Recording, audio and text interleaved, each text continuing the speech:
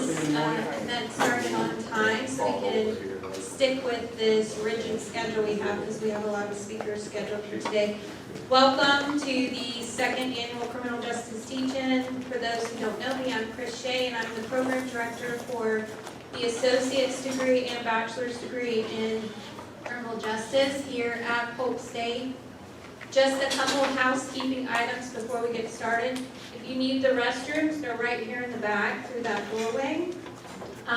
If you're in a criminal justice class and you're wanting that extra credit, make sure that you signed in out front. If you haven't done that, make sure you do so.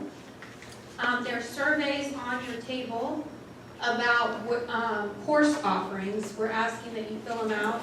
We're trying to give you classes when you want classes, and so we need your input on scheduling for the fall. Do you want daytime classes? Do you want nighttime classes? Do you want online classes?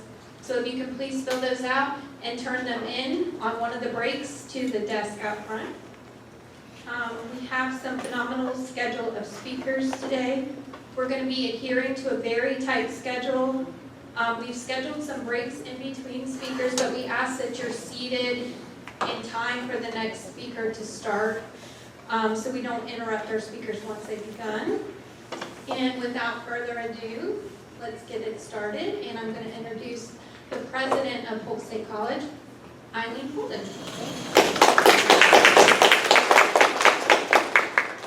Thank you and good morning. Welcome to Polk State College, our Winter Haven campus. Thank you for exploring and pursuing a career in law enforcement. I don't think there's a more important or noble profession than that, and a difficult profession.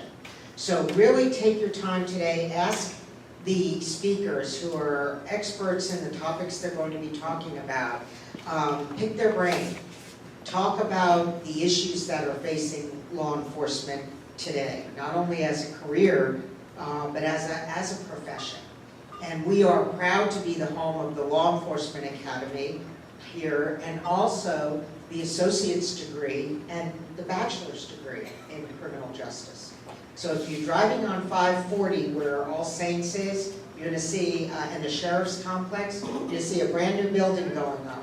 And that's a $30 million Center for Public Safety where our program is going to be housed. So you're going to have access to all of the law enforcement and the medical examiner and the emergency operations center right there where you're going to be going to school.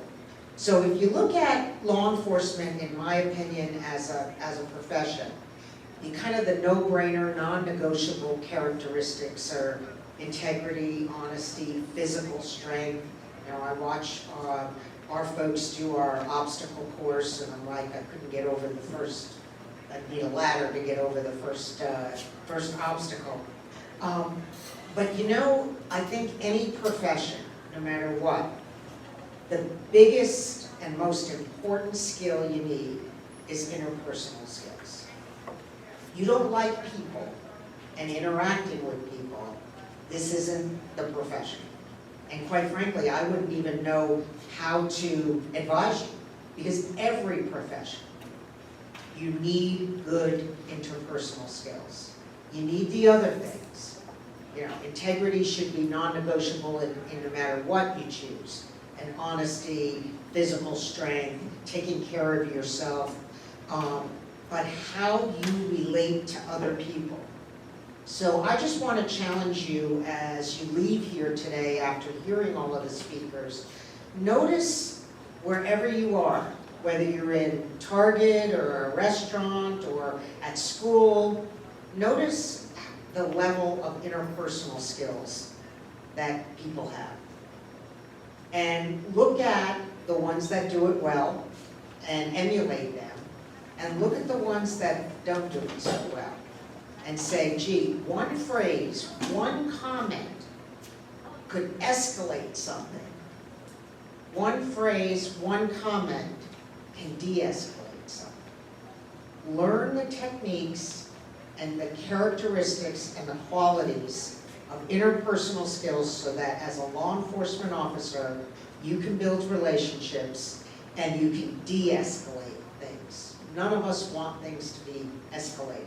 You're entering a profession where, your life is on the line. I remember Sheriff Judd telling me one time, you can do everything right and still lose your life. But you want to pay attention to the experts that we have here today.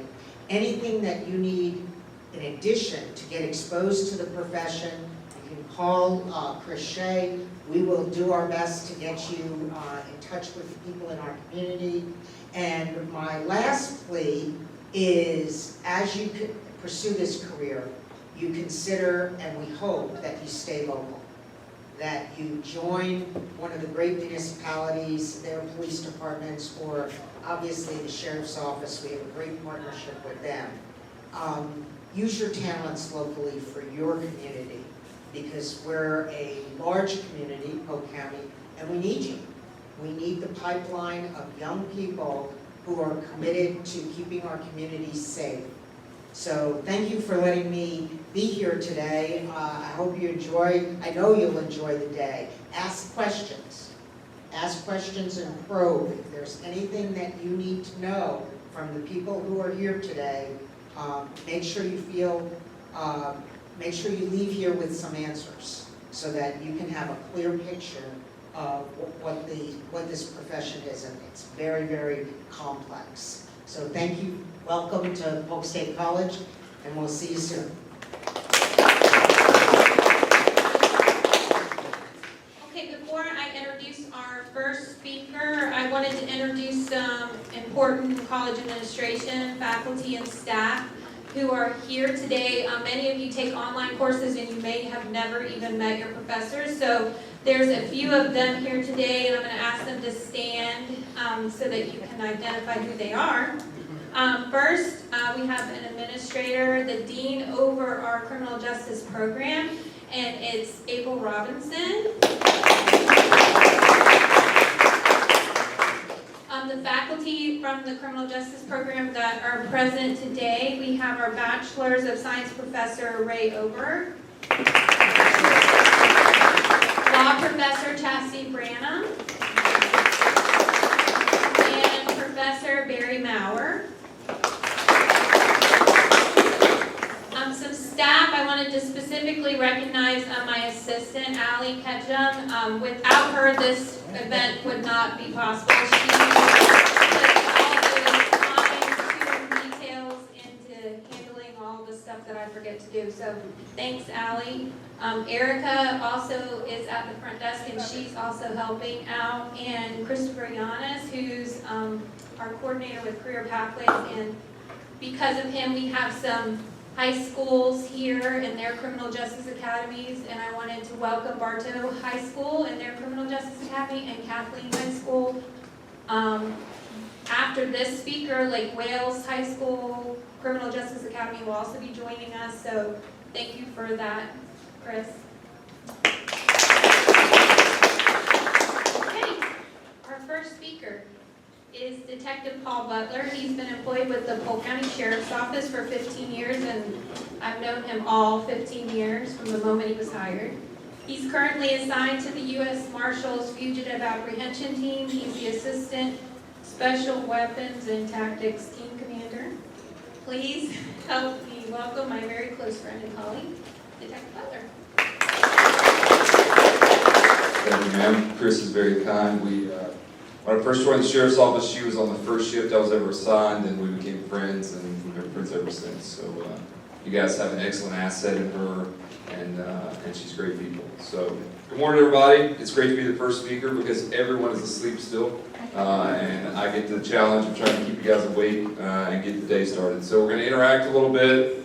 I'm going to ask some questions. You guys help me out. We'll get through it together, yeah? As Chris said, my name is Paul Butler. I'm a detective with the Sheriff's Office. I've been employed there 15 years. I went to the police academy here at Polk State. It was Polk Community back then. And born and raised in Winter Haven, graduated Winter Haven High School. I've been here in this community my whole life, and I love it here. A lot of people growing up said they couldn't wait to get out of Winter Haven, And it's funny now, I see a lot of those people coming back, and I'm like, oh, it's funny, you couldn't wait to leave, and the big bad world wasn't as great as you thought it was. Went to Southeastern College in Lakeland, it's now Southeastern University, and then joined the Sheriff's Office. During my time there, I've been assigned to patrol. I was in community policing for a while. I was a detective in the Special Victims Unit for over 6 years, and now I'm assigned to the U.S. Marshals. Sworn detective with the Sheriff's Office, also sworn as a Special Deputy U.S. Marshal, which is confusing to most of the people that I work with. Sometimes it's confusing to me, but you have to wear a lot of hats. I've been on the SWAT team for 12 years, and I'm now the assistant commander of the SWAT team, so I basically get to shoot things and blow stuff up and get a paycheck for it. So that's also fun. Let's talk about policing. Let's talk about the things that they don't tell you in the police academy that no one ever told me in the police academy. Things that I never knew when I went into law enforcement. When I went into it, I was bright-eyed, I was excited, I wanted to get out there and do the work. I remember when I was in training, one of the ladies who was training me, Carolyn Wright, it was raining and we were sitting on Cypress Gardens Boulevard, and I wanted to pull cars over in the rain. And she's like, you're an idiot. Like, no one pulls cars over there, what are you doing? It's like, no, come on, that's an expired tag, let's get in that car. She's like, no, you're an idiot. You can get out, but I'm gonna stay in the car because we don't work in the rain. What's wrong with you? You'll learn this one day. And one day when I became a trainer, years later, I had a young deputy who said, let's pull cars over in the rain. He's like, no, you're an idiot. You'll learn this later, it's fine. When you guys think about police, when you think about law enforcement officers, what do you think about? What are some of the things, if I asked you what's a police officer, what's a cop, or what do you think of, what comes to mind? What's that? Protection, okay. What else? Trust, okay. Okay, dependable, that's good. Anything else? Go back over here, the high school guys, girls? Nothing? Glittering and, no? Stress? Very much so. What are the things that are being put out in the media and in popular culture today about police officers? Because none of the things I just heard you guys say are any of the things I'm seeing in the media right now. What's being put out? Racism, okay? Distrust. What's that? Corruption, brutality. What else? Okay? Assholes. Thanks.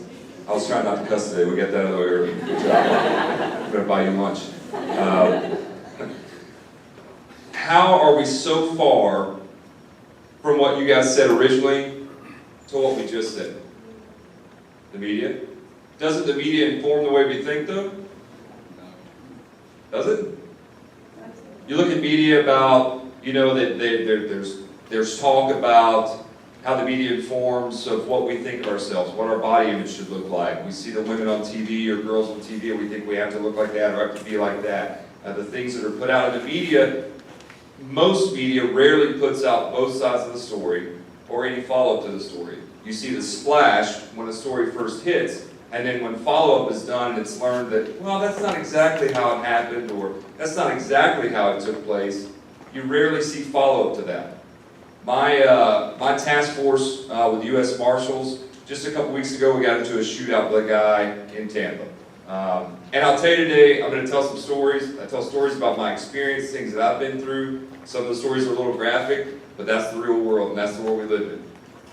Sometimes you got to be who you are in this world, and that's just who I am, that's what I do, and that's how I live it. So if it offends you, or if you know any of the people involved in the stories, I apologize up front.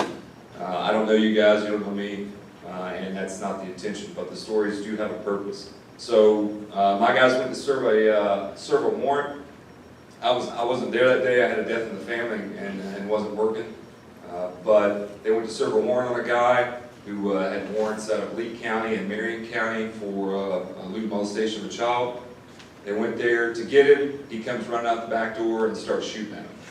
So they start shooting back. One of my guys dives into what he thinks is some blocks to get down because a bullet went right over his head. As he dives into this thing of blocks, he doesn't realize it's a fire pit that's larger than one of the tables here.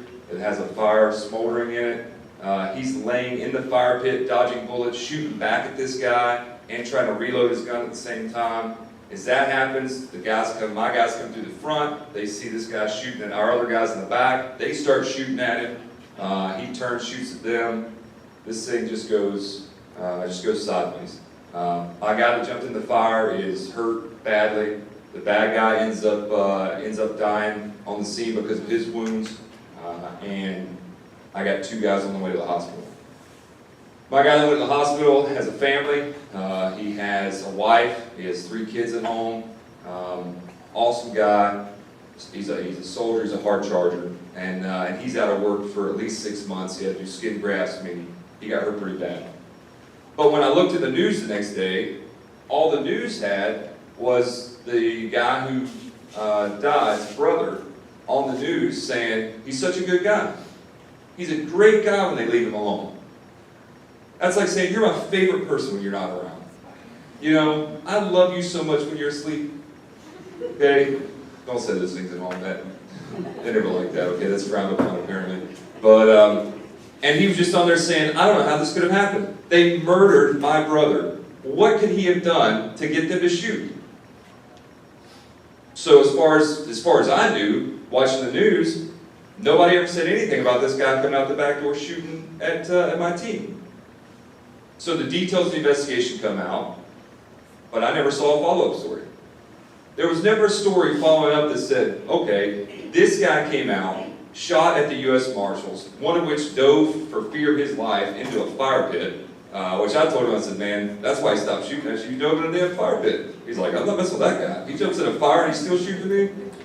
They brought some superheroes out here. I don't want to deal with it. But that's what I'm talking about, even on the local level here, of how the media informs the way we think of law enforcement.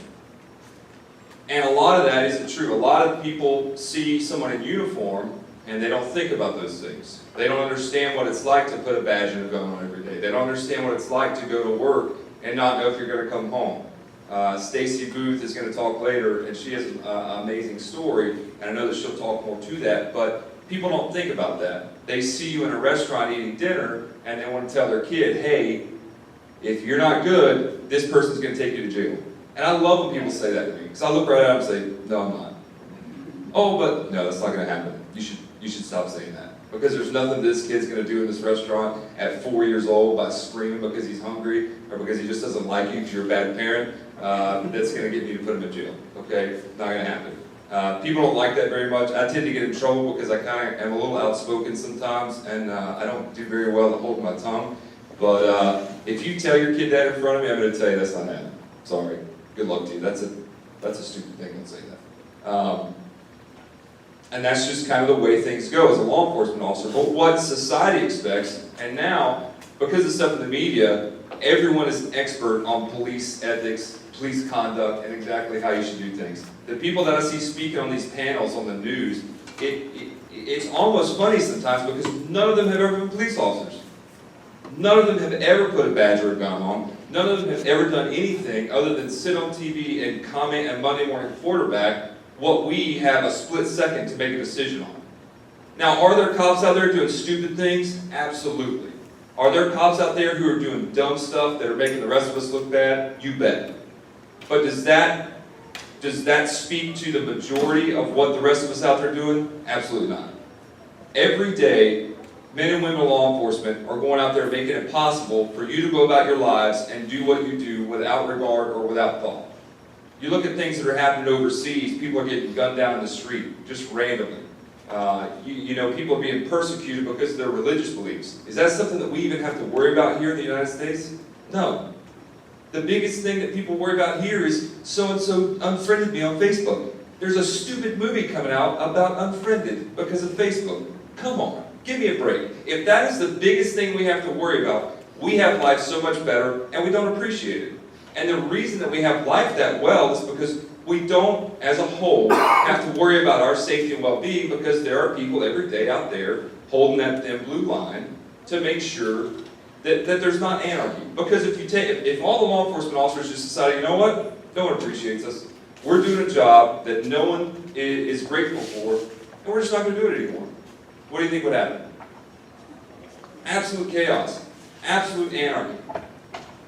You look at, for example, let's take the Ferguson riots. That's recent, everyone knows about that. Now, I don't want to speak to the political part of what happened. I don't want to get involved in a discussion about should he have been shot, shouldn't he have been shot. Okay, I don't want to go there. What I want to talk about, though, is what happened afterwards. During the riots, those people came out to protest what they felt was an unjust or unlawful shooting of a young man. Do they have the right to do that? Absolutely. Does the Constitution guarantee your right to protest and lawfully assemble and make your opinions? No, it does. But at what point does that turn into, hey, I'm here standing up for my community because I think someone in my community was wrong, and I'm going to stand up my community by burning this store down. And let's burn that store down too. Hey, flip all these cop cars over and set them on fire. That'll show them. That'll teach them.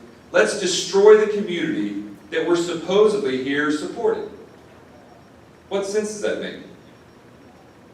And the law enforcement officers there didn't go in and stop it for whatever reason. But that's what happened. What keeps that from happening every day in every community? Law enforcement officers. I always make fun of the firefighters because cops and firefighters have a thing back and forth with each other. You know that it's a friendly thing. You know how you can pick on your brother, but if somebody else picked on your brother, you go get them. So we go back and forth with one another. You know that the firemen sit around the fire station and cook dinner and take naps and play Xbox all day. We're out there doing the work. But no one ever calls. People don't hate firefighters because they never do anything bad. They never do anything to hurt anybody. They never do anything against anyone, right? Firefighters are always the heroes. They're showing up at car crashes. They're putting out the fires. They're rescuing people on ladders, getting cats out of trees. If they do that anymore, I don't know. Cats, I have cats. They can climb anything. They can get themselves down. I don't know why you ever get them out of a tree. When they get hungry, they'll come down on their own. But no one calls the sheriff's office and says, hey, could you send a deputy to my house? My kid made straight A's and I'm so happy and I want you to come give him a pat on the back and say thanks. They call and say, hey, my kid won't go to school today. Can you come make my kid go to school today? No. You're a parent. Be a parent. You had a kid, be a parent. It's not my job today to come be a parent for you. Or hey, he won't give my cell phone back. Will you come make him do it? No. I don't wear stripes. I'm not a referee.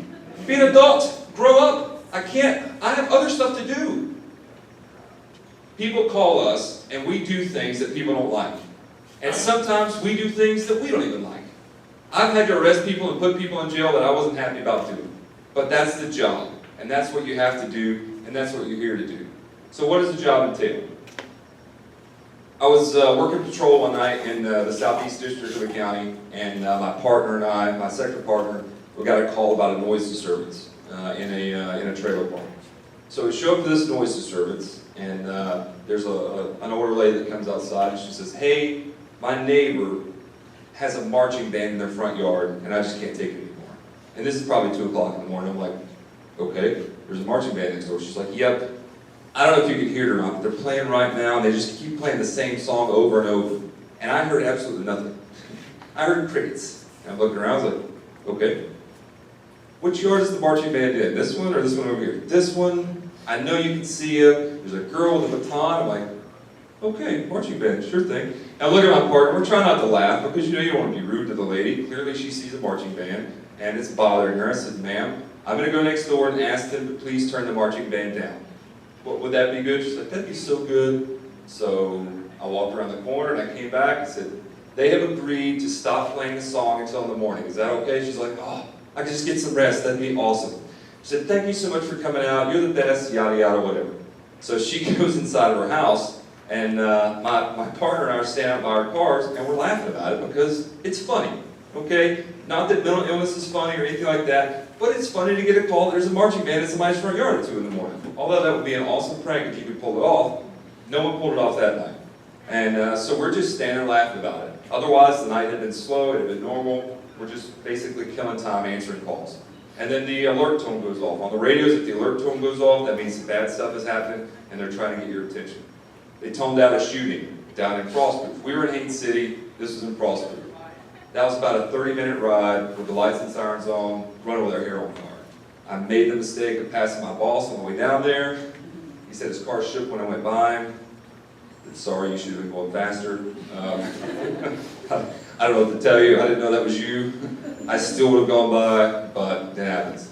The first deputy that gets there is by himself, and he's on the radio, and he's panicked. A guy has shot himself in the head, and they're trying to help him, trying to go into life-saving measures. Fire and EMS is there. They had been staging until the scene was safe, then they came in. They had a helicopter en route, so my partner and I get there, we shut down the road for the helicopter, and as they wheel this guy out to get in the helicopter, he passes away, takes his last breath. And went inside, so now we start the investigation. 15 minutes before, I'm dealing with a lady with a marching band in her front yard, kind of laughing about it, kind of giggling. Now, all of a sudden I'm dealing with a death. A man that has intentionally took his life. So his girlfriend was in the trailer and started talking to her. I said, what happened? She said, we were at a bar and we were drinking, and I saw him talking to a girl that I didn't like. We got home, we argued about it. I told him I was going to sleep on the couch. He said something in the bedroom, I couldn't understand what he said. And then I walked back to the bedroom to hear what he said. He said, I hope this makes you happy, bitch, live with this, and shot himself in the head. I said, what happened then? She said, I called 911, I grabbed a towel, tried to keep everything in, and tried to keep him alive as long as I could. I was telling him I was sorry. I couldn't understand why he wasn't talking back to me, and now he's gone. She said, what am I supposed to do? I did this to him. If I hadn't been upset about him talking to this girl, he wouldn't have done that. My job as a deputy sheriff ended, technically, when the scene was secure and we're waiting on detectives to roll in. But when a woman is looking at you saying, what do? I did this to him. Am I a counselor? Am I certified as a psychologist or anything? Absolutely not. But as a person, do I have empathy toward her? Absolutely. Is that something that she's going to walk off?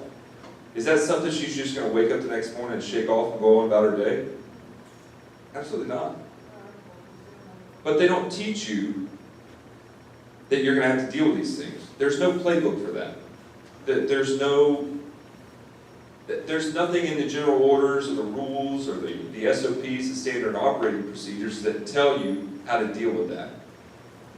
Did that bother me when I went home that night? Absolutely. I have a problem that every part of the job is dealing with death. And every time that I deal with a death or that I see a body at work, when I go home that night and I close my eyes, that's the only thing I see. Every time, without fail. Whether it's an elderly person who passed away in their sleep or someone who died violently at their own hands or the hands of someone else, that's what I see when I go home at night. They don't tell you that when you take this job on. They don't tell you that when you make the decision to become a law enforcement officer. They don't tell you that these are the things you have to deal with. Now that when I go home and I explain that to someone else, someone I'm dating or I'm not married, I don't have any kids, but you know, if someone I'm dating is living with me and I go home and explain it to them, do you think they have any way at all of grasping or understanding what I saw at work that night? Telling you about it, you feel empathetic. You feel like, wow, that's sad. Man, that sucks. But you're going to close your eyes and roll over and go to sleep. You may be concerned about me or worried about me, but when I close my eyes, I'm not going to go to sleep. At least not right away. Because that's all I can see. And I feel bad for that person because I'm a person. Over time, what that has a tendency to do to people is it makes you hard. It makes you cold. People say cops are assholes, like this guy said. Not my words, his words, just repeating. Okay? Thanks again. Chick-fil-A, Andy's maybe? We'll talk later. How do you deal with that? Well, over time, the only way you can deal with it is either drink bourbon, which I do, at home, or you start to disassociate. You start to compartmentalize. Because if I don't compartmentalize, then I'll become a basket case. I'll become a wreck. When what you deal most with is only the negative things in society, you see the absolute worst of people. You see in this job the absolute worst that society has to offer. The absolute worst that people can do to one another. And then you have to come in and deal with that. And you have to figure out a way to deal with that. Because sometimes the situations that come up, There's nothing to do with that. There's no way to understand how to process that. There was another night, I was working up in the Central District. There was fires in Polk City. All of Polk City was on fire, basically. These fires were kind of raging out of control. And when I was up there shutting down a roadway, 557, just north of I-4, because the smoke and fire was too bad, and the firefighters were doing their work, so no traffic to go through. So that's my job. Go up there, shut down the road, sit in your car, try not to get burned, okay? So I'm sitting there looking at the computer, just bored out of my absolute mind. I had caught up all the reports I could catch up. There's nothing else to do. I'm just sitting there. And then a call comes over the radio that one of our units has been involved, or that there's a crash on I-4. I was close, another guy was closer. I couldn't leave my post because I was shutting down the road. So one of my buddies says, hey, I'm gonna go check it out. He gets on the I-4, and just as soon as, shortly after he gets on the I-4, he's involved in a crash. And he gets on the radio and he says, hey, I've been involved in a crash myself. My car's banged up. And then as he's got the radio keyed up, you hear other crashes happening. And he starts counting them. There's 10, 11, 12, all the way up to like 20 cars he hears crash. He gets back on the radio and says, hey, things are on fire. There's a semi on fire. There's a tanker truck behind it that's about to catch fire. People are screaming. It's chaos. I mean, it is complete chaos.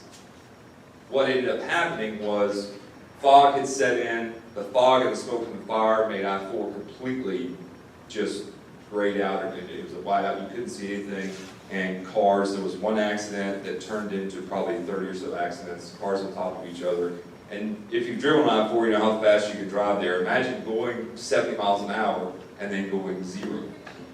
It's pretty violent crashes. So he's calling for help. We can't get help to him right away because we're not exactly sure where he's at, and we're not exactly sure how we can get in there without getting hurt ourselves. So we knew that the crash was in between 559 and 557, which are two exits, one exit apart on I-4. So I pulled down to 557. I'm worried about my buddy because he's in there by himself. There's far more work that he can do alone. We're trying to get fire and EMS in. They're not there yet. So I parked the car, grabbed my, we call it our David Hasselhoff bag. It's a red medical bag with all of our stuff in it. Fire extinguisher, my flashlight. I started walking down I-4. We shut it down. I just started walking west on I-4. It was so dark and cloudy or foggy and smoky that at one point I stepped off of I-4 and I couldn't find it again. This is I-4. How do you step off and you can't find it? I got my flashlight, like, you gotta be kidding me. Like, I'm not going crazy. And then all of a sudden it sinks in, I'm by myself on I-4, and I got on the radio and said I'll be out on foot, but no one knows where I'm at. I hope the guys behind me are still shutting traffic down. I hope one of my friends coming in to help doesn't run me over because I know that they can't see me. I can't see I-4 myself. There's no way they can see it. So you start to get that kind of panic, like, oh crap, this is bad. But I saw the glow of the fires and just kept walking. When I got there, there's screams. I mean, it is like something out of a horror scene. You can't imagine the devastation of this accident. And people are trying to get people out of cars. We can't get them out. I've got a fire extinguisher that is not working. I mean, it worked, but it was nowhere near enough to do what needed to be done. So we start moving away from the fires because the fire was so hot we couldn't get in to do anything. I'm trying to find my guy to make sure he's okay. I hear him talking on the radio, but in a bad situation as an officer, your greatest comfort comes when you see another officer generally, or when you see someone else there that you recognize, like, okay, the two of us together, we're gonna be okay. When I started the sheriff's office, I used to say, hey, one deputy, one riot, okay? You get a riot, maybe a deputy or be by yourself sometimes, do the work. Get there to him, hook up with him, hey, what are we gonna do? So we start trying to get people out of cars. Over time, we start getting resources in, the sun finally comes up, starts burning the fog off, and we start getting resources from other counties are coming in, other fire departments, things like that. As we're going through these cars, we're trying to check cars for people, casualties, people we can rescue. There's a semi-trailer that has rolled over on top of a car.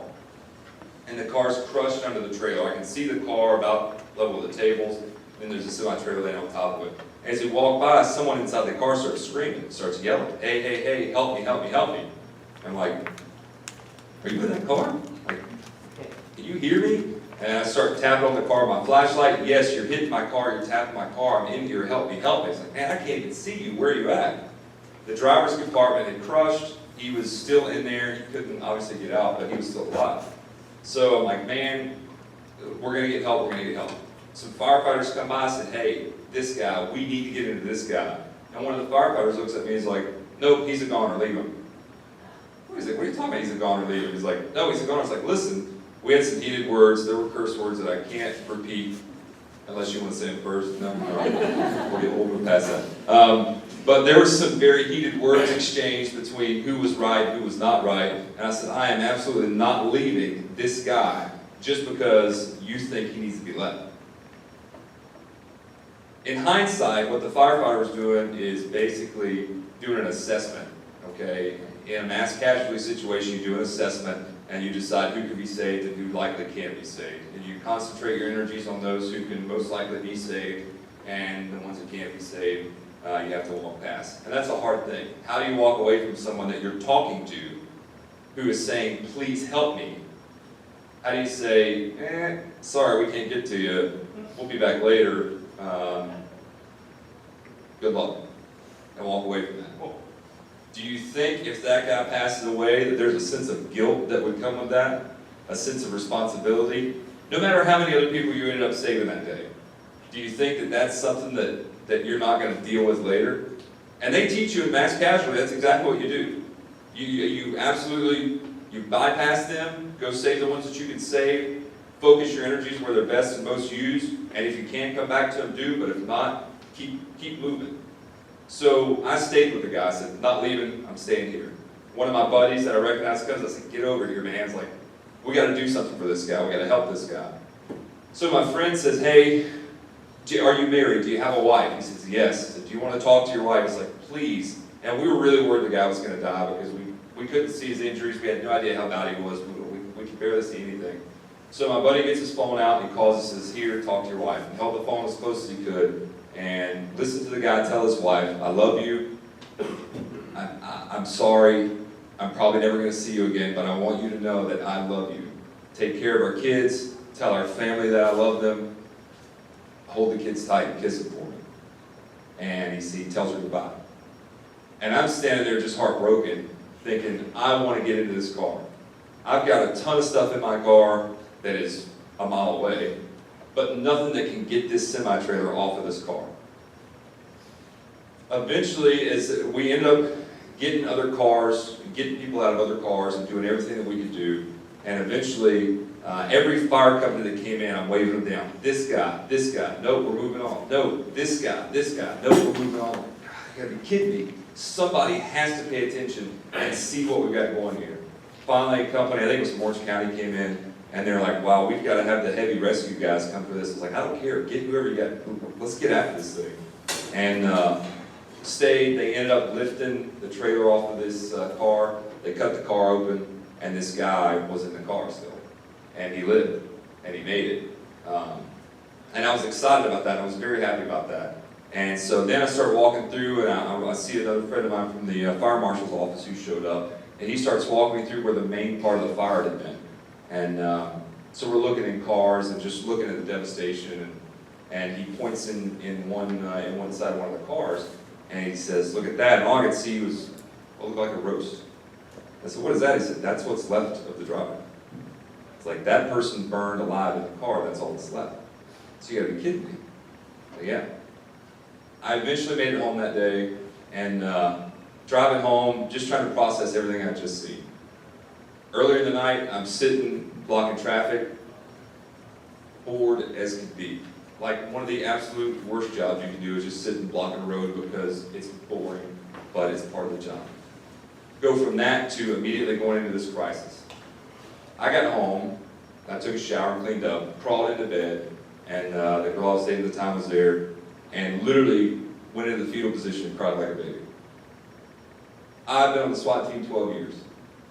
I'm a cop. We're supposed to be hard. We're supposed to be a-holes like this guy said. What's your name? Ryan. Ryan, like Ryan said. Good job, Ryan.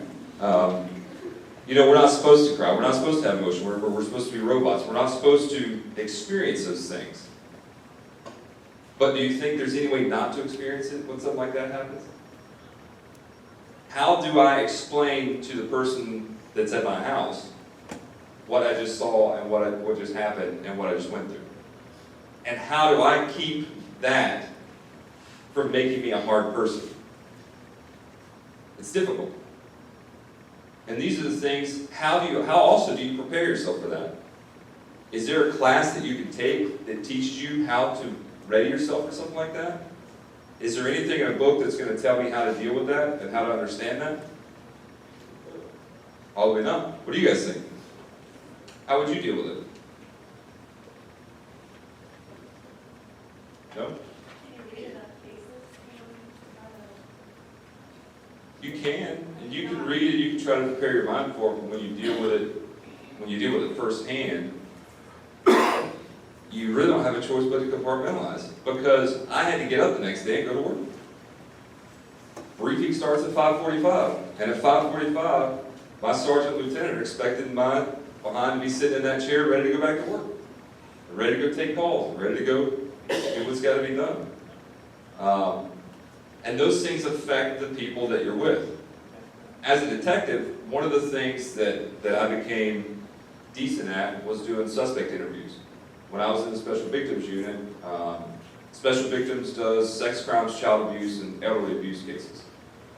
There's a sense of satisfaction when you can put someone in jail that has harmed a child, especially a child that is so young they can't even talk and don't have a voice, so you feel like you're protecting those that can't protect themselves. To do that, you have to do suspect interviews. Sometimes those turn into interrogations. Sometimes there's a bunch of different techniques to get people to talk to you. And one of the challenges as a detective is, if I'm talking to a suspect, Ryan, how you doing? Good job, bud. I'm glad you sat up front. Not so much here or here, everybody wants that. You did right there, you're my guy today. But if you're one of my suspects I'm talking to, I have to get you to tell me something that you absolutely know is going to put you in jail, possibly for the rest of your life. Okay? You have information, I want that information, I have to get that. Okay? There's a lot of different techniques to do that. Sometimes you lie to them. Sometimes you manipulate. Sometimes you do those things in the confines of that interview to get the information. I'm not saying it's no holds barred, like I'm going to whack you with a phone book or something, because we can't do that anymore.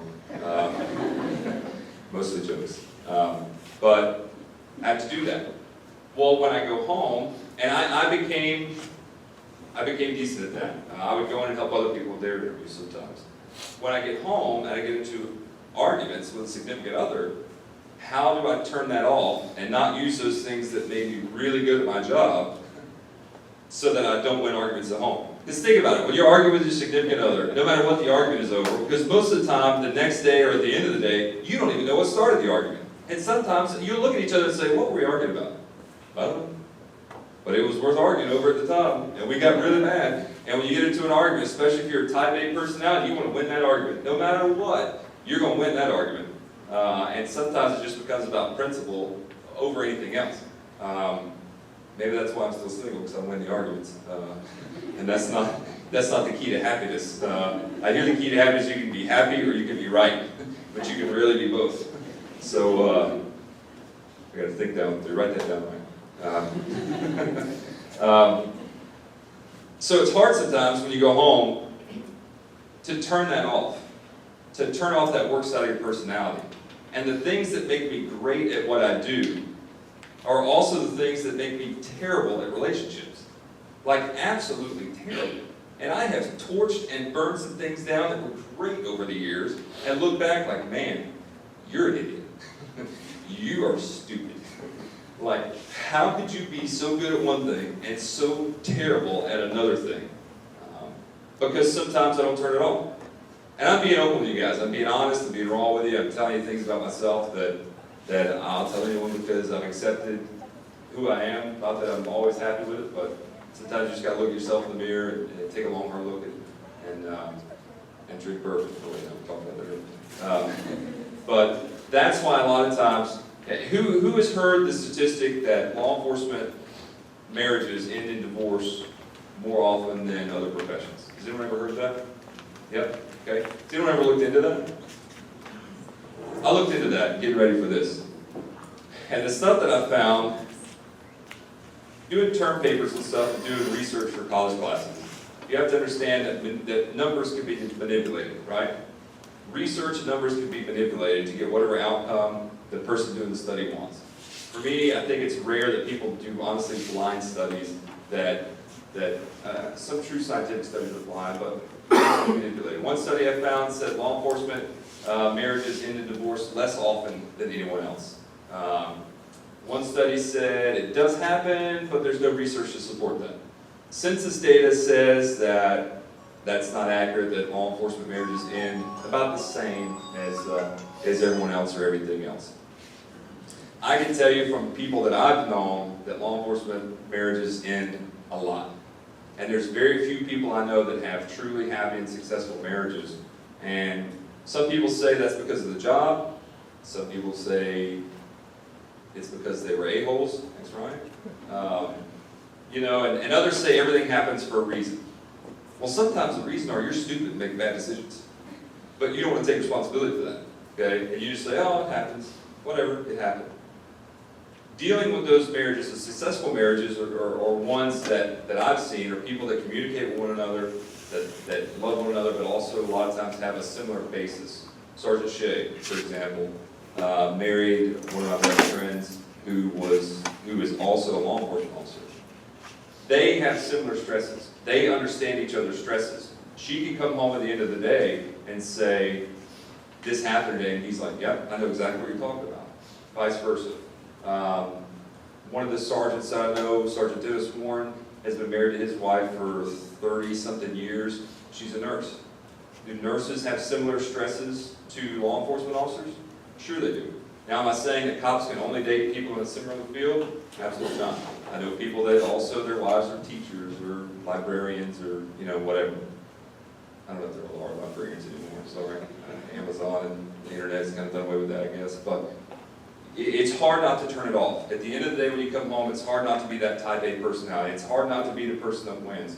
You're taught on the road, you're taught in your job, you win every fight all the time. Because if you don't win, you die. So you're taught that no matter what, you absolutely control every situation. Because if I don't control the situation, what happens? Someone takes advantage of me, right? Yeah? The president before was talking about escalating and de-escalating things. Being able to talk to people. I have talked myself out of more fights over the years than I've ever talked myself into. But I've had friends who talk themselves into as many fights as possible because they just like to fight.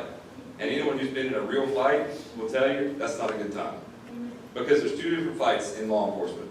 There's fighting with a guy who's trying to get away from you, and fighting with a guy that wants to hurt you. And the one that wants to hurt you is the worst one. Because if they want to hurt you for whatever reason, they're going to do whatever they can do to beat you. And when you get into one of those, it's a bad, bad day. And if you don't know how to talk to people and deal with people, now that's not saying that you cower down to them or you give them control, but you can de-escalate the situation. Sometimes when you get home, though, it's hard not to do that because you know when you're at home, this person's not going to stab you or shoot you, hopefully, within reason. Because there are guns around the house. That's what somebody told us, every fight that a cop is in is a gunfight because we bring the gun to the fight every time. So you have to be careful about that.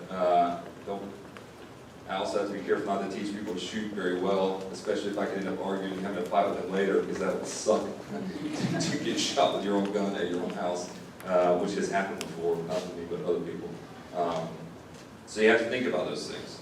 You guys tracking so far? We all still awake? We're still good? Yeah? Any questions so far? I'm not going to stop just yet, but nothing, no. Gotta be something.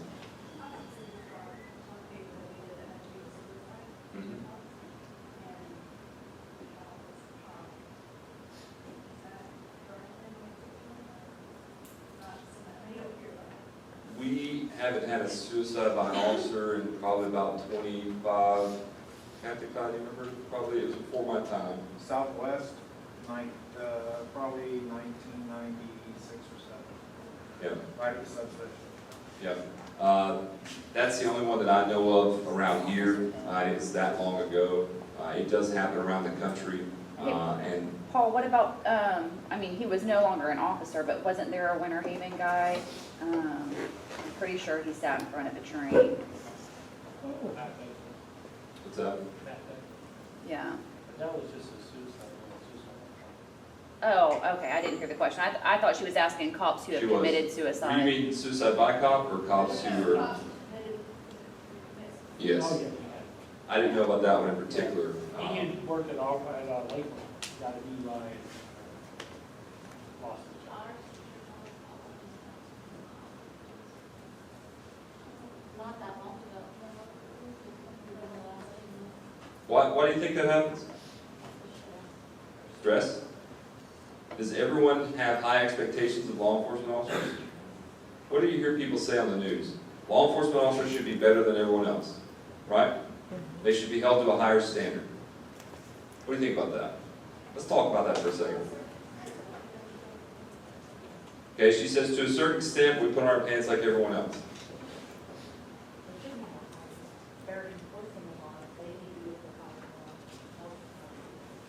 Okay. She says they're enforcing the laws, they should be held to a higher standard because they should be responsible for obeying the laws too. What else?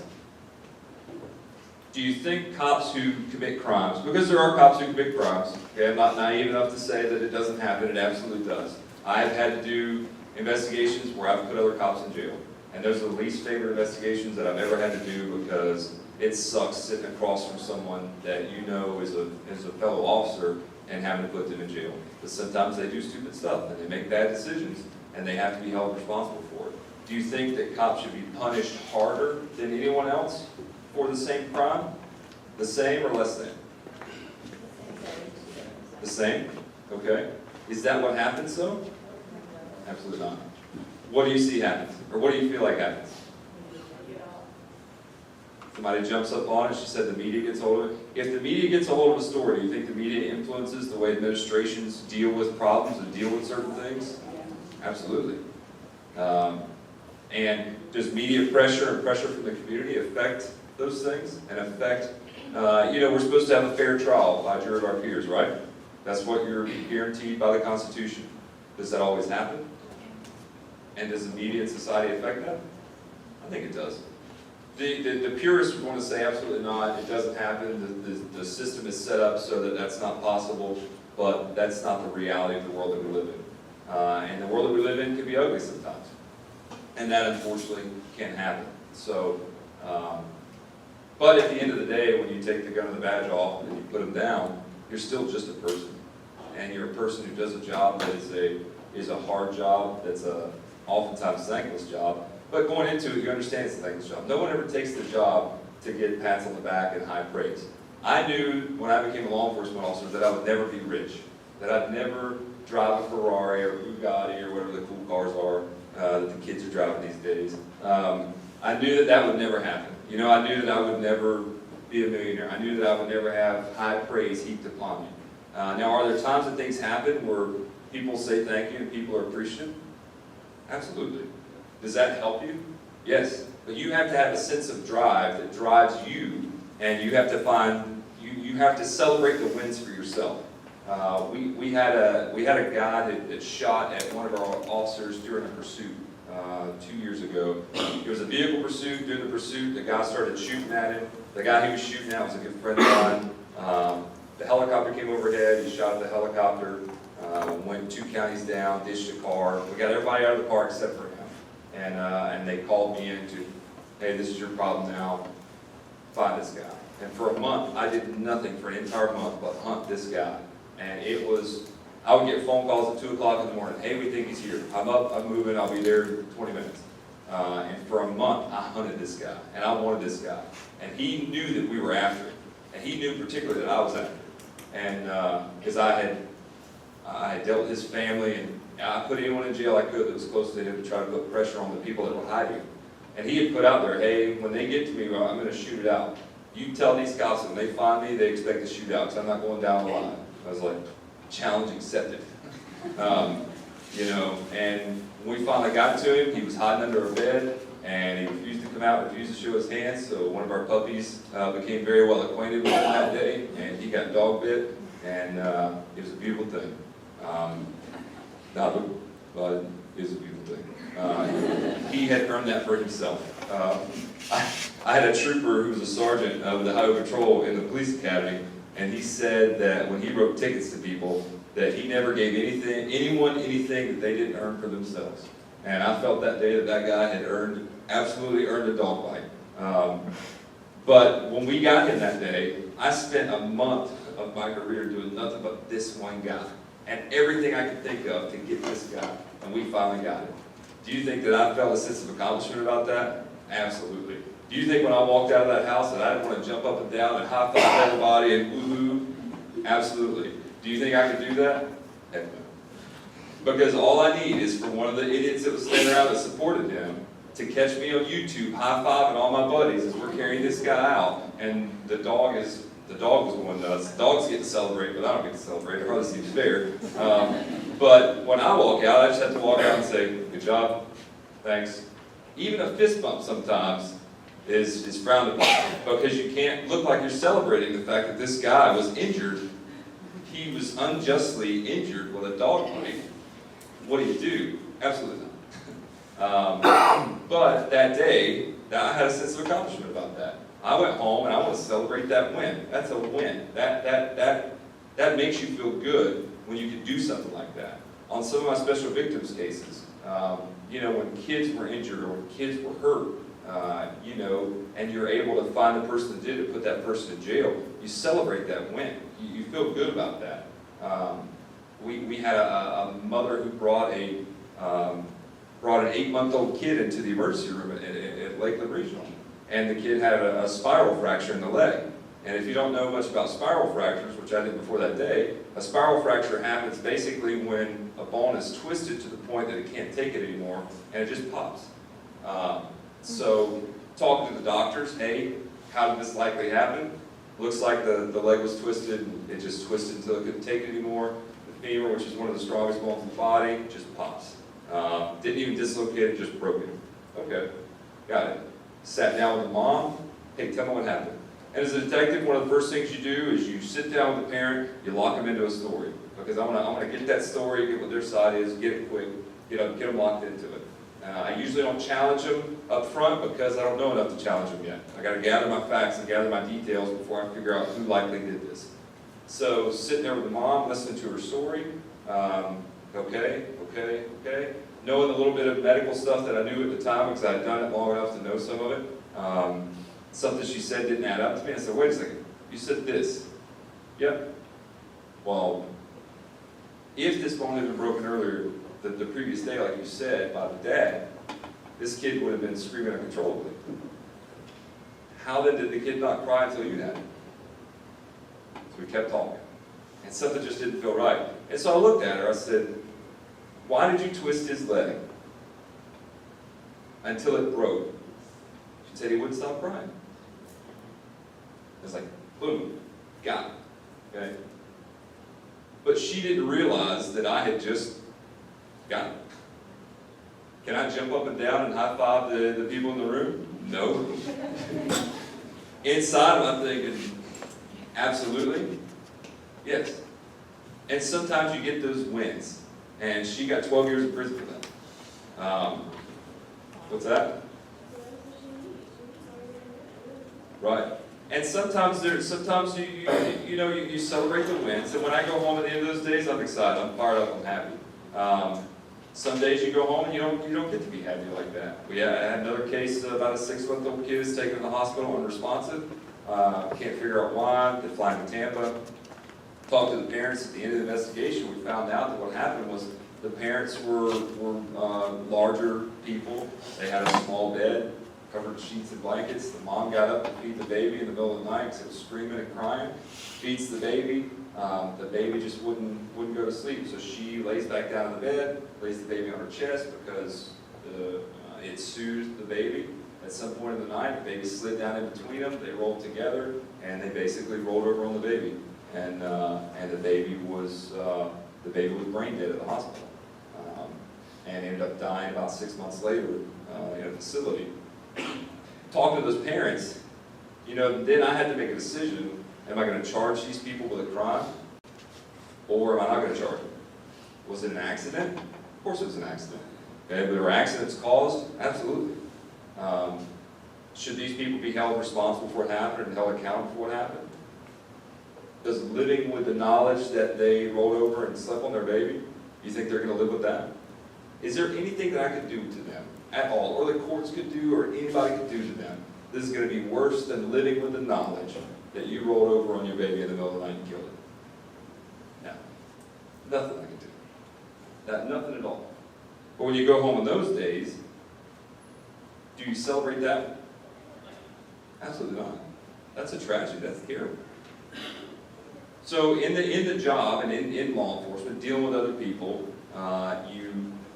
you end up compartmentalizing things. Sometimes spouses or significant others don't want to talk about your day.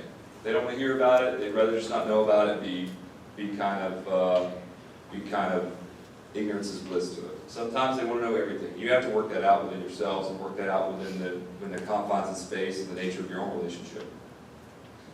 And you have to be careful not to, sometimes things happen at work, you can't do anything back to it. People talk trash to you. People talk trash a lot, and you can't take it out. You can't lash out at them, can you? No, because everybody's on video. One of my partners in Los Angeles is about to get in trouble because a lady was videoing him, and he walked over and grabbed her phone and slammed it on the ground and punted the phone. Okay? But when you see in the videos, the lady's just talking. She's just the guys in the room know that somebody can nag you long enough. You're like, hey, just because you tell a guy to do something doesn't mean you have to remind him every 6 months. Okay, and get it done. But she just kept doing this. And is it an accident that there was a second camera filming that? I don't know, because as soon as he football punted her phone, she was like, did you get that on camera? She was baiting him. She was baiting him in to do something, and he absolutely did it. And he's going to wear that one. He's probably going to get some time on the porch, and they're going to write a check with some zeros on it. Is it hard not to react to that, though? I mean, honestly, how many times has someone dated you? Maybe a brother or sister, or maybe someone that you're arguing with at school that you wouldn't have reacted to that, but they just keep at it long enough, and then what happens? Bam! You snap. The problem for law enforcement is you're not allowed to snap. Because if you snap, now you're in trouble and you're a horrible monster, and all of the media says, how dare he slam that phone on the ground? It's the worst thing ever. She's not going to be able to look at Facebook or Tinder for at least a week. What do we do? Okay? But that's what's expected of you. And that's what society expects of you. And that's what the agency expects of you. Be a robot, don't react. Well, where can you react? I can react when I get home. So if I get home, I've had a bad day, and it's take the trash out. When you come mow the yard, you said you were going to fix this. It's like, oh, leave me be, devil woman. Talk about business. Do you think if you unleash like that that's appreciated? No, absolutely not. Do you think it happens? It does. Probably not call them devil woman. Also frowned upon. Right, write that down. But is it hard not to do those things? Absolutely. I mean, you're still a person, and we're all different people. The job of law enforcement attracts a certain type of person generally, but it is covered with everyone that with different backgrounds, soldiers. I went to high school, went right into it out of college. There's an array of different people that do the job, and the stresses of the job do affect you, and they do make you a hard person. I can tell you without a doubt, and Chris will absolutely tell you this. She's known me 15 years. I'm a different person today than I was when I started this job 15 years ago. I'm absolutely a different person, and I'm not always proud of that, but some good things have happened over the years that have shaped me into a better person, and I deal with conflict differently now than I would have, but like I said before, the things that make me great at what I do not make me great at all, and those are things that you really have to be careful of. If you're interested in going into law enforcement, I would strongly, strongly advise you to go do a ride-along. The Sheriff's Office and most other agencies have a ride-along program. If you're over the age of 18, you can go do a ride-along. Go see what it is that they do from day to day. It's sometimes hours of boredom, interrupted by moments of sheer madness and just chaos. And as some of the stories I've told you so far illustrate, you can go from a lady with a marching band in her front yard that doesn't exist to a guy that just shot himself in the head, just like that. And you have to shift gears and switch back and forth. And in the middle of that, you're going to leave that guy that just shot himself, and you're going to go have dinner. Okay? Most people think, hey, you're psycho. How can you do that? Well, I got to eat. It's got to happen. And that may be the only chance I get that night to eat. So we're going to sit there and eat. And we're going to joke it when we eat, and we're going to tell jokes, and we're going to cut up, and we're going to laugh. And most cops have crude senses of humor, and that's because you laugh to keep from crying sometimes. And it sounds stupid and it sounds cliche, but sometimes joking around with your buddies is the best way to do that. It's much better than going home and kicking the dog or slapping the wife, because also frowned upon. You know, and sometimes guys do that. You're going to see it. It's going to be in the paper, and we're going to jump on it, and it's going to happen. And those guys have just given up, you know, what they worked hard for in a career, because in a moment, all of that can change. Any other questions? Yep. You said you worked in a special. Mm-hmm. How do you just talk about when we get to a point where we just have enough as a person? How do you deal with an old child in the same room and still keep that level of confidence? Okay. Just on strict as hell. Yeah, good question. I've got another question. The question for those who couldn't hear is, when I worked in special victims as a detective, and I'm sitting across the table from someone that I know is a child molester, how is it that me as a person just doesn't get so angry that I just want to snap their head off? Basically, when you sit down across the table from me, I have an objective. And my objective is to get the truth, whatever the truth is. And if my investigation has shown that that person is the truth, or the likely person that did that, then I have an objective. So I compartmentalize that. No matter how I feel about that person, sorry, Ryan, we're back to you, buddy. Ryan's not actually a child molester. I hope you know, right? No, right. Good talk. I'm buying you lunch and answer. Good. But if we're sitting across from this person, it's just an objective. Okay, it's a mission.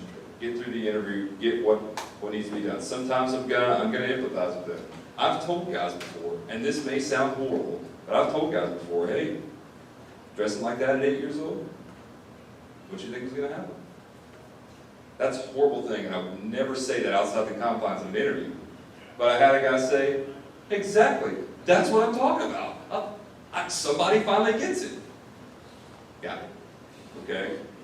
Sometimes you have to say those things. And you have to look at it that way. And that's what I'm talking about compartmentalizing. Because I have to get, in order to get justice for that child, I can't lash out at this person. Because if I do that, then that ruins this, and this child will never know justice, and never find justice, and never have any resolution or closure. So to get to that, I have to accomplish that objective and accomplish that mission. But when you said that not add fuel to the fire, It didn't really, because it's a case, you know, it's a case, and it's just, you try not to look at it as for what it is. On the surface, you look at it as a case, and I'm closing another case, and I'm going to charge this person, and you know they're gonna get what they've earned, because that's not the end of it. If I don't do the interview right, if I don't do everything right in the interview, then when it goes to trial 2 years later, a defense attorney's had 2 years to look at everything I've done and find one small thing that this case goes away. And that's difficult. And that's why, as a detective, I've lost cases at trial that I absolutely knew were good cases. Part of Special Victims Unit, I did sex offender and predator tracking. And these offenders and predators are required to register. If they don't register, we charge them. Register where they're living at. Well, I had a guy who had moved out of the place. He wasn't living there. It was overgrown. It was empty. There was no power. I had a solid case. And he convinced the judge that he basically stayed there in a tent on the weekends. I was like, what is this? He living in a van down by the river? Was it Chris Farley? Come on, you gotta be kidding me.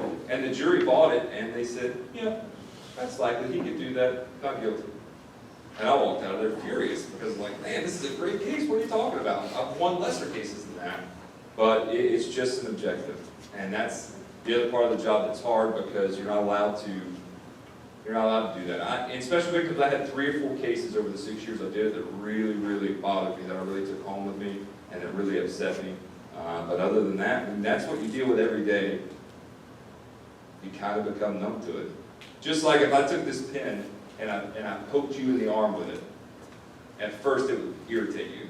But if I poked you in the arm with it for an hour, at the end of that hour, you'd just be like, whatever. Any stimulus that's repeated oftentimes enough will just become normal. That's sending us on selective hearing, okay? That's kind of how you look at it.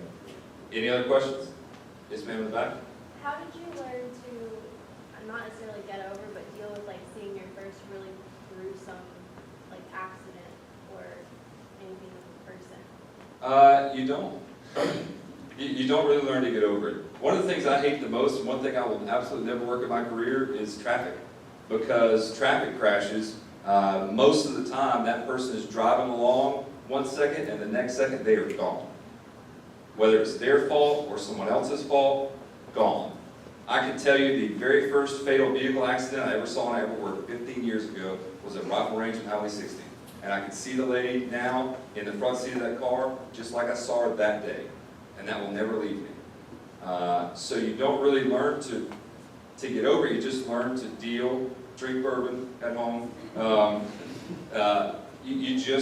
That becomes part of who you are. And I think that's part of what changes you as a person. Because if any regular person saw as much crap as we see on a regular basis, they would just be a basket case. And you would come home crying every other day. Now, there's shifts that you go through, you just work burglaries and noise complaints, and nothing bad happens.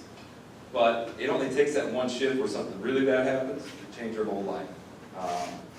And I know you're going to hear about that in a few minutes.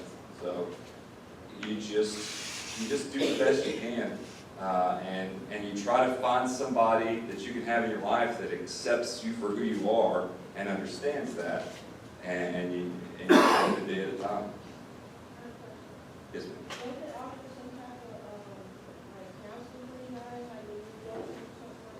They do. They absolutely do. And it's the Employee Assistance Program, and it's open to everyone, and you can put in for it. It's confidential.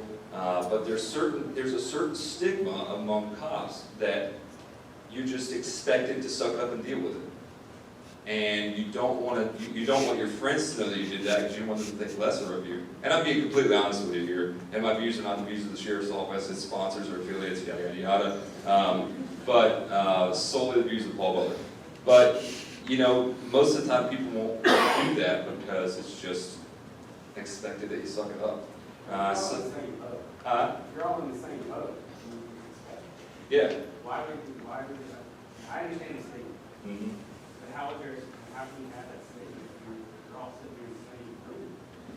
People cope and deal with things. Same thing. Yeah, people cope and deal with things different ways, and you don't want to you kind of don't want to feel like the person that sometimes, and I'll be honest with you, a lot of us need to reach out for that help far more often than we do. But society expects you to be what? A higher standard, right? So as being that higher standard, you don't want to reach out for the help. And sometimes you need it most. There are cops that are alcoholics. There are cops that have beat their wives and beat their kids and stuff. And that's just because they didn't find effective ways to cope with the stresses of the job. And sometimes they were just a-holes to begin with. And that's how they got into the job. And it wasn't the stress of the job. But oftentimes it's the stress of the job that changes you and makes you a different person. Anything else before we wrap it up? I appreciate you guys staying awake and staying with me. I'll be around if anybody has questions on the break. Thank you so much for your attention. Good luck, and come join us. It's a good time. Our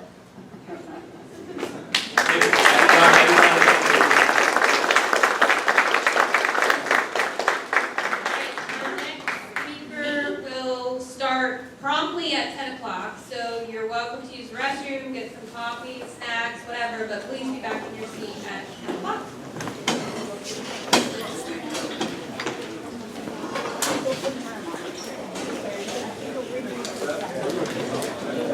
My husband.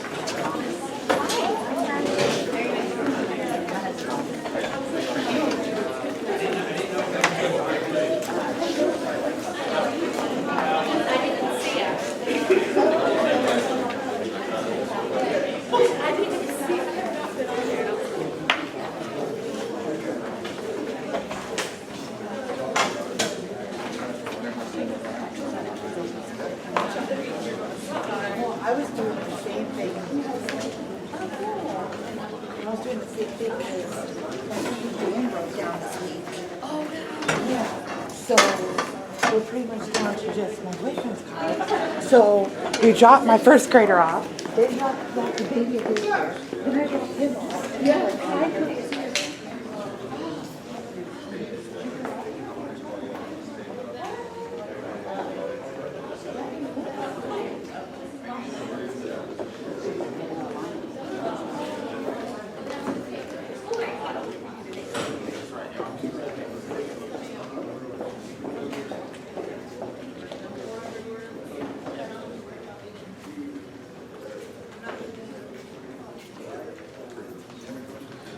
Sometimes, just to be, prepare the ball. You make the decision time.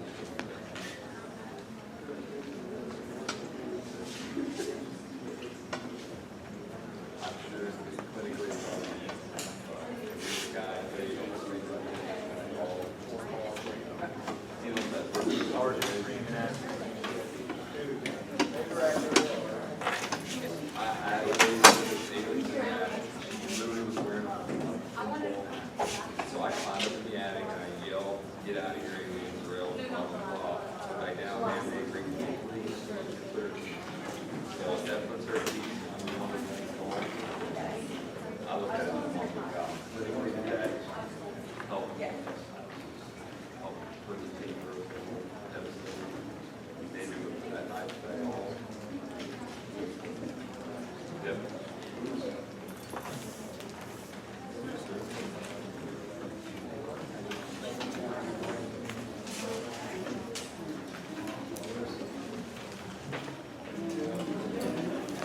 Well.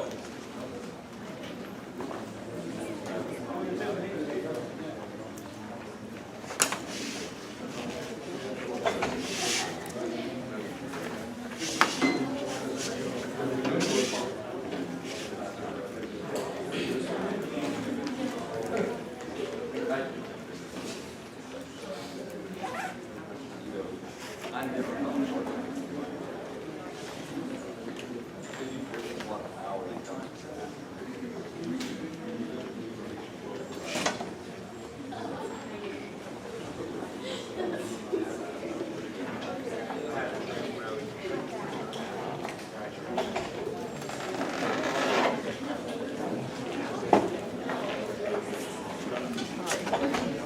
Go ahead. I have Professor Branham right now. You know, THC was one of my first. Are you good? Which professor are you here? Robert? Shay? No, I had you.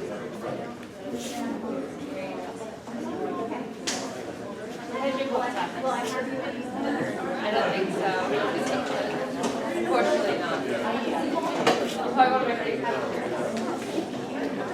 Hey, I'm good. How are you? Good. You want a paper? Yes, please. Okay, well, how's your semester going? Good. Okay, that's fine. I really do. By the way, I quite okay.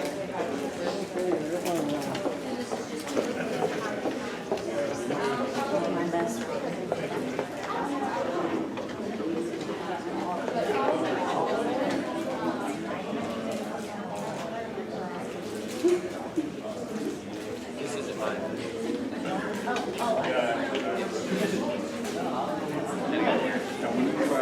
Thank you so very much.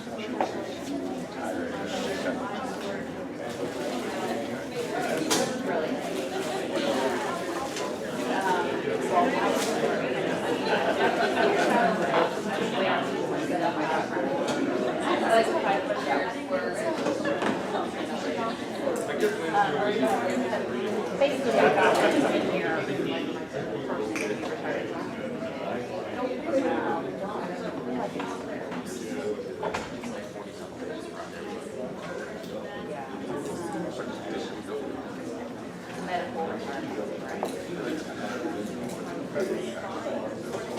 It is tax-free, yes. It is not because it's medical. It's always in there.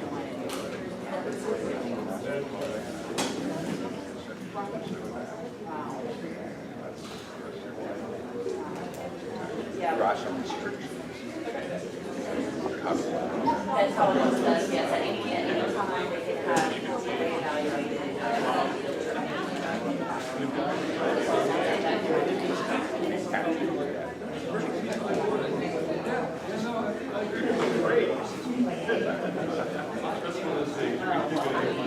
I can imagine if you have a lot of people, whatever, they as well. They do recover, they're recovering the same thing, they are recovering. I was like, You know, an auto accident, arresting the suspect while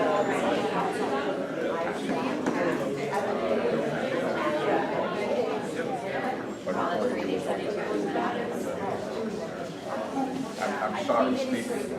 yeah, it's only because I mean, my child was able to be very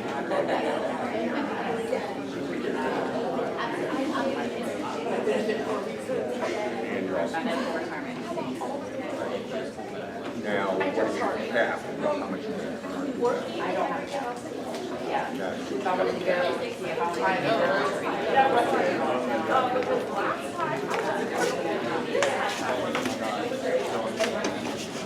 right, I could never like, if I would be very like climb, cold or anything like that, I can't do anything.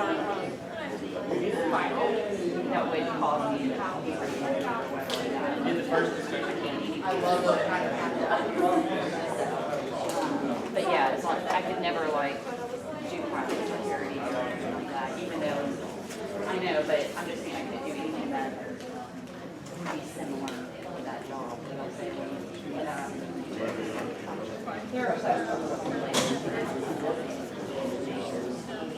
What are you gonna do with the rest of it?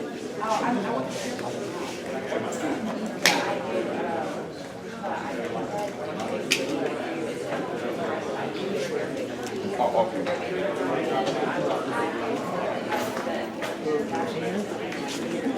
Từ nay cứ cả đi đâu cũng đi sẽ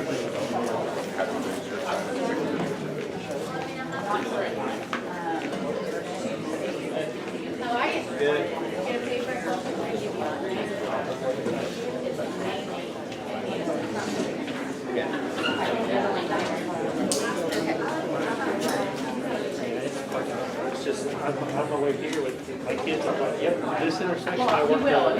Traffic right there, this intersection I work at.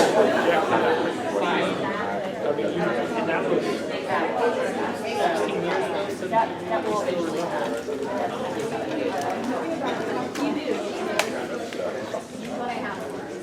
yeah.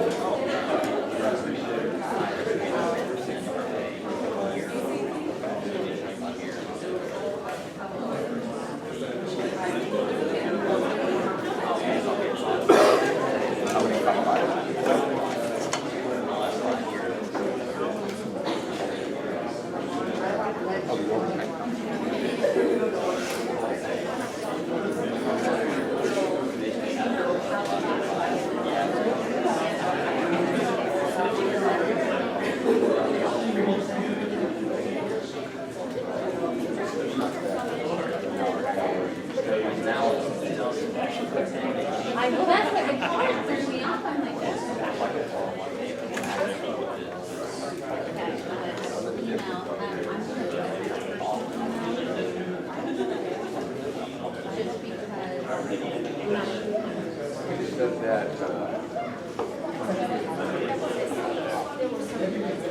Without being an officer.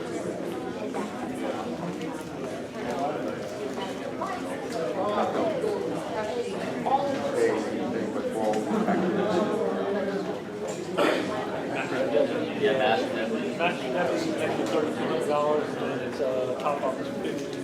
Just like,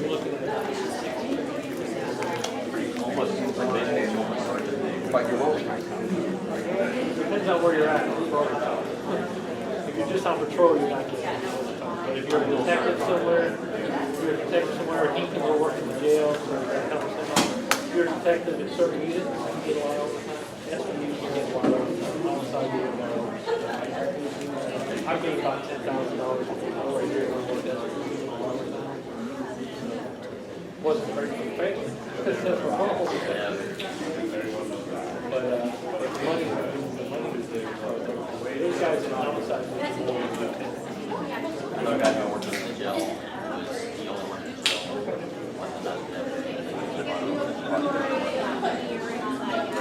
He was opt out, didn't work 7 days in a row, 1 day off, 6 days in a row, 1 day off. I know who you're talking about. I think I can fire he come rolling in with a BMW.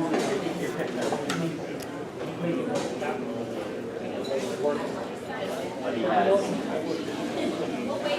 right, and he's trying to build up his confidence the last 5 years.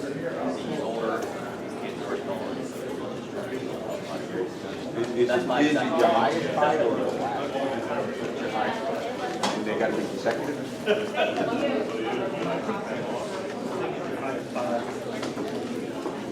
My guys have been working on Friday.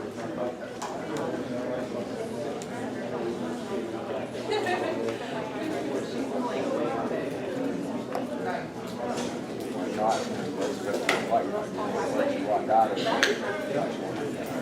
come out, at some point,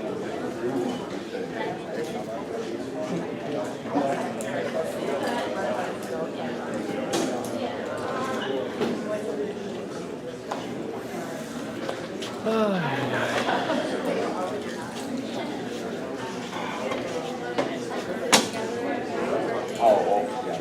That's the big thing.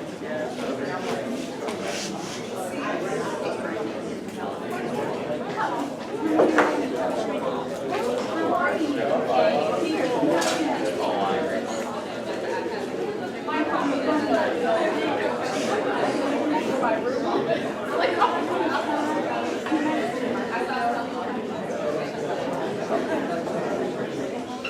go back and forth.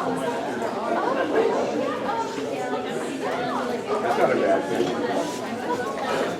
By the time she's like that, Right in the middle, Sarah. Don't knock over the camera.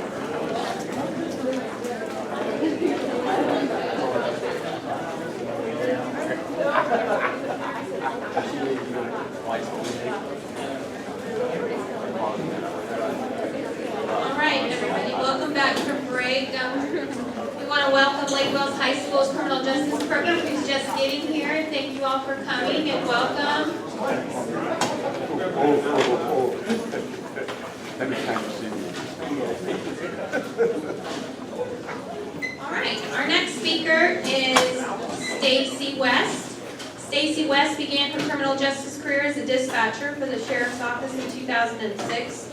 She attended and completed the academy here at Polk State College and became a sworn officer for Auburndale Police Department in April of 2010. Just 17 months after becoming an officer, she was shot in the line of duty.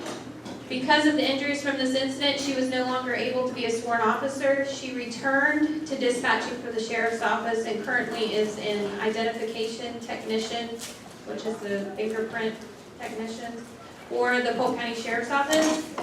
I'm super excited to say that Stacy graduated with her associate's degree from Polk State College Criminal Justice Program, and she's currently working on her Bachelor's of Applied Science in Supervision and Management with a concentration in Public Safety Management from Polk State. I'm thrilled to introduce Stacy West.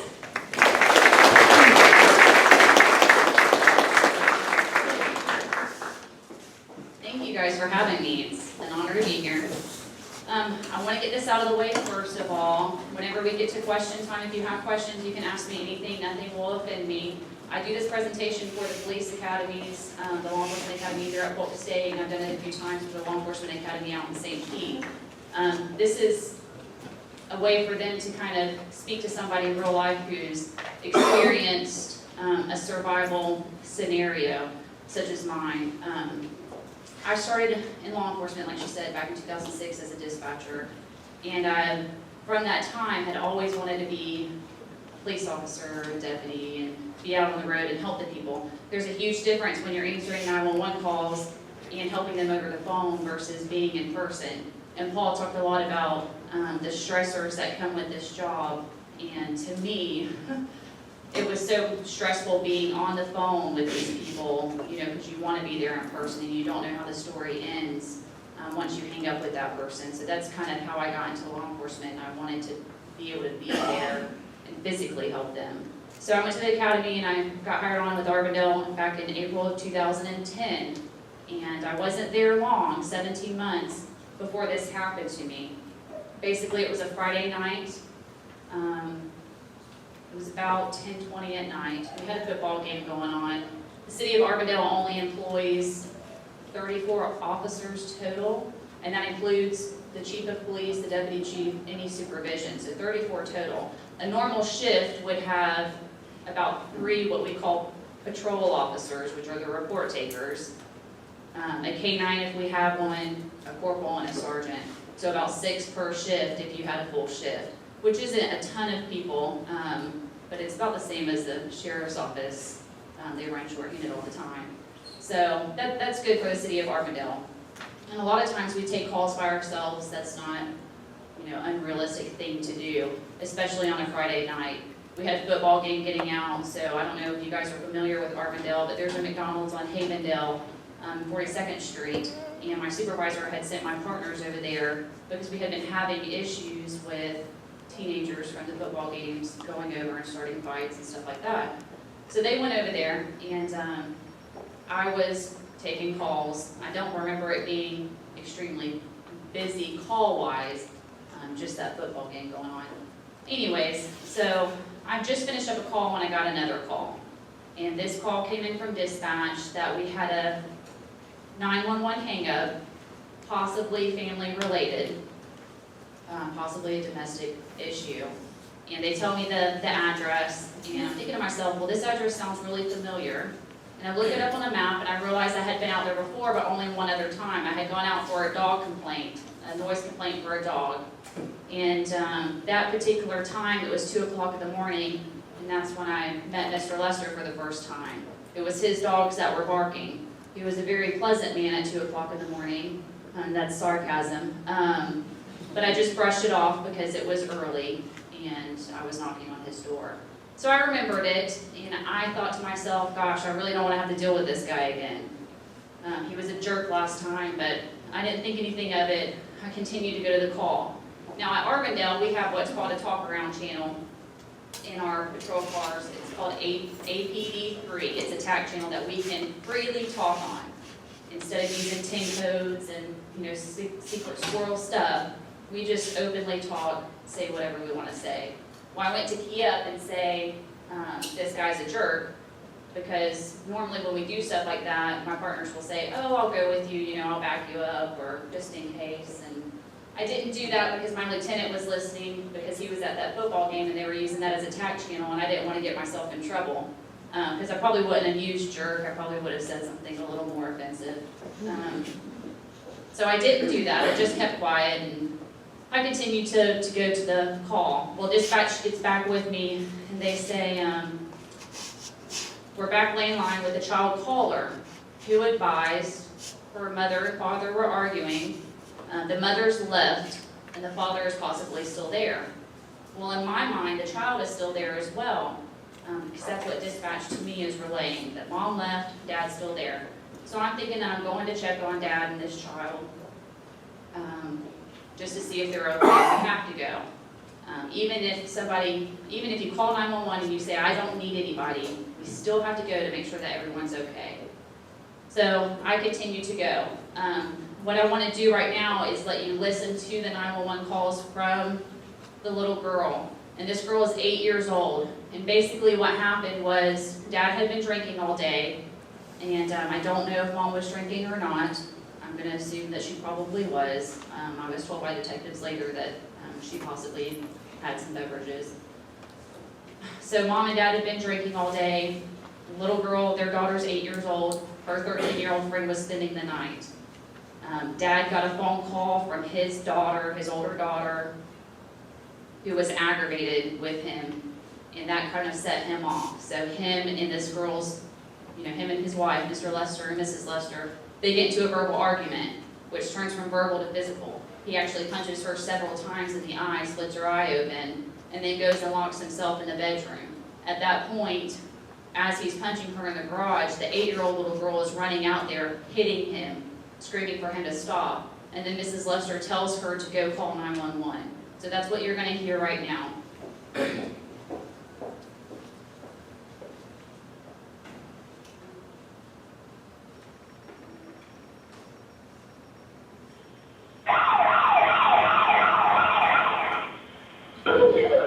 Sheriff's Office, what is your emergency? Sheriff's Office, what is your emergency?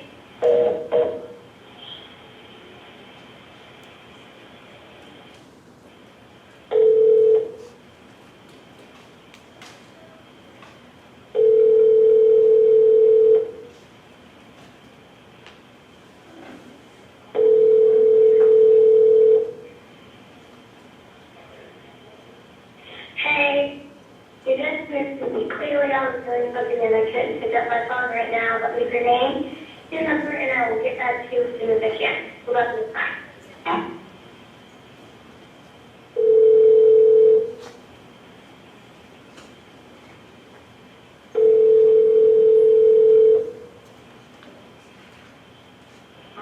Hello?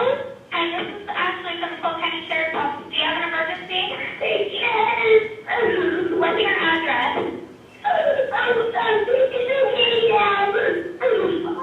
Hello? Hello? What is your address? Okay, well, you dial 911. Yeah, I'm sorry, okay, well, we have to send a deputy out there to make sure everything's okay. What is your address?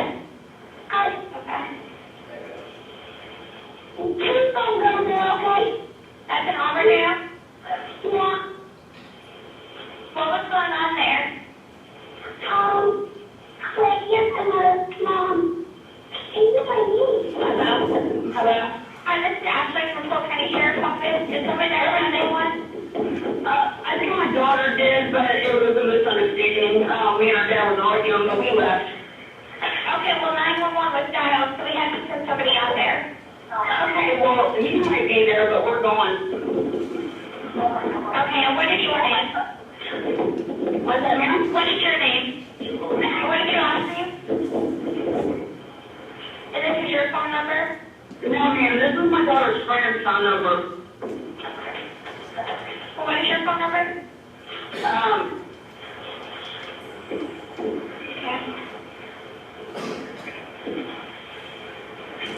We're going to stay at my brother's house, so we're okay. Okay, so stay on the line with me for a minute.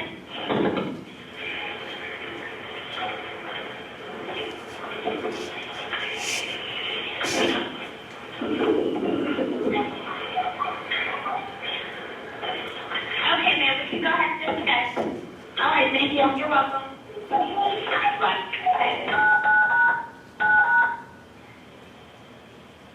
Okay, I forgot to warn you guys, the gaps of silence, that's a redaction. Basically, they're not gonna put the phone numbers and addresses and stuff in there for the purposes of the victims and everybody involved. So that's why it sounded like that. I always forget to tell the audience to just ignore that part. So how does Mom sound? She sounds fine. She sounds completely calm. You have no idea that she had a huge gash in her face. She also fails to mention that her husband's been drinking all day and that he goes and locks himself in the bedroom, at which time she goes to try to get him to unlock the door and calm down. What happens at that point is she hears him opening the gun safe. So she gets scared, grabs the kids and leaves. And this whole time she thinks, she sounds completely calm to 911. And she never mentions any of that. She doesn't mention that until a few days later when DCF goes out to interview the child.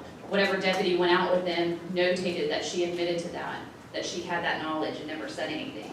So I'm going to this call, I have no idea any of this background information, and to the 911 call taker, since I have done that in the past, the 8-year-old was very distraught.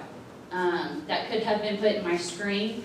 And the fact that she says, please don't go there, okay, that also could have been put in my screen so I could have seen that, but none of that was done. So in my mind, I just think that I'm going to a, domestic dispute that's already been separated. And a lot of times in law enforcement, it's dangerous while the people are still together, but once they're separated, they've had a chance to calm down. So I didn't really feel like there was a threat anymore, and there shouldn't have naturally been a threat. I could have knocked on his door and he could have simply chose not to answer it. I would have got back in my car and left. So my suspect was Michael Lester. He was 36 years old at the time. He had been arrested about 10 times before this incident for various things, several DUIs, a few domestic violence, but those had been several years prior, burglary when he was 18, just various things, cannabis. His blood alcohol level after the incident when they took it at the hospital was like a .352, which is extremely high. I know we have a lot of high school students in here, but that's extremely high. So he was pretty out of it mentally. The wife says afterwards that he also has bipolar, depression. He hadn't been taking his medication for about 2 months. He had just lost his job that he held for 10 years. So he had a lot of things going on in his life that was kind of coming down on him. And he was slowly losing control. And she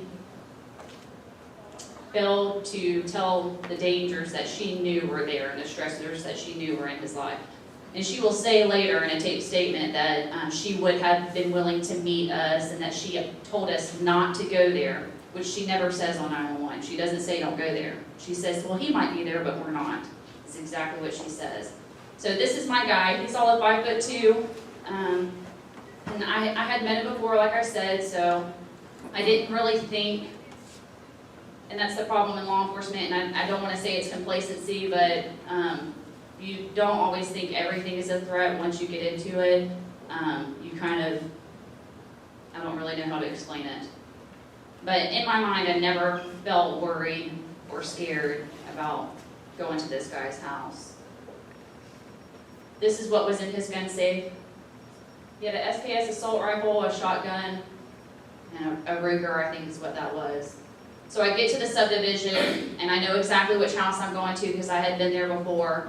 I park one house away from the suspect's house. That's what we're taught in the academy, so that they don't see you walking up to their house. It's an element of surprise, and it's an officer safety thing. So it's extremely dark on this street, and I had turned my patrol lights, the car's lights, all the lights were off before I even turned down that street. Because like I said, I knew where I was going, I didn't need my lights on. My car is black and white. Where I parked, I felt it was a safe enough distance from the suspect's house. There's also a brush line there. I felt, comfortable with the way that I parked. And like I said, it was extremely dark out there. The only light illuminating is the sheriff's office light. Now they said that that light pole was on when they got there. I don't remember it being on. I remember when I pulled up, the neighbor's house light being on, and that's it. I just remember total blackness. The suspect's house was completely blacked out. I honestly thought to myself, he probably just went to bed. I noticed that one of their vehicles was gone. So it reassured me that the wife probably wasn't there because I had been out there before and there were 2 vehicles in the drive. So I'm thinking about all this stuff as I'm pulling onto the street and looking at his house. I get out of my patrol car, I quietly close my patrol car door and begin walking up to the house. Now, by the time I get here to the brush line, you kind of want to take your time, but not at the same time. Because as you can see, there's not a lot of cover there, okay? This is a bad spot to be. I don't want to stand in his front yard for too long because that's dangerous. He could be watching me. So I'm trying to view my surroundings while, quickly and patiently going up to the door, if you could do that at the same time. I didn't remember hearing the dogs this time. I don't remember hearing anything. I get up to the door, in between the window and the door. I have my hand on my gun, and we have basically 2 safety things for our holster. One is a lip that you would have to push down, and then another button you have to push to get your gun out. So the lip of my gun was down, and I had my hand on the button, prepared to pull it out just in case I needed it. I did not have the weapon drawn because I knew he was an easily agitated man, and I was trying to de-escalate the situation ahead of time. Would that have made a difference in this situation? Probably not, because he had already had it in his mind that he was going to ambush me when I got there. So my hand's on my gun. I walk up to the door, and I reach over with my left hand, ring the doorbell, and then knock on the door. And once I do that, I think to myself that I need to check the window. So I go to step back and look at the window, and when I do, he starts shooting me through the door. I'm looking at the window at this time, and the first round gets my arm. My arm flings backwards, and that slowly turns me around and is pushing me farther away from the wall. I don't realize this is happening at the time because it's all happening so quickly. And it's very loud. As you can see, it's concrete walls all the way around. And the garage wall is right there as well. So it's extremely loud. He has perforated my eardrums, and he's firing at me. And at this point, I don't know if it's coming from the window or from the door, because I'm looking at the window. And although I don't hear any glass breakage, my eardrums have just been blown to death, so I'm kind of disoriented at this point. So he hits me here, I turn, he hits my duty weapon, it goes across the top of the duty weapon, across the slide, separating the slide from the grip. And at some point in time, my magazine in my weapon was dislodged and forced onto the ground. So he gets my weapon, and then he gets me in the stomach. And I believe in my mind, with each shot, he's slowly pushing me farther in front of the door. So he gets me right here in the abdomen, and when he gets me there, I just go like this. It literally knocks me off my feet, forces me backwards, and as I'm falling backwards, I'm screaming bloody murder. It hurts so bad. He shoots at me 20 times through the door. As I'm falling backwards, I'm thinking to myself, oh my God, I'm being shot right now. And there are bullets literally flying over my head, and I can see them at this point coming from the doorway. And just shot after shot after shot. So I fall backwards where those planters are, and at that point, when he got me in the stomach, it put a hole in my hip. And as soon as I hit the ground, that hole cracks all the way down to my femur.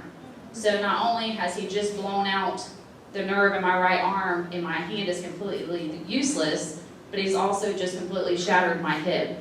So I can't just get up and run away. I roll over onto my left side at this point, and I see the hedge line, and I'm just thinking to myself, I have to get away from this. You know, that's all I can think is I want to get away from whatever this is that's hurting me. I can't fight back, and all of this is happening within seconds. He's pulling that trigger as quick as he can. So even though I'm telling you, and it's taken me 5-10 minutes to tell you the process, all of this is happening within seconds. You really don't have a ton of time to react. So I fall down. You can see where my magazine is right there. From where he shot my weapon, my magazine fell out. And I decide at this point that I'm going to make it for this opening in the hedge line. I see the opening, and that's where I'm trying to get to. I'm just trying to get away from him and praying that he doesn't come out the door. So I'm pulling myself with the left side of my body because my right side is completely damaged. And as I do that, I pull myself one time. Well, my mic had fallen off of my shoulder and gotten stuck on the pocket of my uniform. And it was swinging there, and that's what triggered me to key up. So I key up and I scream, help me.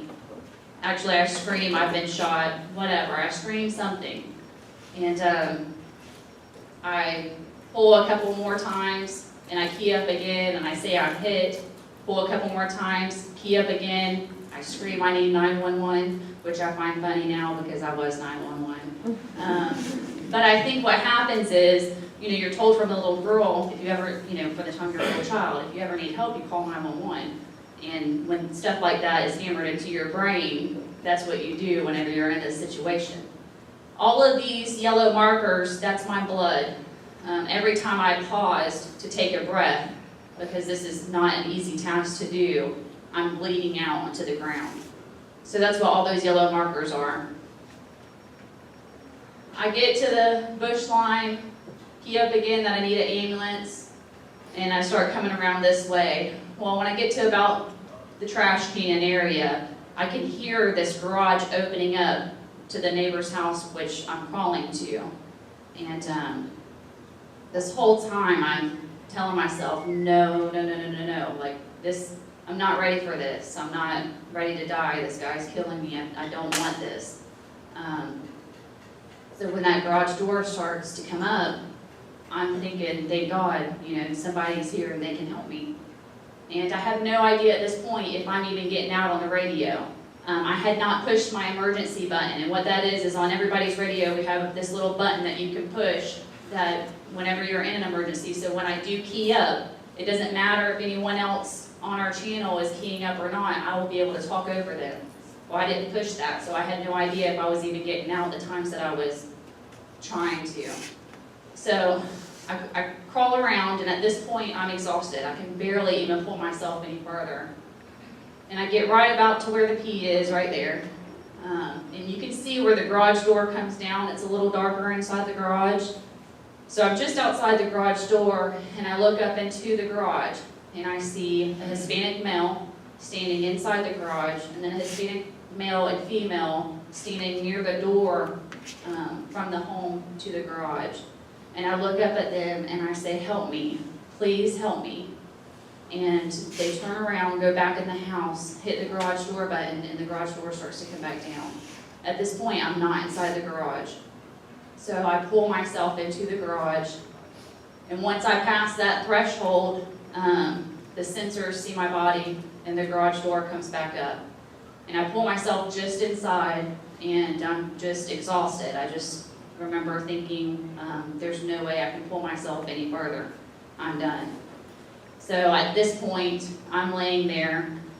My mic had fallen to my side, and I pick it up, and it doesn't sound like anyone's in any kind of rush. I can't hear what they're saying, but it sounds like everyone on the radio is calm. So I key up again, and I say, did you guys hear me? I've been shot. And to me, it feels like it's been forever already. I have no idea where this guy's at, the suspect. I have no idea if he's coming to finish me off. I'm extremely scared and alone because the people in this house did not try to help me. They did run back in the house and dial 911. But that will happen a lot in law enforcement. Citizens, and it's not their fault, but they don't do the jobs that we do, so it's not natural for them to do something heroic like drag me inside their garage and shut the door. So I'm laying there and I key up, and I just remember my uncle who worked at Winter Haven Police Department at the time, and I forgot to say this to you guys, but not only was Argandale Police Department on a channel, but so was the Polk County Sheriff's Office and Winter Haven Police Department. All three agencies share one radio channel, so they could all hear me. Once I screamed, they all heard me, and they were all on their way.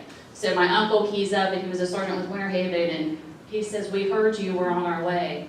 And that just kind of made me feel so much better to hear a friendly voice. So they're trying to get me talking, trying to get me to explain exactly where I'm at. And I keep telling them that I'm one house west of the suspect's location, and I'm thinking to myself, the numericals are going up. Well, the suspect was at 413, so the next numerical should have been 415. So I'm saying I'm at 415 Diamond Ridge Drive, and I think that that's correct. And I keep saying that over and over again. Well, in reality, it was 419 Diamond Ridge Drive. They jumped quite a bit. So I'm laying there. I'm wondering if this guy's going to come finish me off.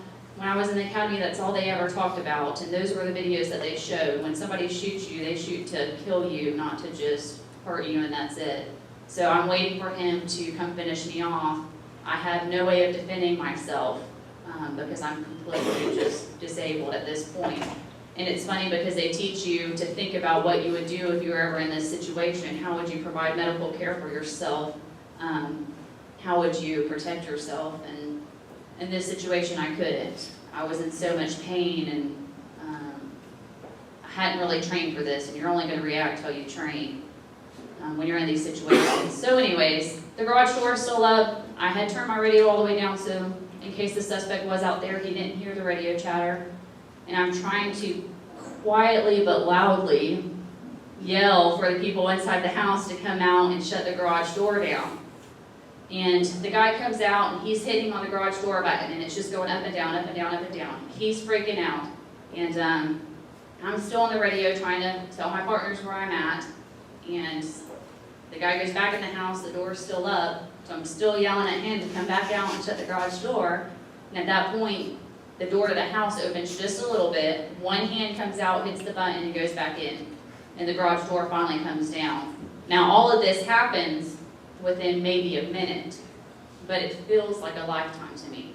It is the scariest, worst experience you can ever be in. The garage door is not going to save me because if the guy can shoot me through the front door, he can shoot me through the garage door. But I was hoping it would conceal me enough to where he wouldn't find me if he did come out and finish me off. So it just would make me feel a little more comfortable. So once the garage door was down, I was able to focus a little more on what I was telling my partners. I want to let you guys listen to the audio. It's the radio traffic. The first 3 minutes of it, you're going to hear traffic stops. You'll hear whiskey units. They'll say whiskey 508 or whiskey whatever. Those are Winter Haven Police Department. You will also hear 4-digit numbers, 6905. That's going to be Sheriff's Office. If you hear an Alpha number, I was Alpha 357.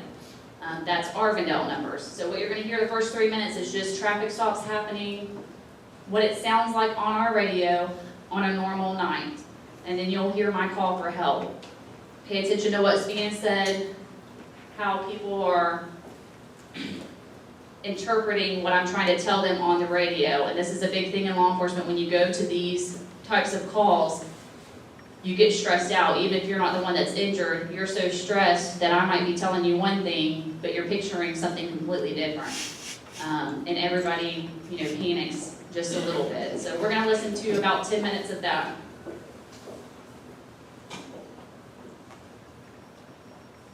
Deer 3858 India Papa.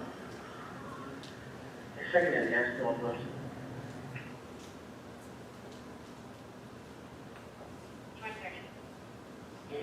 West 450 145. West 455. 458 and out 377. 45. Whiskey 45. So, You guys hear it in the back? So far, 20. Whiskey 56 71 as well. 20. Whiskey 45. Mike, it's 23 second half. Here Northwest. Sorry, for my S here. So, 53 dollars. They probably 13 on payment over. Whiskey 3. 39 at 1225 Haven Double Boulevard, Northwest, number 176 on 13th Street. So far, it's a third-party caller, still being attended. That one from. Whiskey 697. Whiskey 508. How much? Not 800.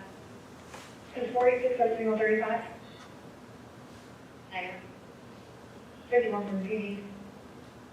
2017, 449 at 75. I know you guys can't understand this, but this is just like what it normally sounds like. 639 Guy 486, Pauline Sampson is going to be there reporting at the scene. Pumps who were landing with advising that Jory was moved to 942 and on me.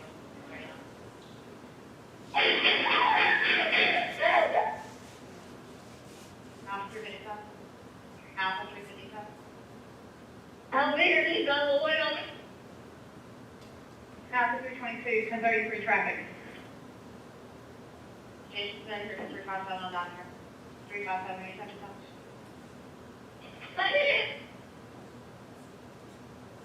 You know what you want to? I need an ambulance, please. Please. I'm sorry. Please. Help me. Officer James Williams, can you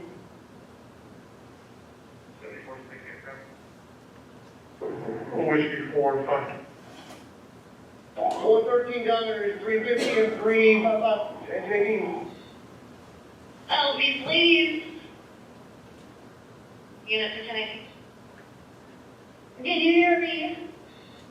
After 257, I can hear you. I have unit 218 to an EMS. I need EMS bed. I'm shot in the arm. In the abdomen. I'm... Look. Stacy, this is Jimmy. Hang in there, okay? We're on our way to you, all right? I don't think I'm gonna hit bed. I say, I don't think I'm gonna make it, I'm hit bad. Where you at, man? 413 Diamond Ridge Drive. He's inside 413. I think it's the door. I think it's 415 in the garage.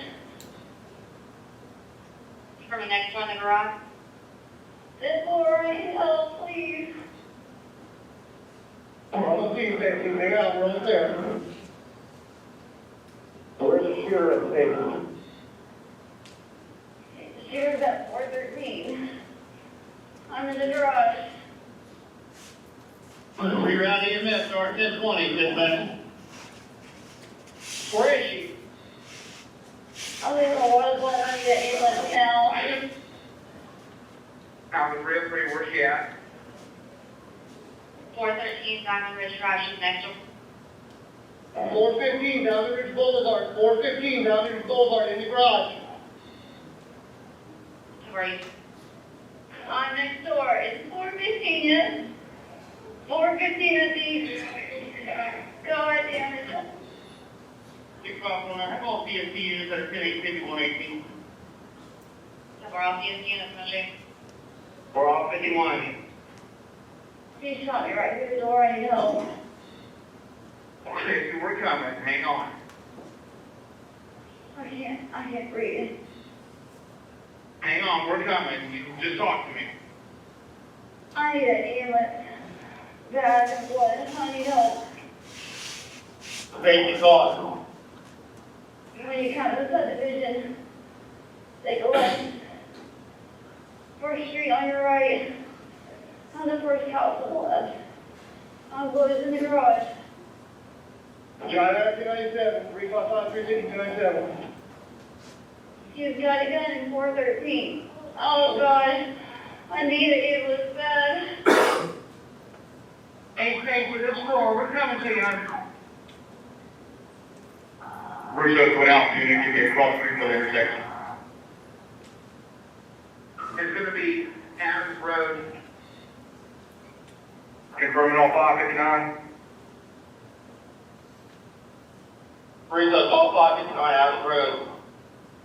What kind of guns involved? Some kind of shotgun. Multiple 2 bullets hit me at one time. It could be automatic. I don't know. I need a medic now. EMS can't wait for people, sure. I need a medic. Stacy, where you at? We're out here, what is house? There is no 415, you can store to the west? I'm a house west of 413. 413 is a baby blue house. I'm in a house west of it. Stay inside the road. That's 407. Can I bring this by? Here, too. Several units. What's your 1020?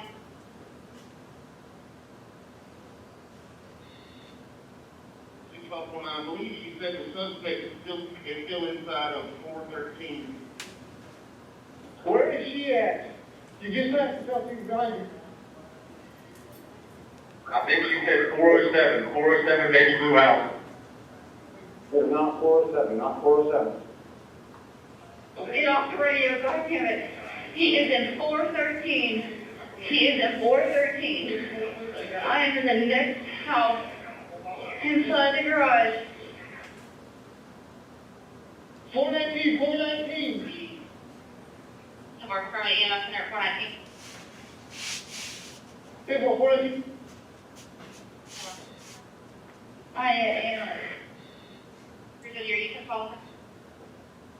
We're tonight, we need EMS, come in here, come and make a right first left, to the house. Get me EMS, Harry, get back up to the road and stand by for EMS and escort them in. I'm on Adam. I can 1023 for the ambulance.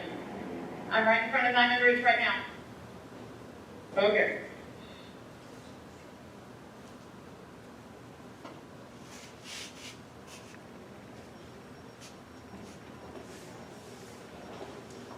Okay. I forgot to warn you guys that that's an adult, there's some adult language in there. The reason why I was so frustrated and I say get off the radio is because like I said before, my emergency button wasn't pressed. And I think I'm being very clear as far as where I'm at and what house I'm in. I mean, I'm even giving you step-by-step directions how to get in the subdivision and get to me. But because they're so stressed out, they're not processing the information properly, and you have so many people keying up and kind of making it worse, and we kind of do that when you're on the radio because you want to be a part of it. So sometimes people do key up when they shouldn't, and make things a little more hectic. So like I said, I thought I was in 415, but the numbers went from 413 to 419.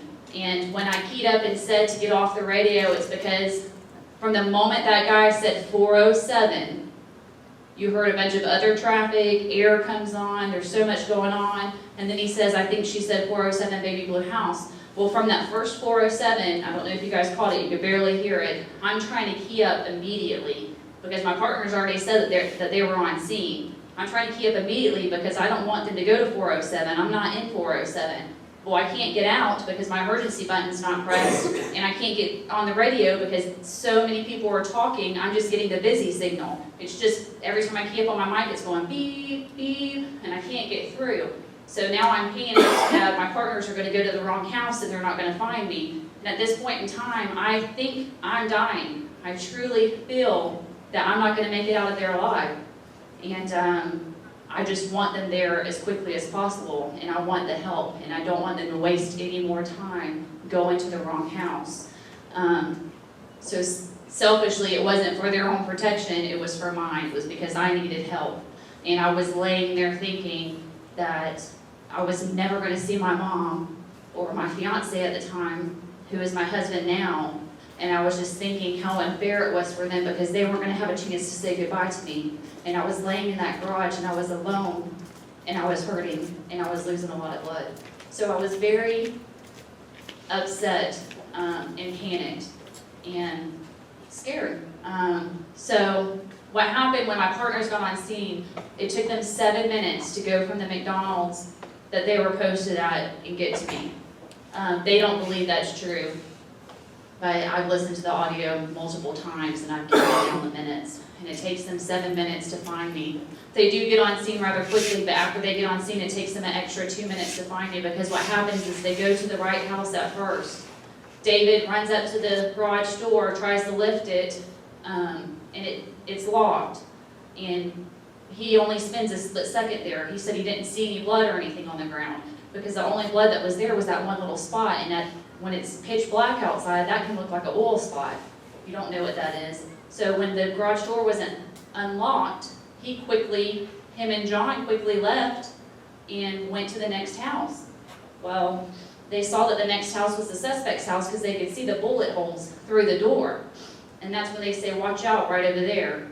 And they're going over to 407. Well, they go to 407 and knock on the door, and the guy says, no, I'm not in their garage. They lift the garage door so that they can see, and that's when my partner says it's not 407. So at that point in time, they go back to the suspect's house thinking maybe I was confused, and they try to lift his garage. So they return eventually back to 419 and get them, and that's when they finally knock on the door at 419. So they didn't knock on the door the first time. They just checked the garage and quickly went to the next place. So when they knocked on the door, they opened and came inside. So David comes inside and John's posted up outside, and he's making sure the guy doesn't come out because if he does, he's going to shoot him. And David comes through the garage door, and he goes right over to me. And now what happened was that bullet that hit my arm, it had, when it came through the door, burst into hundreds of little pieces, acting like a miniature shotgun shell, and all of that hit me, and it blew out both arteries and damaged the median nerve.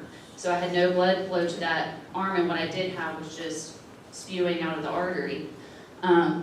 So he comes over, he gets that wrapped up in a bandage, and he instantly starts taking my uniform off. He's trying to see where all I'm shot at. Now, I know where I'm shot at, I can feel it. So he gets my uniform off, gets my vest off. He sees the bullet hole in my stomach, which he says looks like a small 9mm round, nothing very big. And he continues to try to get my gun belt off. And I'm like, David, I don't need my belt off. He's like, yes, you do. I gotta get your pants off so I can see if you're hit anywhere else. He's thinking EMT medical training, you check head to toe. And so he's like jerking on my gun belt. At this time, my lieutenant is there. He's on scene as well. And he's getting on the blowhorn, and he's telling Michael Lester, he's saying, we have your whole house surrounded, even though there's only 4 people on scene. We have your whole house surrounded. You need to surrender. And he's asking me questions about the suspect. What does he look like? Who is he? And all I had to go off of was my last encounter. I thought he was about 5'5". I knew he was shorter than me, but I didn't think he was 5'2". And I knew he was a white male, and I knew his name from the previous time that I had been out there. So my lieutenant's asking all these questions. David's trying to rip my gun belt off, and I finally have to look at David because he's starting to panic. My lieutenant's starting to panic because EMS still isn't on scene. And we must ask for an estimated time of arrival at least 5 times, 6 times from dispatch, and we never get one for EMS. We have no idea where they're at or how far out they are. So I look at David and I'm like, buddy, you need to calm down. If you're absolutely adamant about getting this belt off, you're gonna have to roll me a little bit, because what happened was they issued me a belt that was too big, so it overlapped, and I had all my gear pushed forward on it, so there was no way he was gonna get it off. So I said, roll me over a little bit, push my gear to the side, and you'll be able to get it off. Well, at this point, there's so much pressure building up in my stomach, and that's blood, guys. I was bleeding internally, and my stomach was literally becoming a balloon, and there was a ton of pressure in there. Well, when you're doing all this, you're not really thinking properly. What should we have done? We should have left the belt on. He gets the belt off, and that pressure releases, and now blood is just going all over the garage floor. Him and my lieutenant look at each other, and they say, oh shit, because that's a huge deal. A lot of blood has just been taken from my body. So it takes about 9 minutes for Arvindale Fire Department to get on scene. Those guys, they went right to work. The problem with Arvindale Fire Department was one of the guys was a volunteer, both of them were EMTs. Well, it takes a paramedic to call for a medevac. I needed to be airlifted out of there. Neither one of them could confirm that I was a trauma alert, so neither one of them could call for me a helicopter. So that was just delaying the process a little longer. It took EMS 17 minutes to get on scene, guys. 17 minutes, that's a long, long time to lay there bleeding out, not knowing if you're gonna make it or not. And they get on scene, they get me rolled over, they see that I have an exit wound. David said that it looked like he could put his whole fist in it. That's how big it was. That little bitty hole in the front and a huge explosion in the back. So they get me on the backboard, and the whole time my uncle, who had keyed up and said we're on our way, he's there and he's petting my forehead, telling me it's gonna be all right.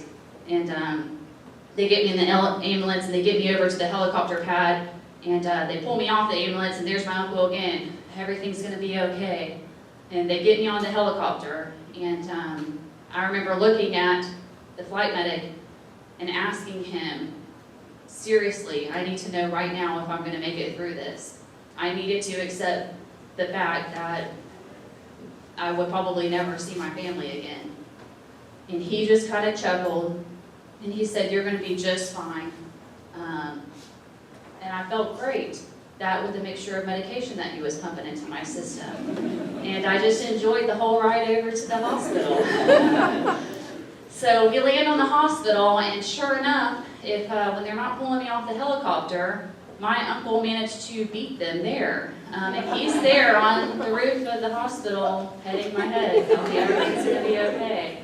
And at this point, I'm confident that I'm going to make it because I believed what the flight medic told me. He didn't say it as in, like my partners did, you know, just hang in there, you're going to be okay. The way he said it just made me feel so much better. So at this point, I'm just trying to name off as many phone numbers as I can so that they can contact my family as quickly as possible. So this is my gun where it was shot across the top of the slide where it separated. This is my arm after the first surgery. Now I was in surgery for I think about 7 hours the first night when they got me there. And my arm laid on the operating table without blood flow for the first 6 hours. They were not concerned with my arm. They were concerned about all the intestinal damage that I had. Luckily, he didn't hit any other organs. He just got my colon and intestines. So they cleaned me out. And when my husband tells the story, he'll say that the doctor came out and told them that she was picking through olives, which is like my favorite food. There were olives in there and lettuce, and so I must have had a salad that night. I don't remember what I ate, but so she comes out and tells them that, and that they're going to do this arm surgery. Well, they took an artery from my left leg to graft it into my arm so that they could restart the blood flow. The artery that they took was just a little bit too short, so they weren't even sure once the surgery was completed that I was even going to be able to keep the arm, because they did not know if it was successful. I remember waking up and then telling them, talking and saying, let's hope she has a heartbeat in her fingertips, because if not, they would have had to amputate me. What I forgot to say is this cut on the left side up to the elbow, that was from a surgeon. This part here was completely just ripped open. They said they basically just picked that flap up, put it back down, and put some stitches down the side of my arm. This is a colostomy bag. I had to have one of these for a year. They had to cut me open from my breastbone to my pelvic bone. Now before this, I had never been hospitalized, never had a surgery, I still have my tonsils, I've never had anything major happen to me. They had cut me open and give me a colostomy bag, and what that is for high school students or anybody in the room who may not know, they pull your intestine through your stomach and they block off the rest of your intestine. And that is how you have a bowel movement, through your stomach instead of the regular way. So it gives my body time for my intestines to recover from the damage that they have just experienced. So that black mesh thing was put in me, and that's a wound bag. It basically sucks out all of the poisonous things in my body. I had to have that 8 days, just long enough for my meat to attach to it. The only way to get that out is for them to rip it out. They do not put you under for it, and they do not wait for the medication to kick in. I remember that day because I had my husband on one side and my mom on the other, and I looked like I was giving birth, squeezing both of their hands and screaming. That was not a good day. So I had the colostomy bag for a year. This is the entrance hole. This is after they cleaned it out. They had to make the front hole big like that because they had to get all the nastiness out of there and clean it out. This is the exit wound 10 days later. To me, this picture doesn't do it justice because at the time that we took this picture, the doctor could put 3 of her fingers in that hole and touch my pelvic bone. So this is 10 days afterwards. And I laid with a broken hip in the hospital for 10 days because they didn't know how they were going to fix it. The guy put a hole in my hip, and you can see the crack down to the femur. With that hole, they should have plated it.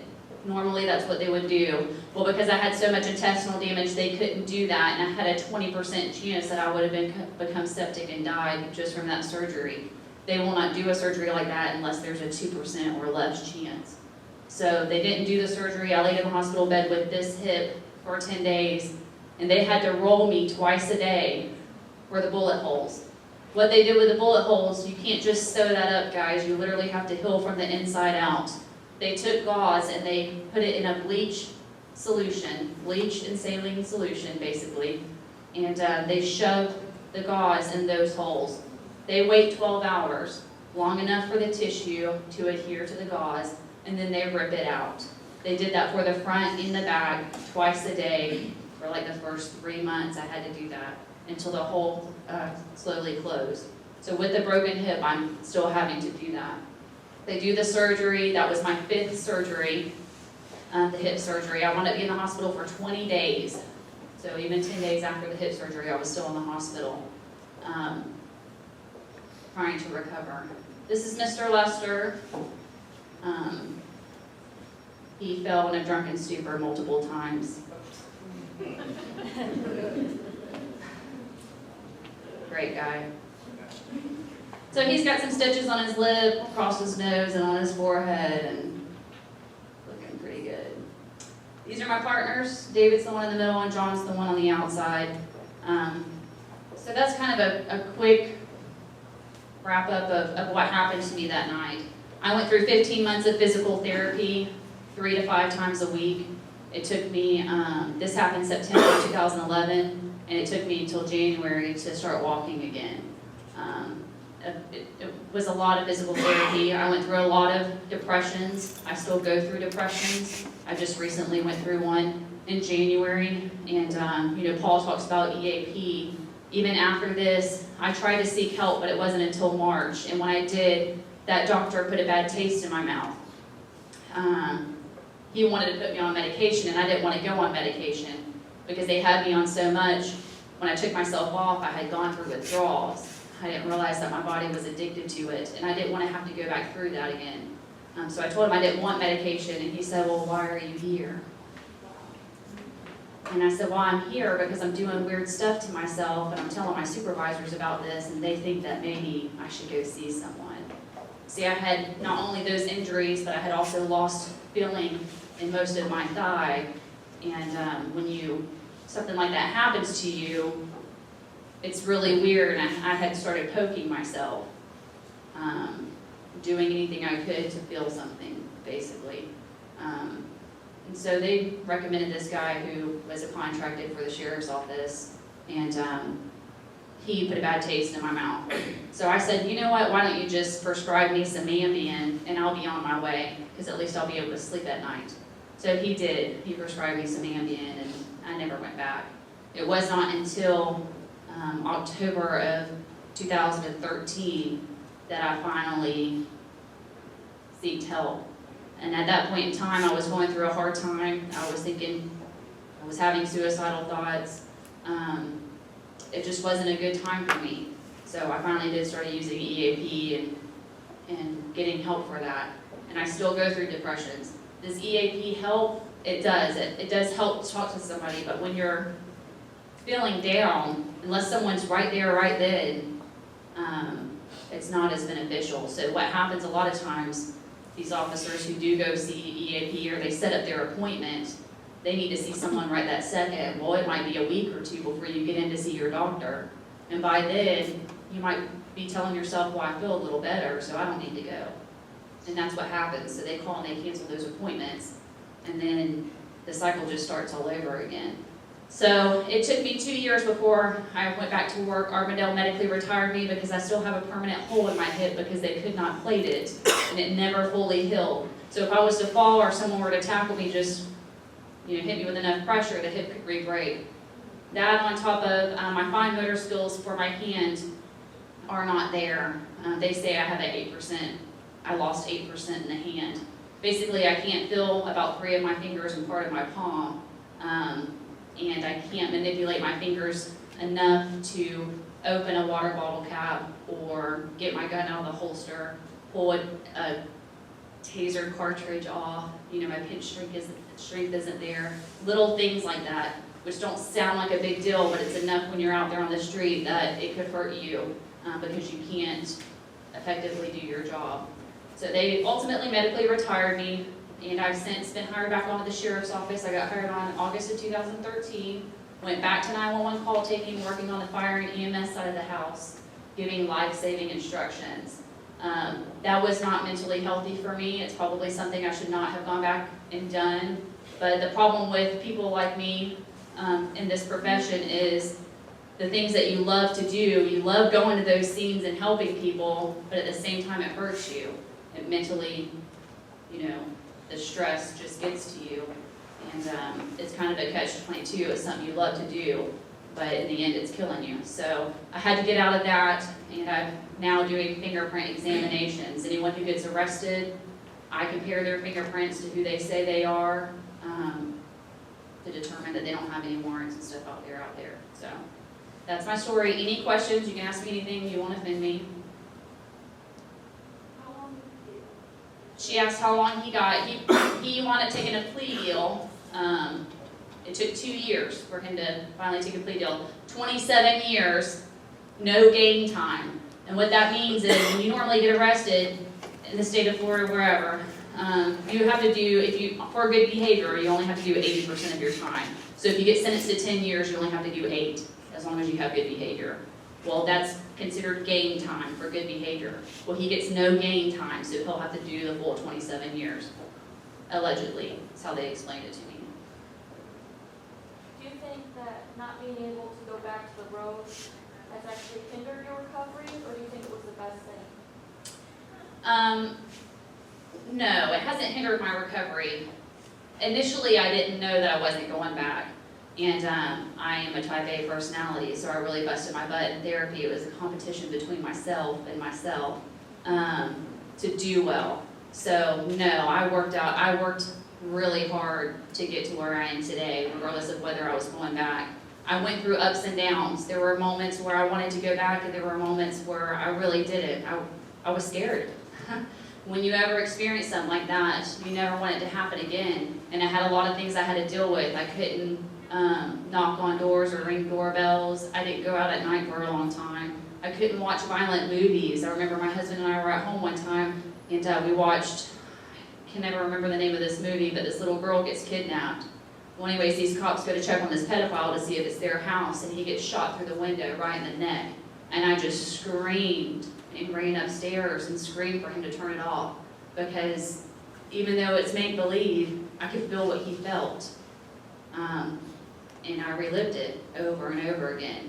Maybe not exactly how it is here, but you do. So no, I knew probably around March or April of 2012 that I probably wasn't going back. I think it was probably harder for my partners to accept than me. There's a part of you who always wants to do this job. If you're passionate about it, you will always want to do it. But now I've got to the point, this September will be 4 years, where I've realized that it's better for me to not go back. Mentally, I don't know that I could do it. You know, I would never do a ride-along.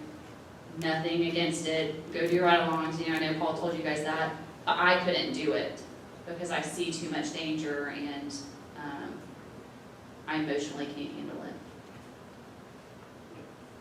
First, thanks for sharing.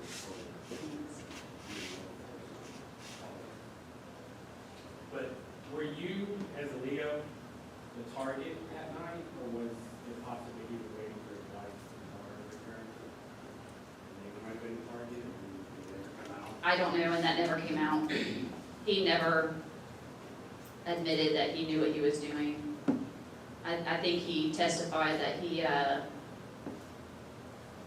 didn't realize he shot through the door. It was not until later, when he walked past the door and saw the bullet holes in the door, that he realized that he did something wrong. So no, nothing ever came out where he admitted what he was doing or why. Anyone else? Did you ever hear anything from him or from his wife about the whole situation? Did they ever try to contact you or No. anything? No, they've never tried to contact me. And I could tell you in her tape statements that she gave that night, she basically, you know, we should have just never gone out there and everything would have been fine. Right. And, you know, when he was in jail, he actually talked to his family in jail, and all those phone calls are recorded, guys. And his own mother says, it's okay, baby, it's not your fault. If they would train these police officers better, stuff like this wouldn't happen. So that's just the mentality that this family had. I love it. I want to shake her hand. Anyone else? Go ahead. Do you know if his wife called him back and told him that police were on board? I do not know that. I'm sure if she did, they would have been able to, figure that out from her phone records. But no, I don't know. I'm sure he knew. She told the 8-year-old to call 911. I'm sure he knew that we were coming. Was, after you were transported to the hospital, during the standoff, did officer just come in and get him, or did he come out peacefully? He wants to know how the guy was gotten. Basically, see, we didn't know at first that there were children in the house. Even I didn't know, the way it came over the radio. So basically, they were waiting for the wife to return and say that she had all the children. And once they found out that she had all the children, they bulldozed his door and gassed the house. I think extra good is what they told me. Long enough for it to take a long time for the gas to get out of the walls. And then they went in and got him. Drove him out. Yes, yeah, that's one of the things that took so long because they didn't know who else was in the house. And we can't just, you don't want to endanger other people, innocent people that might be there. That's what we thought as neighbors. Yeah. Well, you have to, at this point, you can take your time, if you can take your time so no one else gets hurt on scene,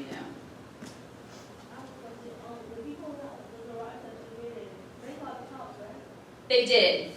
The people at the garage I've been in, they did call the cops. They were Spanish speaking only, so they probably didn't understand anything I was saying. And I couldn't understand anything they were saying. And I do feel for them because when they called 911, you have to wait for language line. Not everybody in dispatch and 911 speaks Spanish, okay? So we have to call another company, get an interpreter on the phone. That whole process takes forever. It's a nightmare. It took, by the time they actually figured out that the Spanish people were trying to say there's a police officer in my garage, 7 minutes had passed and my partner was on scene.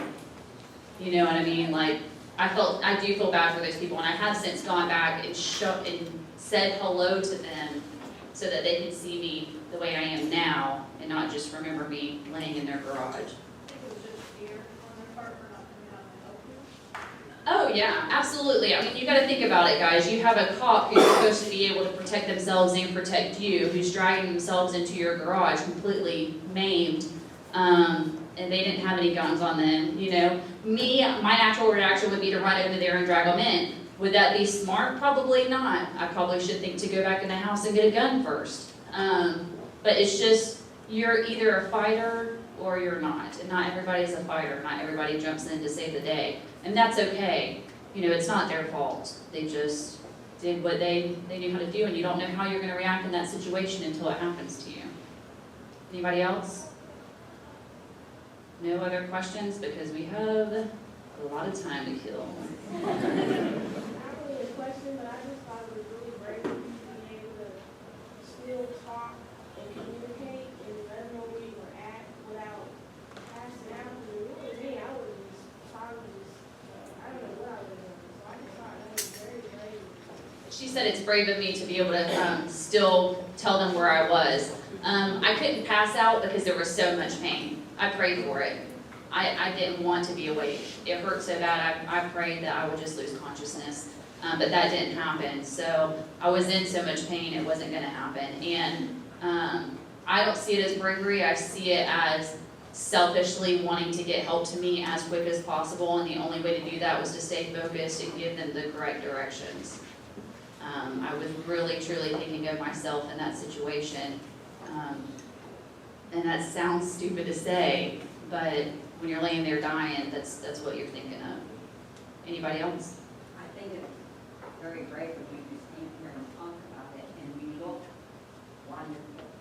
Thank you. I can't imagine the impressions that you would take. She was talking about me being able to stand up here and talk about it. That actually I give credit to my chief of police, because at the time, before I was even out of a wheelchair, He had me going around to Rotary Club meetings and Lions Clubs and all these other little small things and talking about it before I had a PowerPoint presentation, before I started speaking at the academy. And when I first started speaking, I would have just been, having a seizure up here while I'm talking, and it wasn't anything I could control. My body had just gone through so much trauma, and every time I talked about it, it was traumatic for me. But the more I do it, the easier it gets. And it also depends on when you catch me. Had I given this presentation 2 months ago, I'd probably be a basket case, because I was a basket case at the time. I was going through a lot mentally, and I was coming home crying because I was working 911 calls, and I couldn't take it anymore. And then the Haines City shooting happened, and I thought about all my friends out there that were getting shot at, and I constantly thought about my husband, who's a deputy too, who's out there getting shot at, and all the stressors, and then the people that I have to hear dying on the phone and giving me CPR instructions and all this stuff. And I got to where I was just coming home crying all the time, and it was killing me. So Do you think moving on to another department is going to help you? yes, I needed it. Yes, I needed to move on to another department. As much as I love helping people and I want to be there for people, it's just not healthy for me. So this new department I'm in, it's very quiet. We're very nerdy in there. My job consists of watching CSI all day and looking at fingerprints. It's amazing. They cooked breakfast for my birthday yesterday, and I'll be 30 tomorrow. So, yes, I love it. It's a good change. I'm still in the law enforcement field, so I'm still helping in that aspect, but I'm not having to deal with the trauma. Well, this is my granddaughter, and she's interested in going into law enforcement. We're going to have a long Oh. I don't discourage anyone from doing it, and I don't discourage, when I speak at the academy, I never discourage anybody from doing this, because somebody has to do it. And it is a great job. We do have a lot of fun, even though we do deal with a lot of petty people who call you to come turn their TV off and stuff like that. That stuff really does happen. It really does. You think it's funny, but they really call 911 for that. But it is a great job, and if you're passionate about it, you'll love it, you can have a great career. The chances of this happening is like winning the lottery, I guess. Just the bad one. So, any other questions? Stacy Paul's here, and he was on the SWAT team that went and got. If you want to So tell if them that, anybody wants to ask you questions about the apprehension of the suspect, Paul can talk to the operation of how they went in and actually. yeah, I wasn't there, so I just knew. I just made that part up, honestly. I don't really know what happened. But I realized I needed to add to my story, because that's a question I get a lot.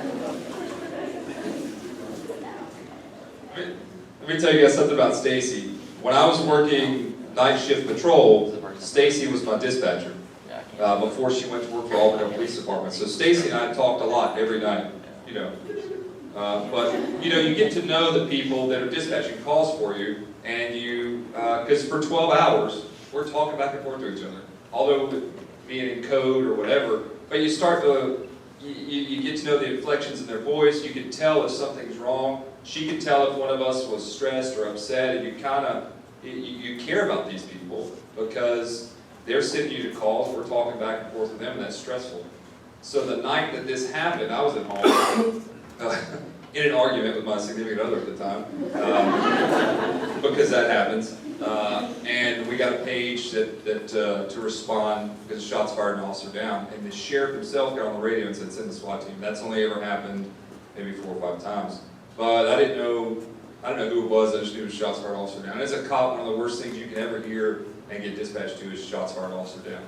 It just happened in Lake Wales a few weeks ago. I heard that over the radio. It happened to me a couple months ago in Winter Haven. One of my guys got shot on another SWAT operation.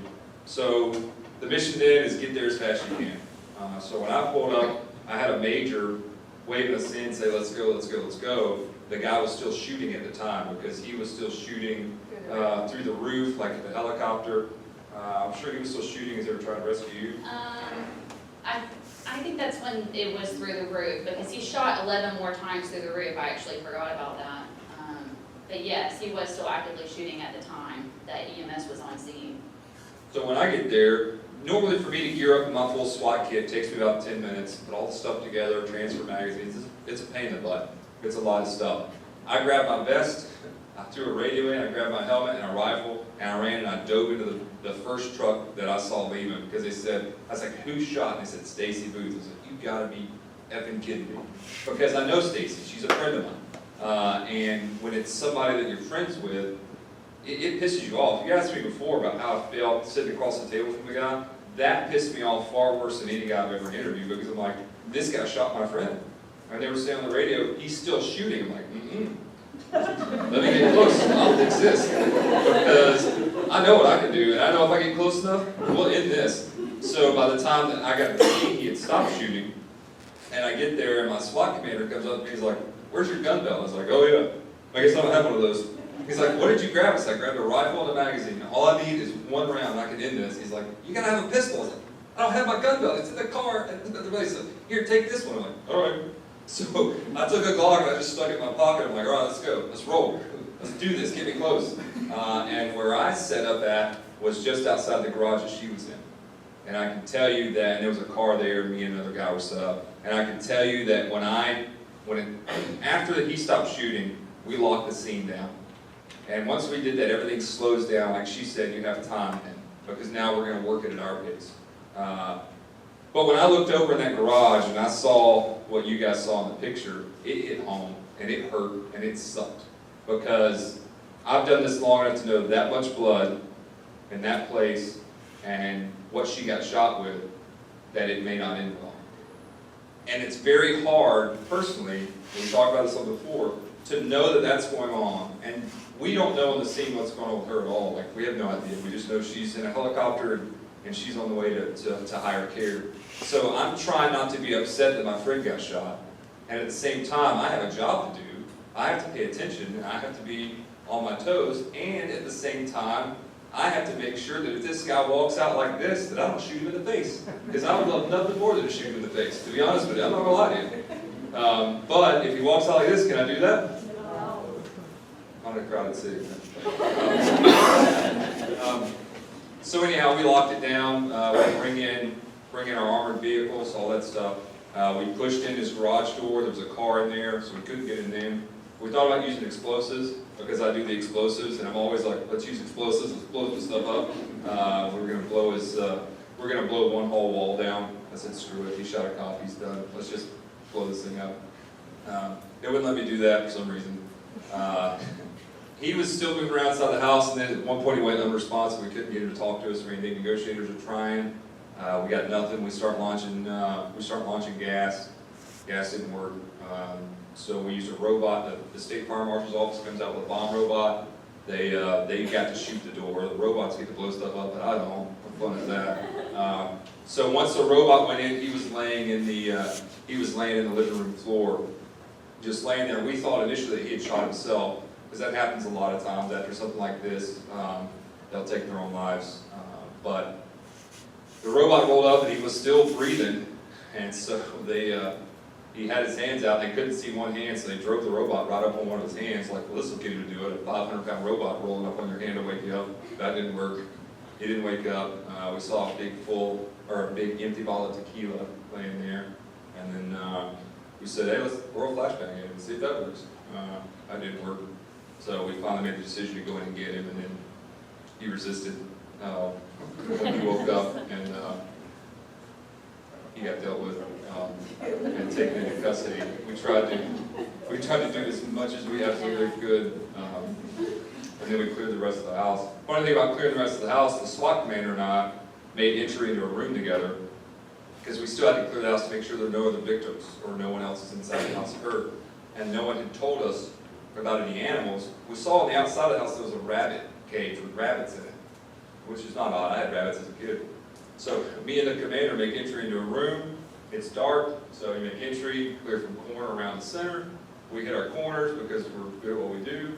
Come back around the center. When our lights met on our guns, it met on a huge freaking snake, like a boa constrictor kind of snake in a cage in the dark. You couldn't see the cage. All you saw was this big ass snake. And he and I both jumped. And if my finger had been on the trigger, I would have wore that thing out. And if that snake had done anything other than lay there, he and I would have unloaded. If he was going to shoot, I would have been shooting, and we would have just wore that snake down. But the cage, you know, the cage did it. And that's kind of what we talked about before a little bit. You go from this, I'm looking at where she is, now we got the bad guy, but we're pissed off because he didn't fight it.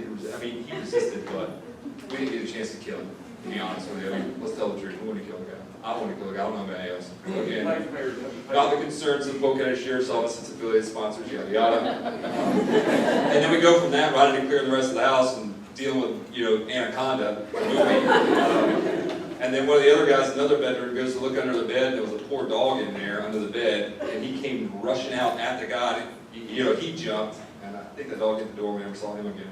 But, so that's pretty much how that story ended, and we didn't find out. She was in surgery for hours. All we knew when we left was that she was in critical condition in surgery. So. And he talked about being close to me, and that was a lot of people on scene.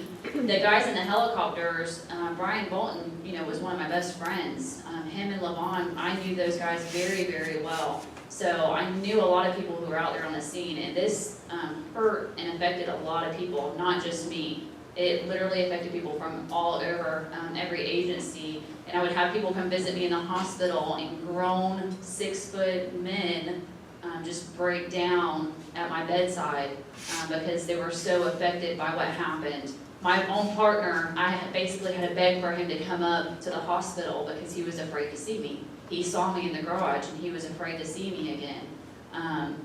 You know, and it was personal. It wasn't just like a random cop got shot and you're going to that call. All these guys were very close to me, so it was really hard on a lot of them. And Stacy was one of the dispatchers we liked. We didn't like all the dispatchers because some of them were very mean. But, you know, there's some dispatchers that care about the people and take care of them, and she was one of them, and it just was one of those things that a lot of us were very just angry. And the way it resolved itself, it's almost like 27 years, and that's a lot of time. Her entire life is affected. So at the end of the day, this guy selfishly did something that completely changed her life and affected a lot of other lives, and for what? Yes.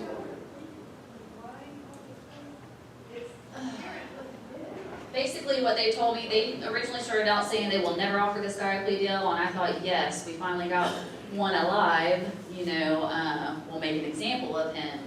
And then it, you know, come down to, they said that, because what happened was when I knocked on the door, rang the doorbell, and then he started shooting me. I never said Officer Booth with Arvindale Police Department. Because I did not announce myself and he blindly shot me through the door, they could not prove that he had knowledge I was a police officer. So that alone, if we went to trial, they would do attempted murder, but not on a law enforcement officer. And then the jury could downplay that to, you know, second degree or, you know, attempted manslaughter or whatever. So they were afraid of that. Honestly, had we gone to trial, he could have gotten a lot less. So trust me, when they sat me down and told me what they were offering him, and I said, do I have a say-so? And they said no. They basically made me feel like I was a property of the state, and they never treated me like I was a victim. And it took me a long time to say that I was a victim, but when they told me that, they heard every word bad possible, imagined. I let them know exactly how I felt about their plea deal, and it took me a long time to realize that 27 years is a good deal. It wasn't at the time, but he did not kill me, and people who commit murders get less. They get way less. So that really is a good deal, and what was important to me was that it's 27 years plus on his record, it will say attempted murder of a law enforcement officer, and that was so important to me that they were able to do that. Ever since this incident, you said that a lot of people were affected. Has the Auburndale department, have they changed? Now do they always send 2 officers? No, it's impossible. It's impossible to always have 2 officers on every scene. You just can't. You just get busy, and you have to go to these calls by yourself. And this shouldn't have happened on this call. They were already separated. The threat shouldn't have been there. Like I said, he could have chose not to answer his door. I would have got back in my car and left. There's nothing, I can't force him to open his door just because someone called 911. No, that policy hasn't changed. Now, it is our policy, if both parties are still there, that 2 people go, because you need that. There's a danger at that point. You have to separate those parties, and you need 2 people to do that.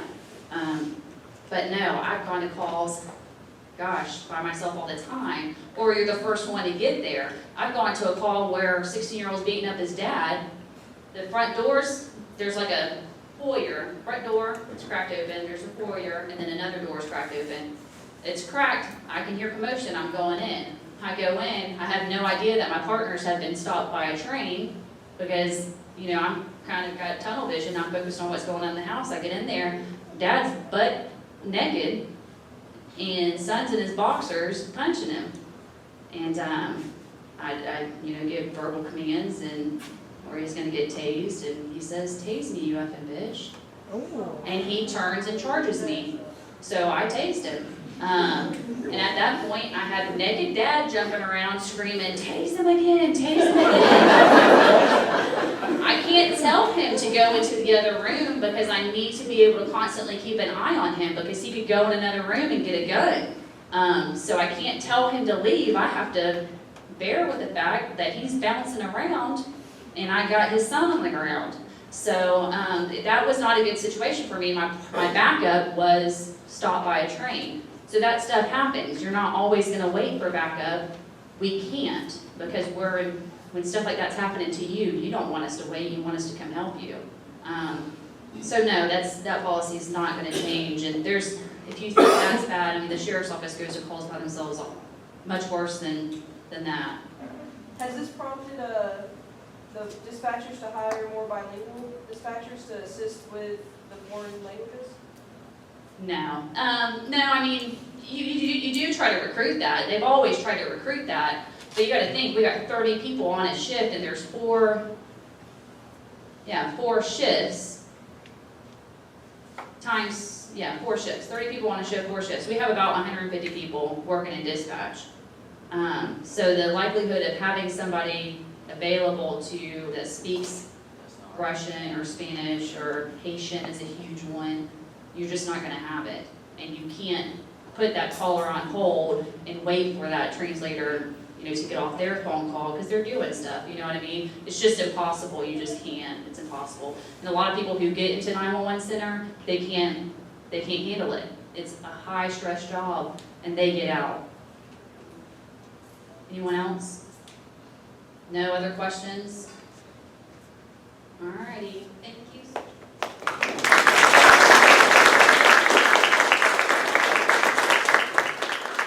Let's make sure we're back by 12:15 at the very latest for our next speaker. We have a career services person that's going to come help you prepare to get a job, so help with interview techniques, and that's at 12:15. And after that, we have 2 awesome speakers, so we hope that you'll join us back after lunch. The cafeteria is available here if you need food, and we'll see you back around 12:15. And thank you.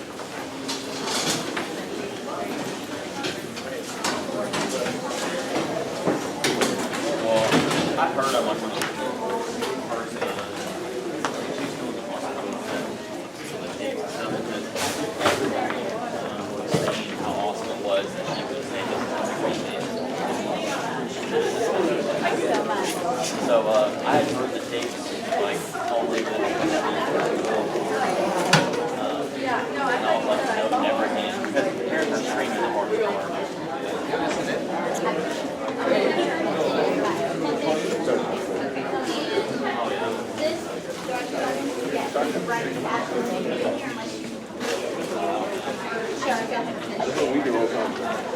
So I'm imagining what it would look like. I'm like, God, that was an actual thing.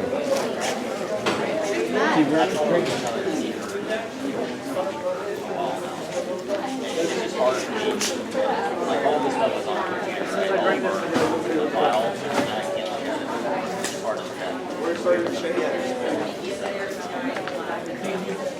Woo! Desiree. But, I just want to start over because I'm like, I can't. It's sometimes I'm working, 9 times your day. I actually told her yesterday, I was like, I'm not going. Right. Yeah. Yeah, I told her like a month ago, I was going to flying. And then yesterday, I commented, I was like, you know what, I'm just going to go. It actually wasn't that bad. You know, listening to the traffic and stuff, that's the hardest part. Some of the stuff that she said was hard, but we talked about this a ton. You know, everybody always asks me a bunch of questions. So it's funny, most people say, I'm in the habit of saying, you know, this is accident. And my partners and stuff like that I work with now, like, accident, really? That's not how you say it. You know? But that's how I'm used to saying it, because if you talk to a normal person, you ask you a question, and you say, oh yeah, when she had her accident, if you say, oh yeah, well, my wife got shot, they're instantly going to say, oh, well, how did that happen? You're in an hour conversation, yeah, and really you're just trying to buy, you know, a Coke at the gas station. Why didn't you just say, my wife was police officer shot? No, then you say. And I don't know, I just slowly got into the habit of, I think she started saying that Max. And it just slowly got into the, that's what we normally say now. Either I say that or Sean. Don't watch my house.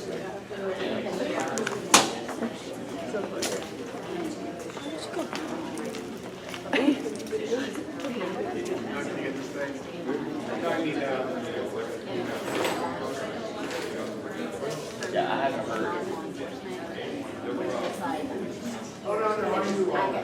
Close in time to after, because Right. people had it. It was just like, Crazy. yes, but it was just 2 years because it was just how it went from very bad. All of a sudden him just saying, okay, I'm in route, we're gonna take over this. Like, not enough, it wasn't a territory, it was a unified Right. law enforcement, and we need to do what needs to be done.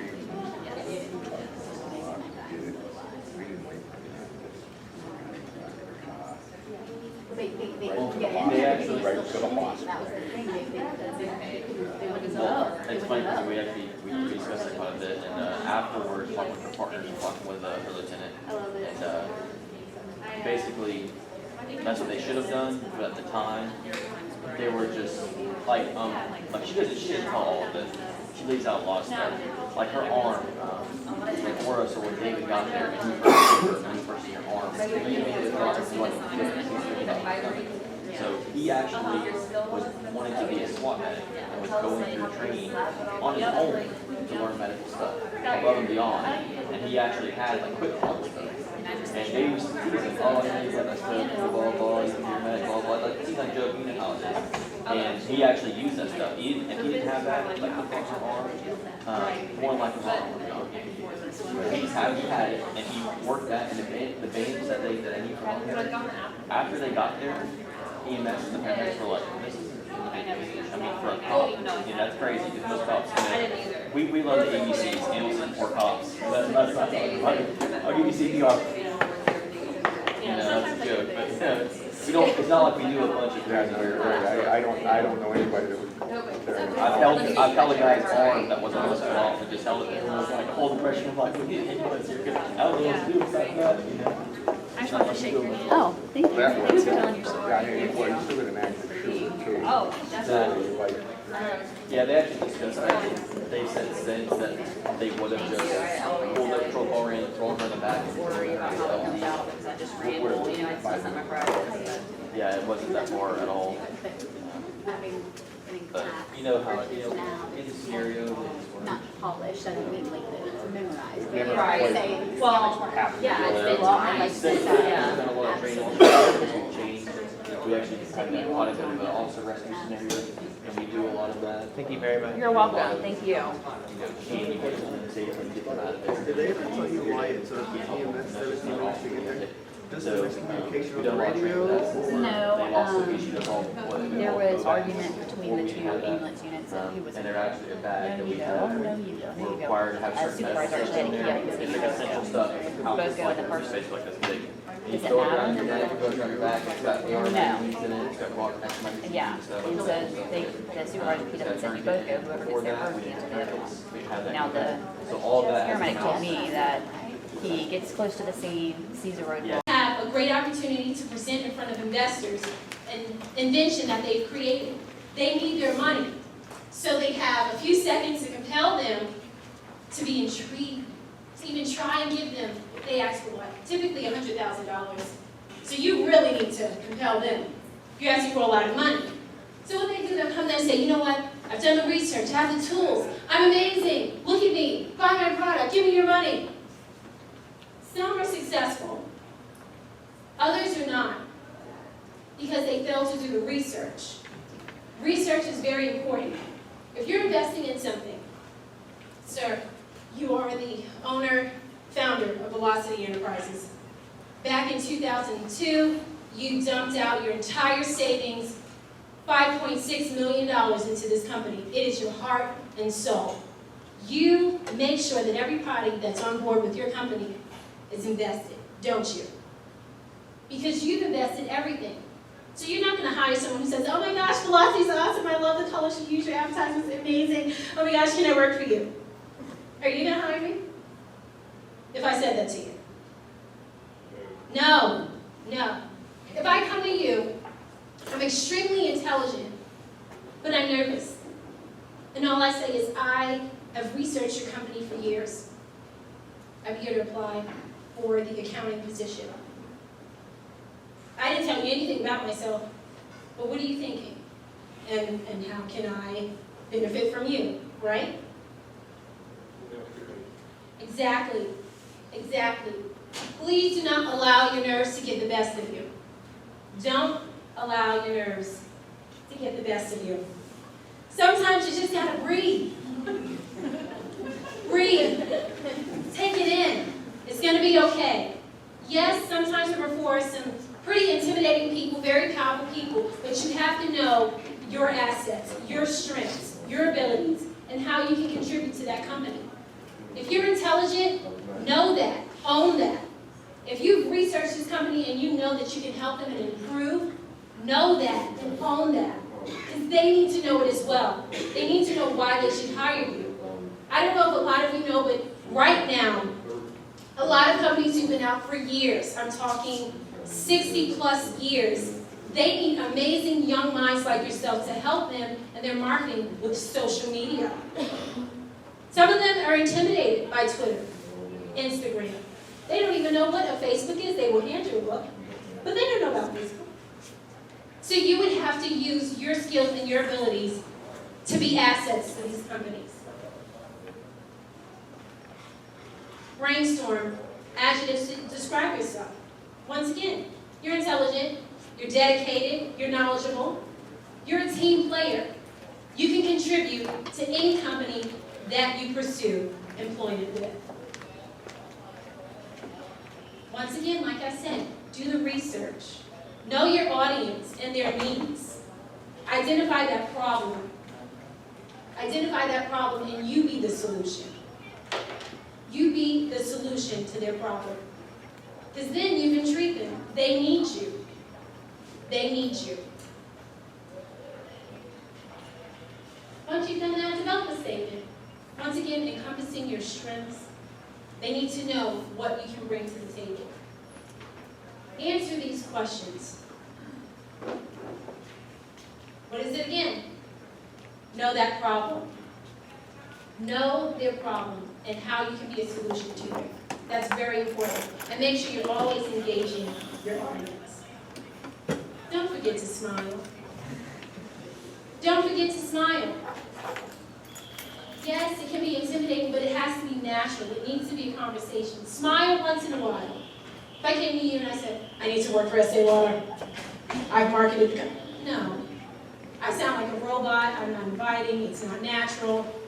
After you develop that statement, make sure you practice it. It needs to be natural. It's a conversation. Just like my friend came up and said, "You need to sign up for this class. It's really going to help you." Great pitch. It was a national conversation. I should have done my research. Amazing people. Do you have any questions for me? Would anyone like to share an experience that they had? Great. I'm going to pick you. Yes, you, sir. You do today. Nice to meet you. This young man was at a board meeting. He got a phone call, and someone said, "We don't have any funding for your 501c3, your nonprofit organization. You need money or else we're going to close." Someone overhears this conversation. Stephanie hears this conversation. She reaches over and she says, "Sir, I don't mean to cry, but I overheard that conversation, and I know that you need funding for your nonprofit organization. I have 35 years of experience in that, and I can definitely connect you to the right people to help support your business and keep it thriving. Are you going to get my contact information?" Probably. Because I was, listening to his conversation, but I heard there's a need.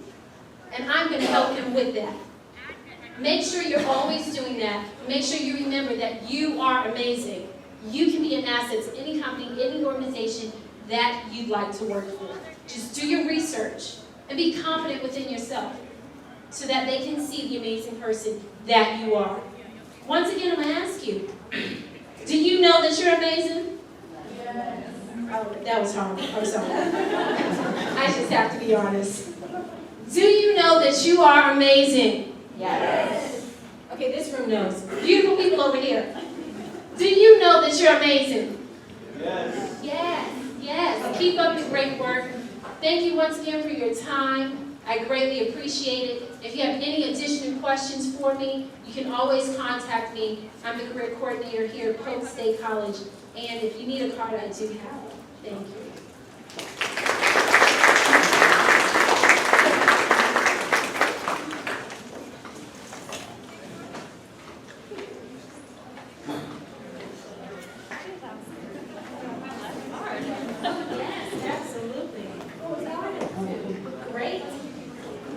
Questions. This is excellent. I do. Yes. Oh, okay. Yes. Absolutely.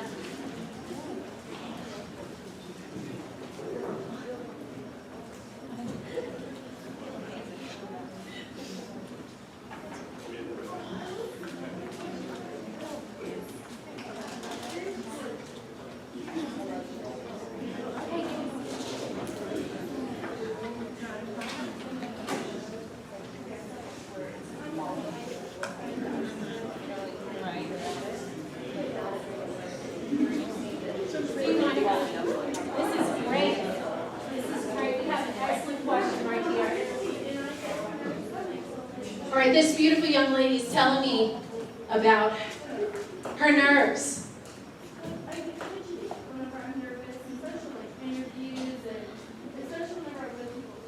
Oh, okay, not a problem. Okay, so she's telling me she gets nervous. She gets very nervous, she gets fidgety during interviews.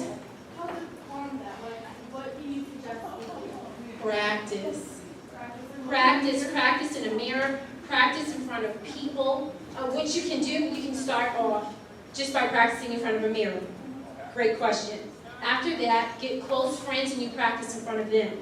And then what you're going to have to do to challenge yourself is gather a group of people that make you nervous.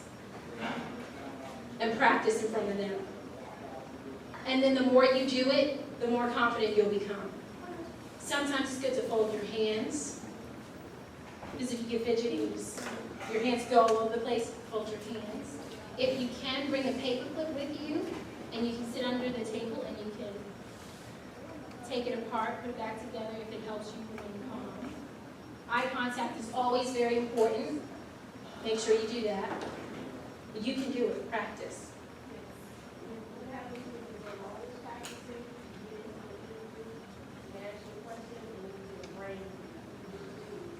If you get a brain freeze,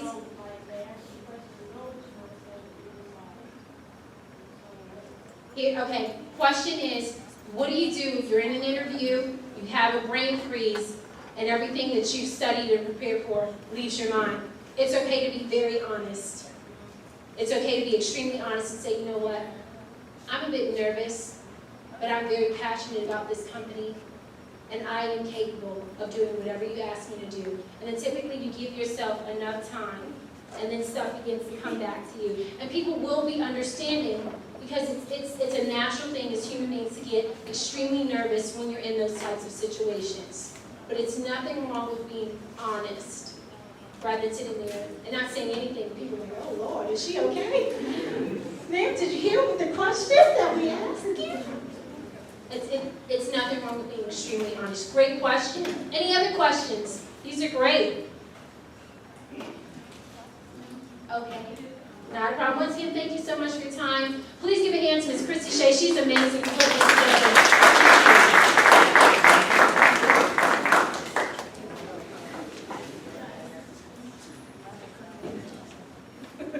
All right, we have a few minutes between now and our next speaker and our break in between. So I wanted to open up the floor. You have me in front of you, all you criminal justice people. And if you have any complaints or questions, I was told by Jackie, my voice of complaints, that I haven't been in any classes this semester and he was missing me. So I don't know if any of you all are missing me in your classes and you have some things you need to talk to me about, but this is your time to do it. Yes? Are there going to be more face-to-face criminal justice courses offered this fall? We're hoping that you're going to fill out those surveys on your desks in front of you, and if we get some answers that we need more face-to-face classes, we're going to do that for you. You can fill out more than one, sure. I've been hearing every time I go to a class, the number one question is that question. We need more face-to-face classes, and then I put on face-to-face classes and I get 4 people in the class and the classes drop. The problem is you people need to get with your cohorts. All of you people in here that want face-to-face classes, raise your hand so everybody can see you, and you guys get together and make sure you sign up for the classes. As I've said before, I need 10 students in a class for it to go. So if you want face-to-face classes, I need 10 students. So, the problem is that online classes never have a problem with enrollment. So the college is about money, right? That's how we operate, that's how they pay the instructors. So if we never have a problem with online classes always are going. If there's a problem with face-to-face classes enrollment, they get canceled. And then the next term I can't find an instructor who wants to teach it because they're upset that they got canceled the semester before and they lost out on that extra income. So the answer to the question is I will do whatever you all want me to do. If you want face-to-face classes, I will give you face-to-face classes. I have posted 2 job openings on our website for 2 new instructors strictly for face-to-face classes, but you all have to sign up for the class, so. Depends on if there's ASB. So, a lot of us raise our hands, how many of y'all are going through your bachelor's in the fall? Most of them are, yeah, and there are that are open, but the bachelor's are no. Okay, there was several bachelor's classes that were held, that were on the schedule for this semester, that were entered as hybrid. The only difference between hybrid and face-to-face is that you're meeting in 8 weeks versus 16 weeks. The last survey we sent out, bachelor students wanted to stay in an 8-week semester. So in order for you to be in an 8-week semester and you want a completely face-to-face class, you would have to meet 2 nights a week for 3 hours. Nobody's going to do that. So we made it hybrid. Meet 1 night a week for 8 weeks. Your assignments will be turned in online. I had an awesome instructor lineup. Who in here likes Chastity Brand? Do you think I got enrollment in that class? No. I had 9 people signed up for that class. The class was going the day before class started. All but 2 dropped the class because they want online, they didn't want us to go. So, that's why one of the questions on your survey is, do you want face-to-face? If so, how do you want it? What days of the week will work for you? She does both. No, we've been Yeah. all day. That particular one was a Lakeland class, which normally I have no issues with doing on Lakeland, but I did. We also had to drop our crime scene class this past semester on the bachelor's crime scene class. We had to drop it because we had 4 students signed up. That's my issue, is that I can't have them if I don't have them. Yes. No. There's intro to crime scene in the lower level, and there is intro to forensic science in the upper level. Why are we not having more forensic classes? I will tell you why. We are a state college. We are not a private. We are not a public university. Therefore, it is required of us that we have to report to the state that when you all graduate from our program, you're going to actually get a job. There are no local jobs in forensics or crime scene.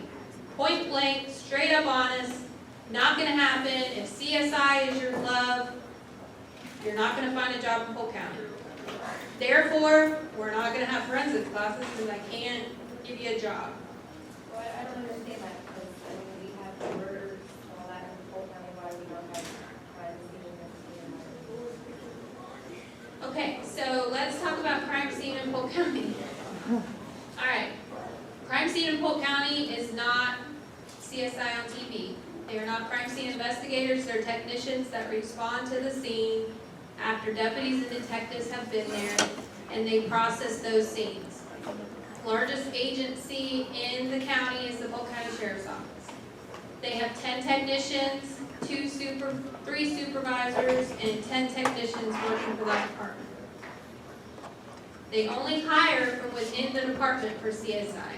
So, for example, if you want in CSI, they're not going to hire you if you haven't already been with the Sheriff's Office in some other area and proven yourself as an employee. I cannot think in the 21 years that I've been at the Sheriff's Office where that has ever been different. They only hire from within. That is why. So you can get your training from them pretty much too? You get hands-on training from them. They send you to specialty classes once you're in it. To be honest, you don't need a degree to be a CS crime scene tech. You need a job at the Sheriff's Office, and to get a job at the Sheriff's Office, you need a degree because the sheriff is super degree oriented. So if you want to be a CSI for the Sheriff's Office and work murders and all that fun stuff, then you're going to start as a dispatcher like Stacy Booth, or you're going to start as an ID tech like Stacy Booth, or you're going to start somewhere else, and when that position comes available, you're going to have to put in an interview for it and hope that you get it over the 20 other people that think they want CSI. If I've never been anything, I will always be honest. So that's why we don't offer courses. I'm not going to offer courses. I can't guarantee you a job in CSI. I can guarantee you a job, it's just not going to be in CSI. Yes?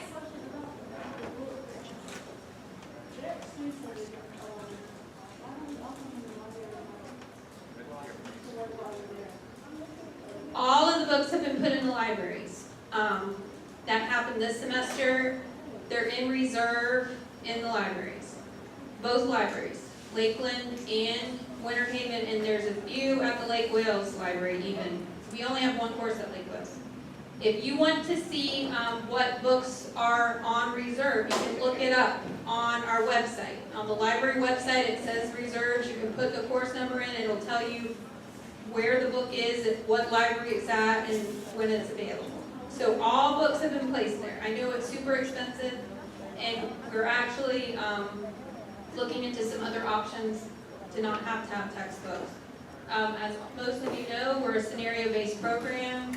We only hire practitioners that work in the field. Therefore, sometimes that textbook information is not really scenario-based at all, is it? I mean, it's up to the instructor to make it that way. So. Yes, sir. As far as that building they're building for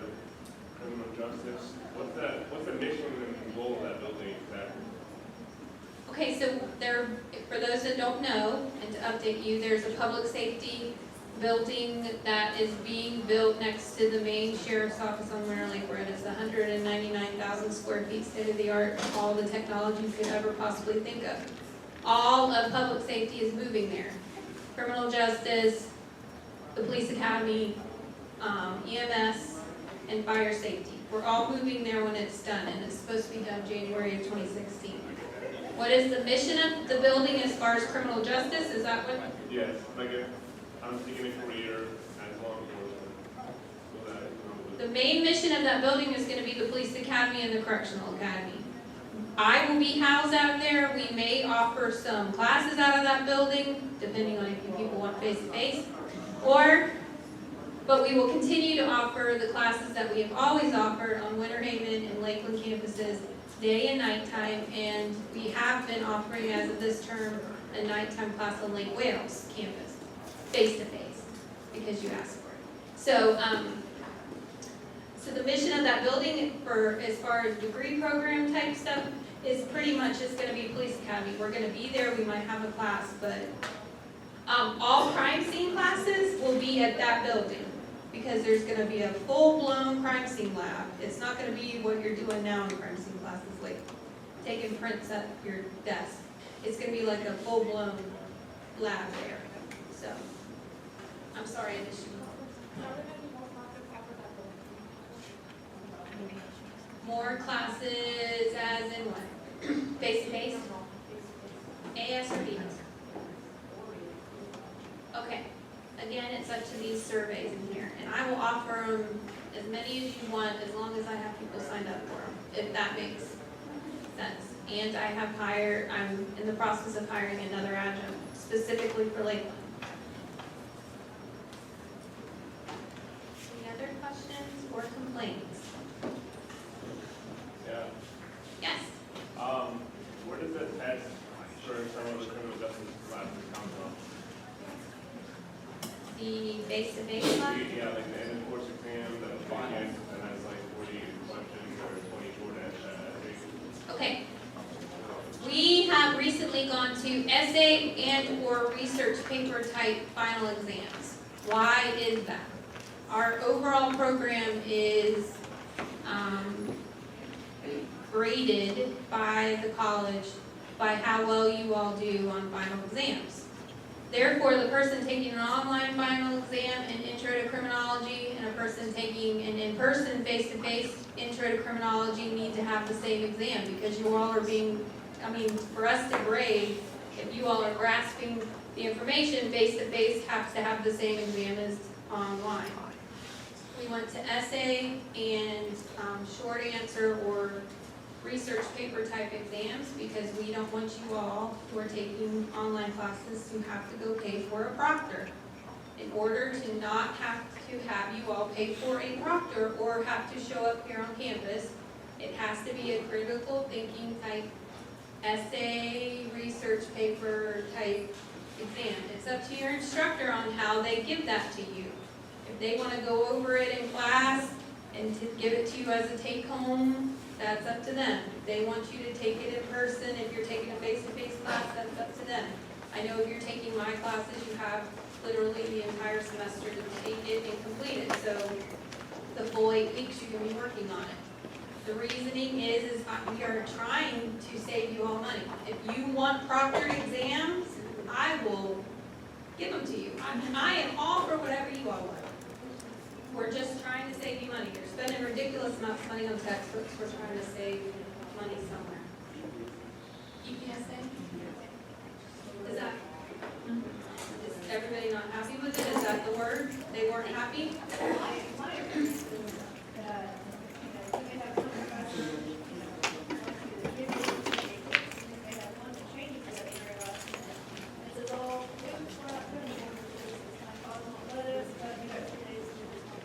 Are you talking about Robert?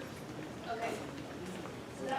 That was, I understand there was some issues with his class specifically, and that was miscommunication between him and I. And I'm not saying it was his miscommunication or my miscommunication, but there was some miscommunication. All instructors were told that we need to do critical thinking, it's specifically for online classes, because of that reason, that we don't want you to have to go pay for a proctor. And the same exams for the multiple choices were being used class after class after class, because we're grading the program based on that final exam. So you could have taken the exam, given the answers to your best friend, and they would have made 100 on the exam. And how are we really making sure you all grasp the information unless you write about it? I've been taking online classes for 2 years now, and it was always you kind of need to finish everything. Last semester, I don't know if it's the professor or if everybody has to do online now, but they're making it to where you can't do it all in one day. Turn it all in, you have to separate it between 3 days and class credit or and then online classes. So when I have the time, I get it done and I'm not really on a specific kind of schedule. Is that just the professor or is that how online classes are going to be? All due dates, and I can only speak to due dates, it's up to professors. So if the professor wants you to write a discussion post and then respond to 2 people's due, that is up to that professor. I mean, I don't require that, but other people do. And the reason why some professors require that is because they want a discussion. The fact that we can't sit here and talk back and forth and debate a topic, the reason why he wants you to go back in is so that you can see if somebody responded to you and you can then respond again. Most of the time in these classes, you'll put your 2 responses, and that's the last time you log on that week. And you don't respond to me when I'm asking you questions, and you don't respond to your classmates when they're asking, and there's no real discussion. So to answer your question, it's up to the professor.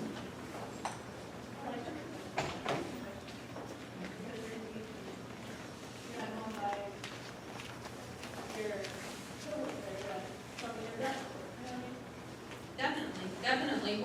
We urge the professors to have more interaction and feedback, and you might see some changes in that coming up soon as well, because policy in the criminal justice department has changed a little bit in the last semester.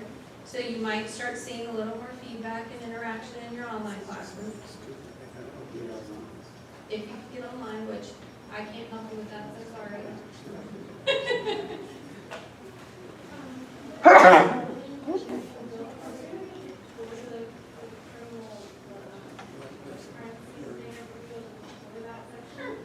We can set up a tour. Next year's teach-in is going to be there. So we can do a whole tour of the entire building as part of one of the blocks for next year's teach-in. They actually have an auditorium that's going to be built that's going to have a mock courtroom in it, so that like that courtroom thing that Professor Wilson has, we're going to have it there. So.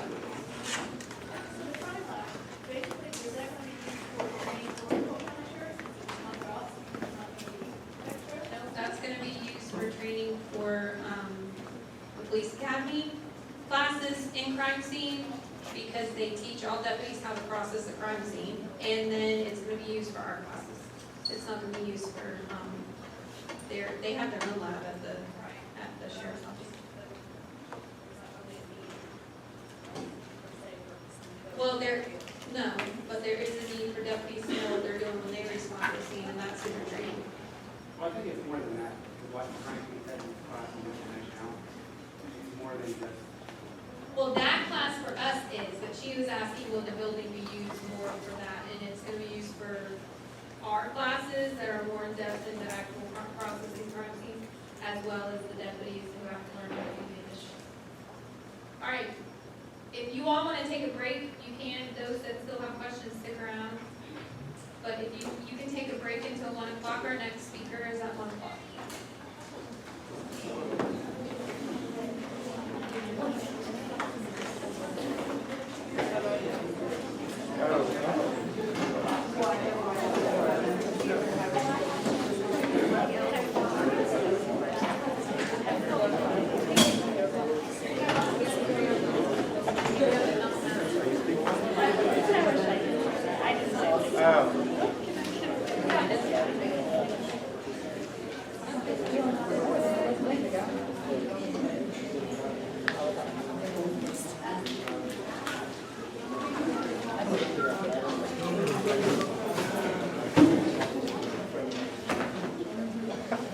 get better.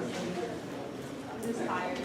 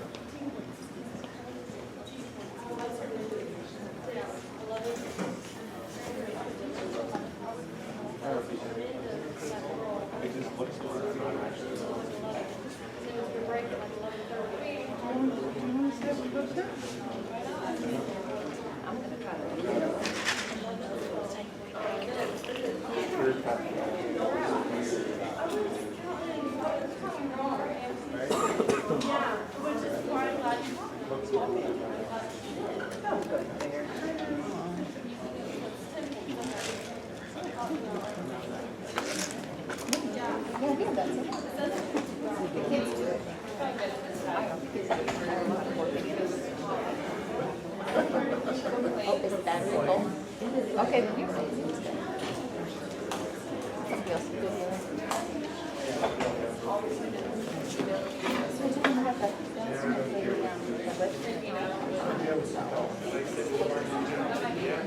No, not at all.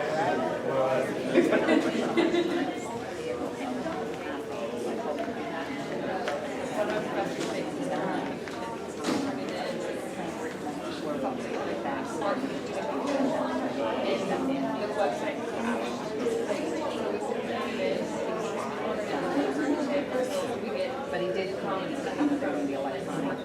We're all like, just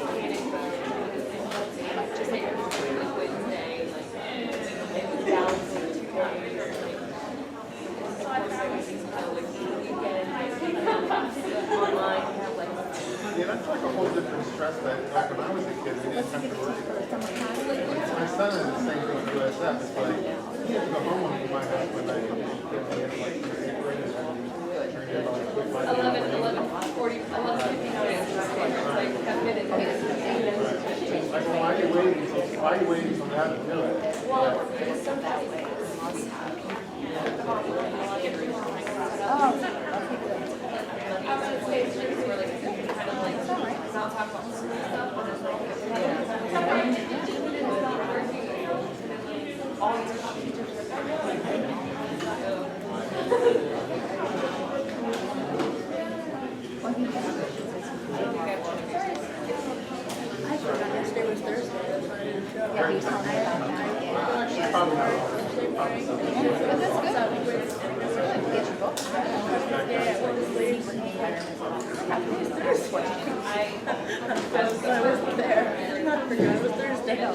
boy, oh, you're all set. You have to have a passion. You know what that would plan? I think it's really interesting.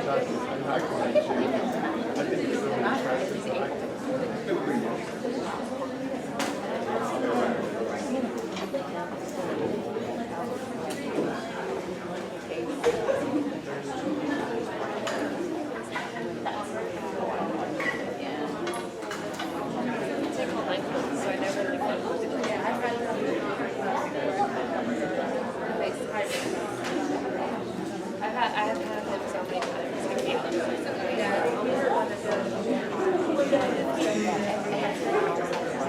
Or you lose 10 points. Yeah, he's made that comment to me before. Like, did your feedback from? I think in the email. I don't know. Yeah. This discussion model, right? Because that's what it says. Hence the name. I don't know if for extra to get like. All right, we're ready to get started again. To get it, can we just sign in? All right, our next speaker. On August 6, 1995, 19-year-old Christopher Blanton was killed by a drunk driver, which devastated not only his family, but the family members of our next speaker's family. Chris had become part of their family and loved dearly. When after 3 years, the case still had not come to trial, our next speaker contacted a MAD victim advocate to help with their case. It was through this advocate that Miss Mary Dean learned of the opportunity to help others in the same situation. It took a total of 6 years and 2 weeks to bring the drunk driver that killed Chris to trial, and she did not want other families to experience the same emotional trauma. Mary Dean, a victim advocate for Mothers Against Drunk Driving, has found her passion by working with victims and helping them with their grief and their journey through the criminal justice system. Ms. Dean brings with her Garrett Putnam. Mr. Putnam was rear-ended by a drunk driver traveling 90 miles per hour on Highway 98 South by the entrance to Polk State College Lakeland campus. Although he survived the crash, he is now a quadriplegic. Please welcome Ms. Dean and Mr. Putnam.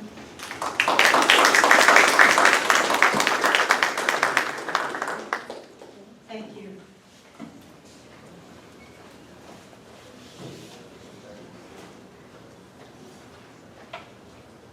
Now, I'm going to try to do the PowerPoint here.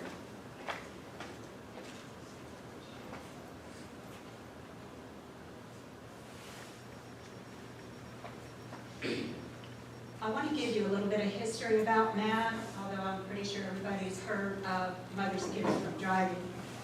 MAD was founded in 1980 by Carrie Leitner. Carrie Leitner's 13-year-old daughter was killed by a drunk driver walking home from a fair.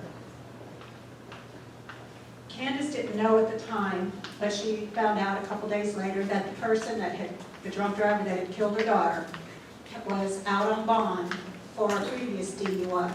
He had only been out on bond for a few days before he had killed Carrie. She later found out that this same drunk driver, even though he's a repeat drunk driver, would probably not serve any time in jail, and the most severe thing that would happen to him would be he'd be placed on probation. So Candace decided to do something about that, and she created Mothers Against Drunk Driving. In 1980, the laws against drunk driving were very lax. But she didn't let that stop her. She went and she created Mothers Against Drunk Driving, which 35 years later, this is our 35th year, has pressed through thousands and thousands of stronger drunk driving laws. Maddpub County for locally, Maddpub County was started in 1988 by some volunteers here in Polk County that wanted to make our roads safer. One of the people that was a major player in starting our chapter here was Carolyn Nunley. Carolyn Nunley's 10-year-old daughter was killed May 14, 1988 in the Kentucky bus crash. It was the worst, or second to the worst now, drunk driving death crash in history. Patty was 10 years old.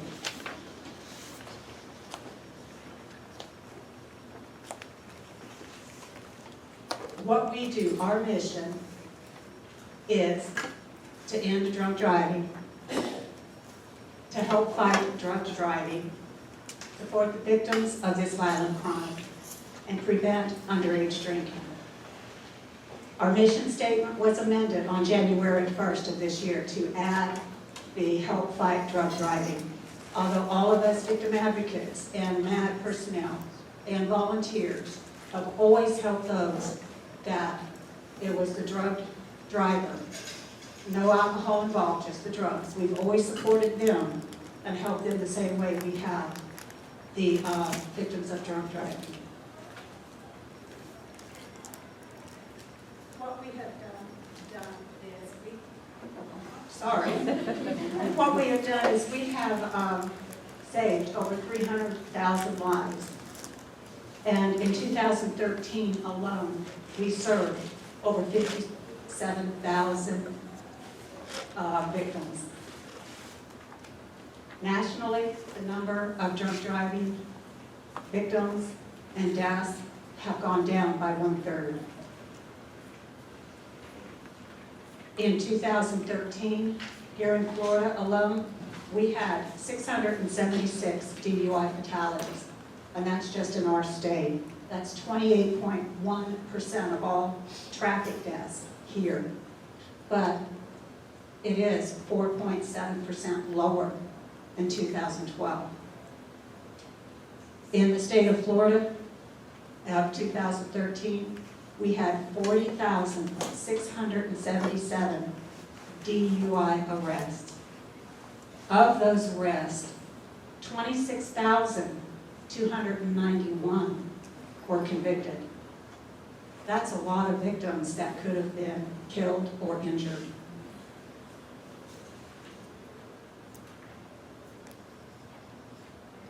We still have a lot to do. On an average, 1 in 3 people will be involved in a DUI crash or affected by a DUI in their lifetime. And look around the room and look at your table. How many of you are sitting there? And one of you, odds are saying, will be involved in a DUI crash within your lifetime. Every 90 seconds, a person is injured from drunk driving. Every day in America, 28 people lose their lives because somebody has chosen to drink and drive.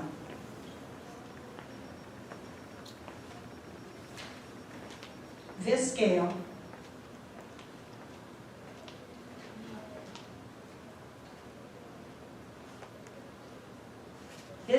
explains the blood alcohol content, and it didn't bring up the scale, but it shows on there how alcohol can impair your cognitive skills prior to even reaching 0.08. 0.08 is the legal limit, and from there you are presumed to be under the influence of alcohol. But it starts affecting your cognitive skills and your ability to drive a vehicle much lower than that. It actually starts at 0.01 when it starts affecting your reaction time. By the time you get to 0.06, your information processing and your judgment are all impaired. Okay, there it brought it up, and you can see where way below 0.08 you are affected. And for those of you that are under 21, look where it says 0.02, which if you're 0.02 or above, you're presumed to be legally drunk. see how little bit it takes to get there and how you are affected. These are the economic cost it's going to cost if you get a DUI. And this is just the economic fees. This isn't if you're involved in a DUI crash that injures or kills somebody. Those costs, there's no amount for. But this is the amount that it'll do.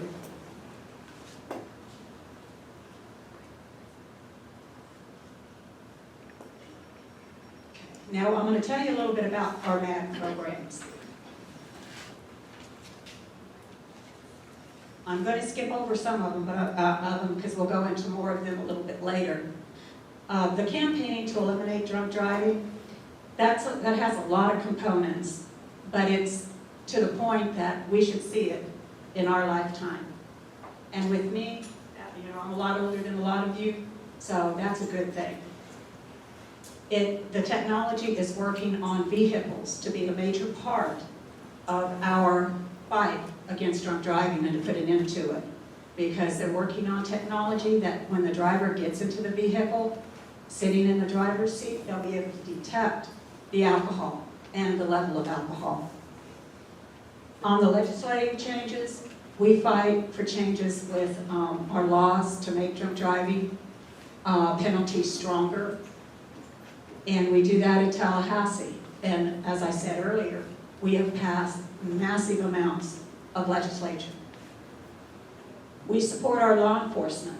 Our law enforcement are our first line of defense.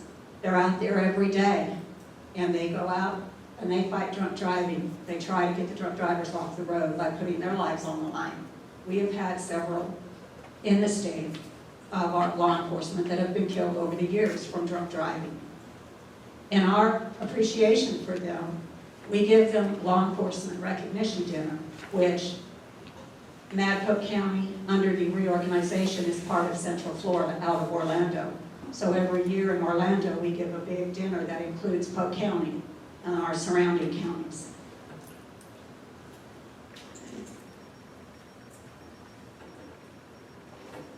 More young people die from alcohol-related incidents than any other drug or illegal drugs combined. Car crashes are the #1 killer of our youth, and 25% of those crashes are alcohol-related. A BAC, or blood alcohol content, of anybody under the age of 21 is 0.02. It's a zero tolerance, though. Youth, if you're under 21, it's illegal to drink. If you have a 0.02 blood alcohol level, then you are presumed to be legally drunk. You can suffer a lot of penalties, not only the fines that you saw earlier, you lose your license for 6 months, and it can affect all of the stuff you've worked so hard for, such as your scholarships, what you're working for in college right now. Florida is the top state for charging youth as adults if they're involved in a DUI crash that seriously injures somebody or kills them. The DUI stays on your record for 75 years and can result in license suspension, the fees, and all of the other penalties that we had once spoken about. Again, we're a zero tolerance state. Anybody under the age of 21, if you are caught with alcohol, you're going to suffer the penalties, and it's not really worth the risk.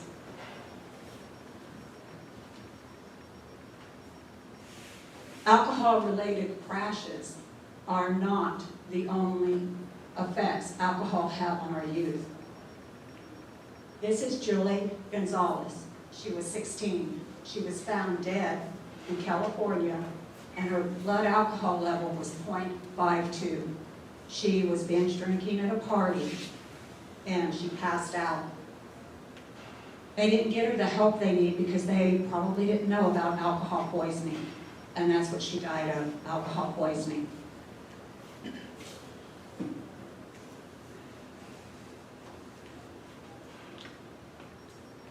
These are the signs of alcohol poisoning. And if somebody is so drunk that they pass out, you should never put them to bed, because you don't know whether they are just passed out or whether they are unconscious from the alcohol. So please write these down or remember these, whether you are, if you're an adult, remember these too. Adults have died from alcohol poisoning too.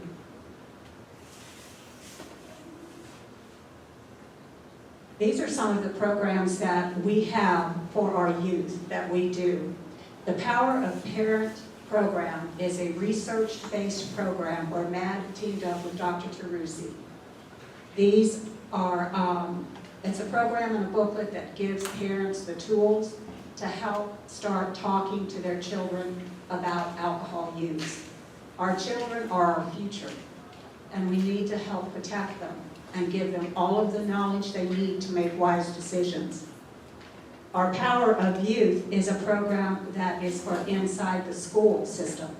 This is a program where we can give kids that want to say no to alcohol, that may be buckling under or thinking about buckling under to peer pressure. They can create a club of a bunch of them there, or all it takes to start it is 2 or 3, and a teacher to oversee the club. But it gives the children or our youth someplace to go if they're feeling so pressured, that they can go and talk to people that can support how they really feel. Power of Community is a program we are coming out with, and it will be released probably within the next few months. Power Talk 21 is our national day. It's April 21st, which just passed this week. It's a national day that MAD has going on for parents to start talking to their children about alcohol. On there, they were able to go online, print out free booklets. If they couldn't get one from us, they could print them out there, and the tools, and start talking to their kids. And that's a national day. Here in Polk County, we had our mayor, our BOCC, and those signed proclamations declaring Power Talk 21 is April 21st.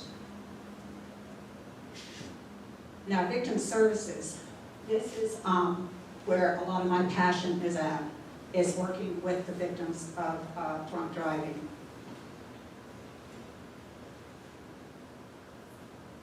First of all, there is no charge for any service that MAD provides, whether it be victim services, community awareness, or working with the youth.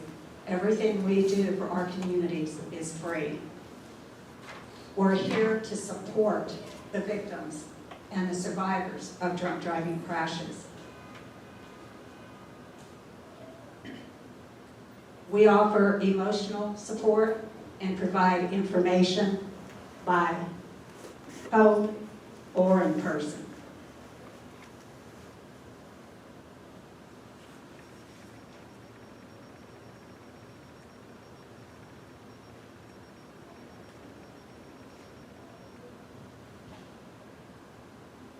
If we're requested to, we will go to the hospital to see victims and meet with the victim's family. We will attend their funerals, and we will accompany them to court. That's what I do a lot of. I go to court with victims. When you lose somebody you love, or your life is injured and it's not going to be like what it's ever been before, you're thrown into the criminal justice system and you're not sure what's going on. And I know that you guys are criminal justice majors, so if you proceed out to be law enforcement, you will be one of the first ones responding to victims and notifying victims that their loved one's been killed or injured due to somebody else's choice to drink and drive.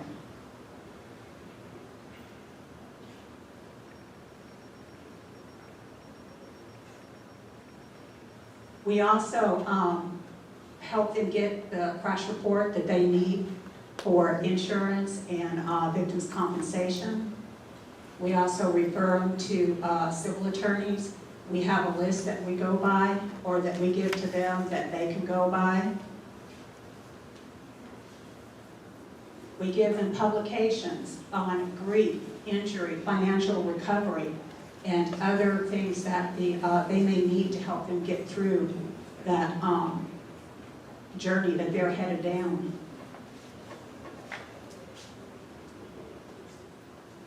We also help them file for victims' compensation. Drunk driving is considered a violent crime, so they qualify under the Attorney General's Victims of Crime Compensation Act. So we help them file it, get the documents, and go through that process with them.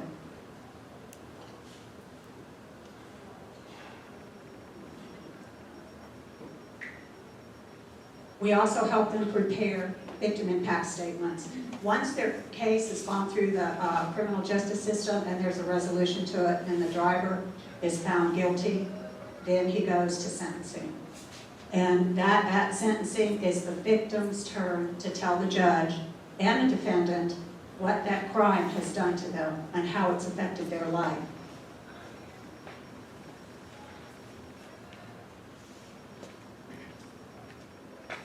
We also help them get a roadside marker if they wish for their loved one, and I'm sure you've probably seen a lot of these. We call them the lollipop signs that say drive safely and in memory of. A lot of those, if not most of them, are from people who were killed by drunk drivers. DOT puts it up at the site of the crash. And we have several on I-4 that were from Polk County residents that were killed on I-4 due to drunk drivers. This is our candlelight vigil. We hold a candlelight vigil once a year. And with that, the victims come in and they light a candle. They either light a candle in memory of their loved one, and we hold them in December because the holidays are coming up and they are the hardest times to get through when you've lost somebody you love. And they come and they light the candle in memory of it, and then they also hear uplifting, motivational speakers to help them try to make it through another year.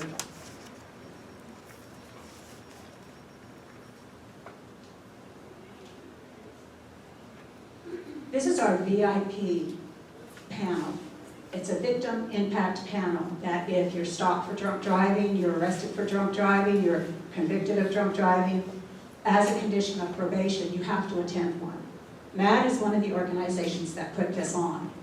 And our goal there is to tell the offenders that have chosen to drink and drive what has happened to us, what somebody's choice did to our lives, and try to influence that if they go through this again, if they go out and drink again, that they choose not to drink and drive, that they'll make a plan before they take their first drink.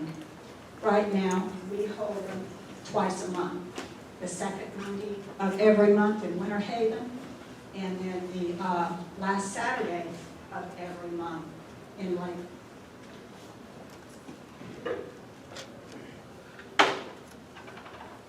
We also have a 24-hour hotline that victims can call if they've been involved in a DUI crash.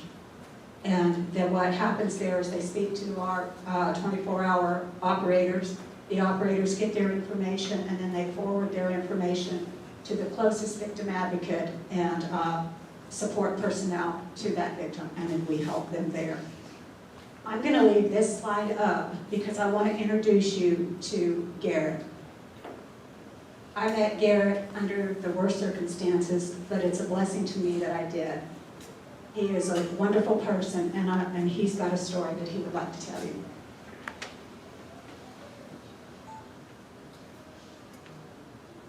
Can y'all hear me in the back?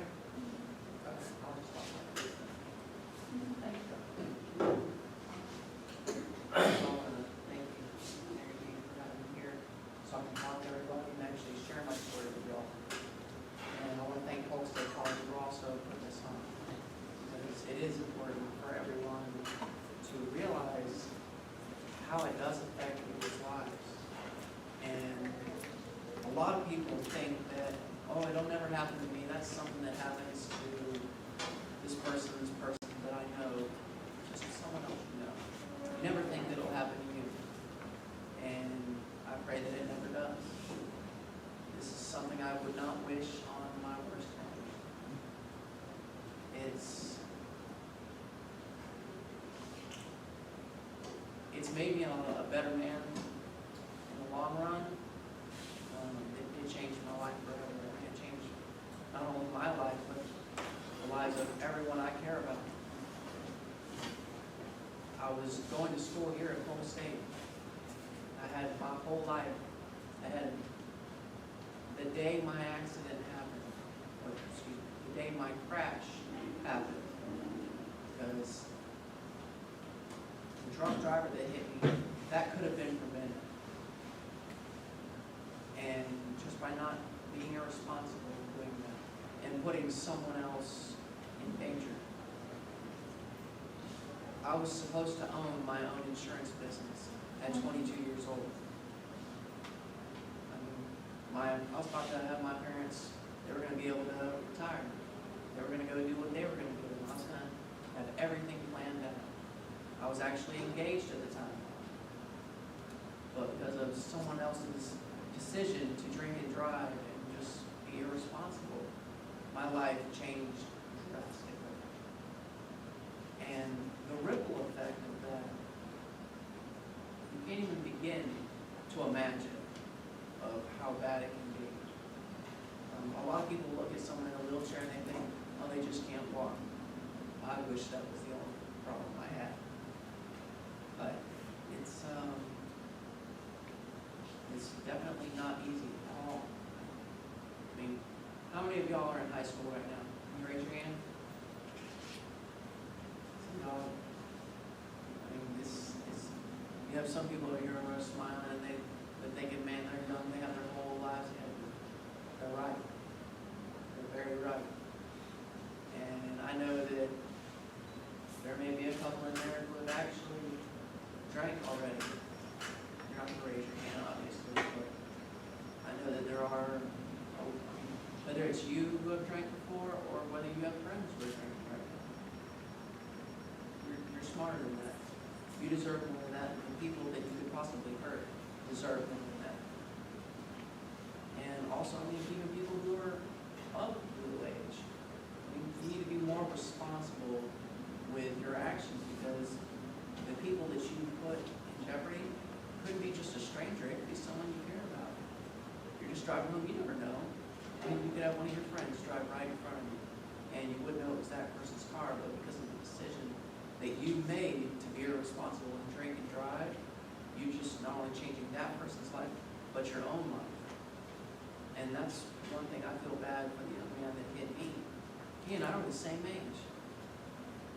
And he's actually not going to be able to see his first child born because of the decision he made.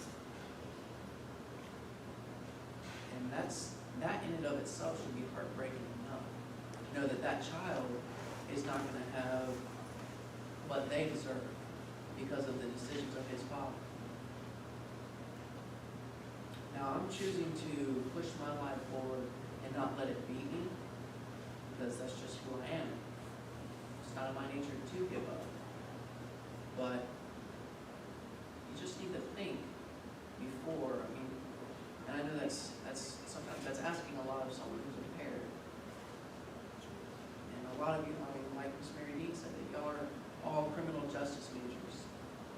Y'all want to have something to do, whether it's corrections, whether you want to be in law enforcement, whether you want to be in a police department, a deputy. I mean, I have the utmost respect for law enforcement because without them I would not be, I probably wouldn't have made it through my crash.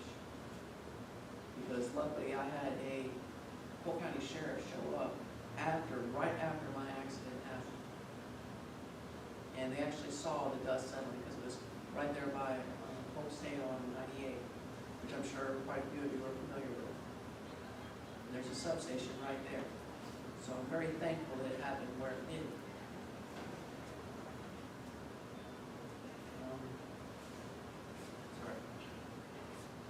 It's extremely difficult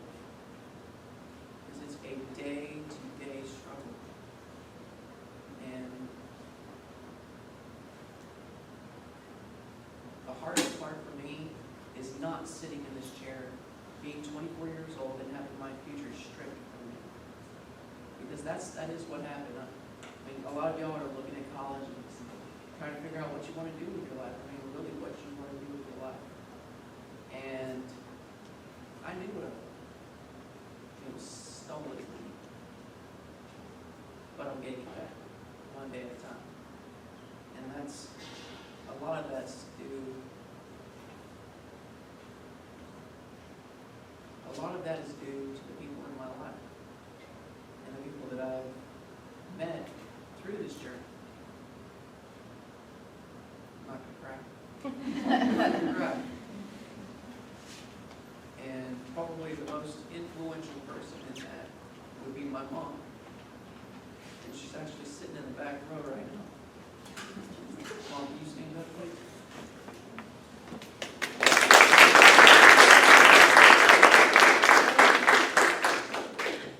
Whenever y'all, I'm not gonna do it. I'm gonna cry. Whether it's, like I said, whether it's you who drinks and drives, or it's someone you know, whether it be a family member or even a friend. Like I said, everybody here knows somebody that has done it once.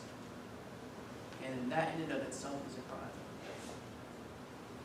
But if you get a call and they say, hey man, I can drive, I'm trash, blah, blah, blah.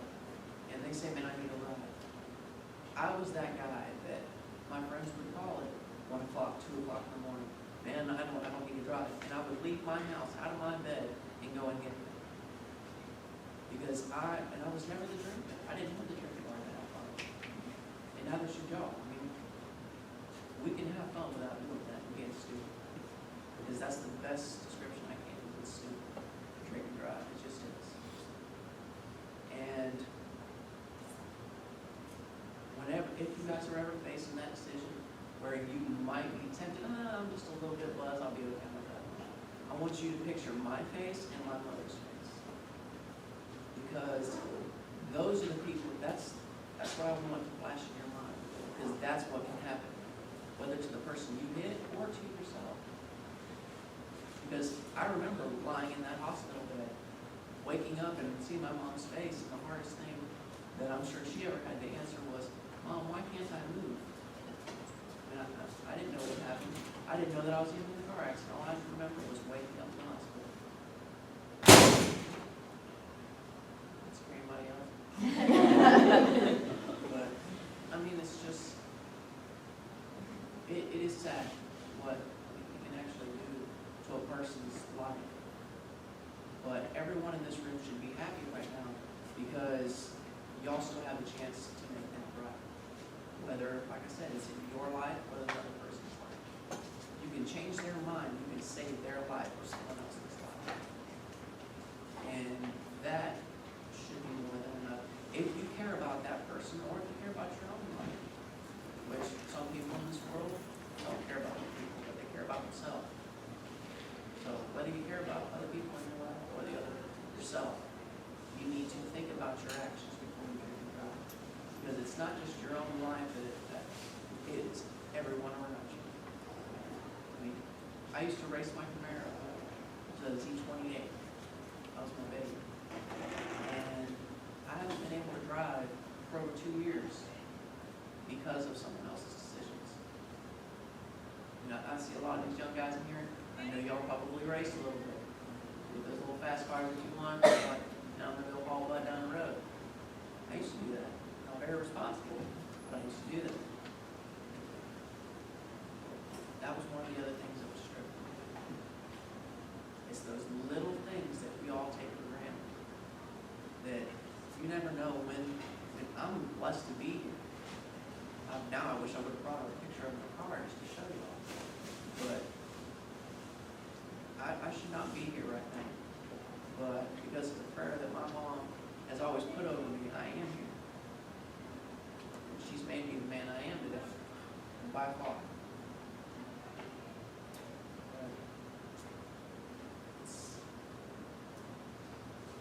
It can all be avoided. We just, you know what, I need a phone call. Call a taxi. Do something. Do something other than get in that car. I mean, tell you what, if one of y'all is ever drunk and you need a ride home, give me a call. I'll come get you. Serious, because it's not worth it. It's just not. Whether it ruins their lives for you or not, you don't deserve that. But I would like to just leave you guys with one thing before we go. And this is a poem that I wrote. And this was December, right after my accident. And like Miss Mary Dean said, the hardest time for someone who has either lost someone or gone through a traumatic experience, like myself and my family, countless others have, it's the hardest time because you're missing your family, you're missing people that you usually spend time with. Because I had to go up to Jacksonville to do my therapy because there's not much here in Polk County. And I wrote this poem not only for myself to try to put it on the paper, but I also wrote it for anyone who's going through a hard time and just needs that encouragement. And it's called The Fight Within. Sometimes in life, bad things occur. Why they happen, we're not quite sure. I do know this for a fact. You can beat this by how you act. These walls of trials can seem so high. They're not something you just walk by or around. You must reach back and knock them down. Some may say it was God's will for you, while others will ask, what did you do? The cloud of doubt will linger close, and you must remember what matters most. What lies in your mind, and also your heart, will hold you together when falling apart. You are not alone in this battle you face, though it may seem so when running this race. I know that the end can seem so far, but you can get there if you just work hard. When you're ready to quit, about to give in, please reach down deep to the fight within. Thank you, guys.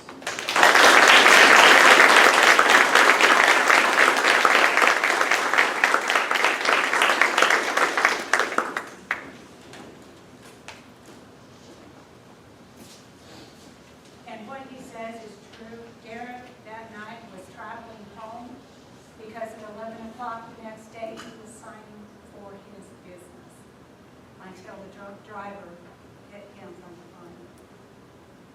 So Derek, I thank you for coming out, and I love that poem because it's so true. We have to keep going on. We can't let it stop us because anything else is just dishonoring ourselves and the people we love.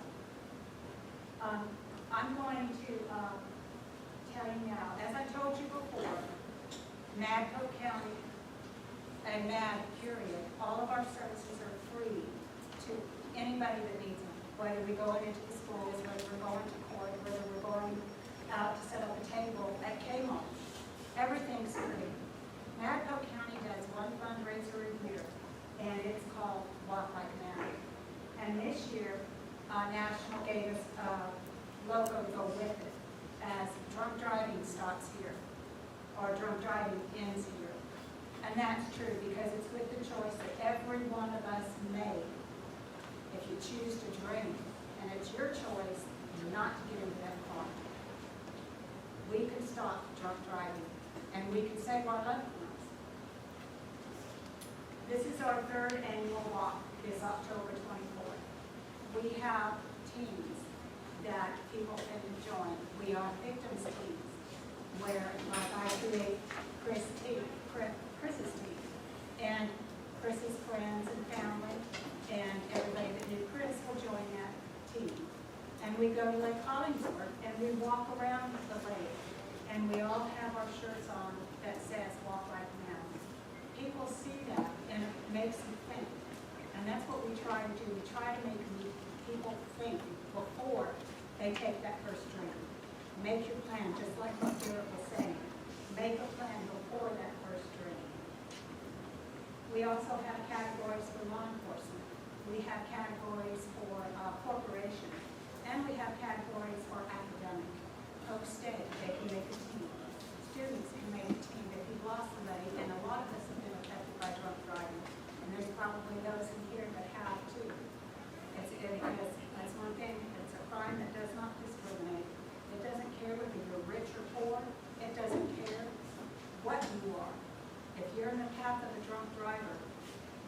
one of his victims. But for the last 3 years for our walk, I want to introduce you to Melissa Gutak. She is a representative of Bernetti, PA.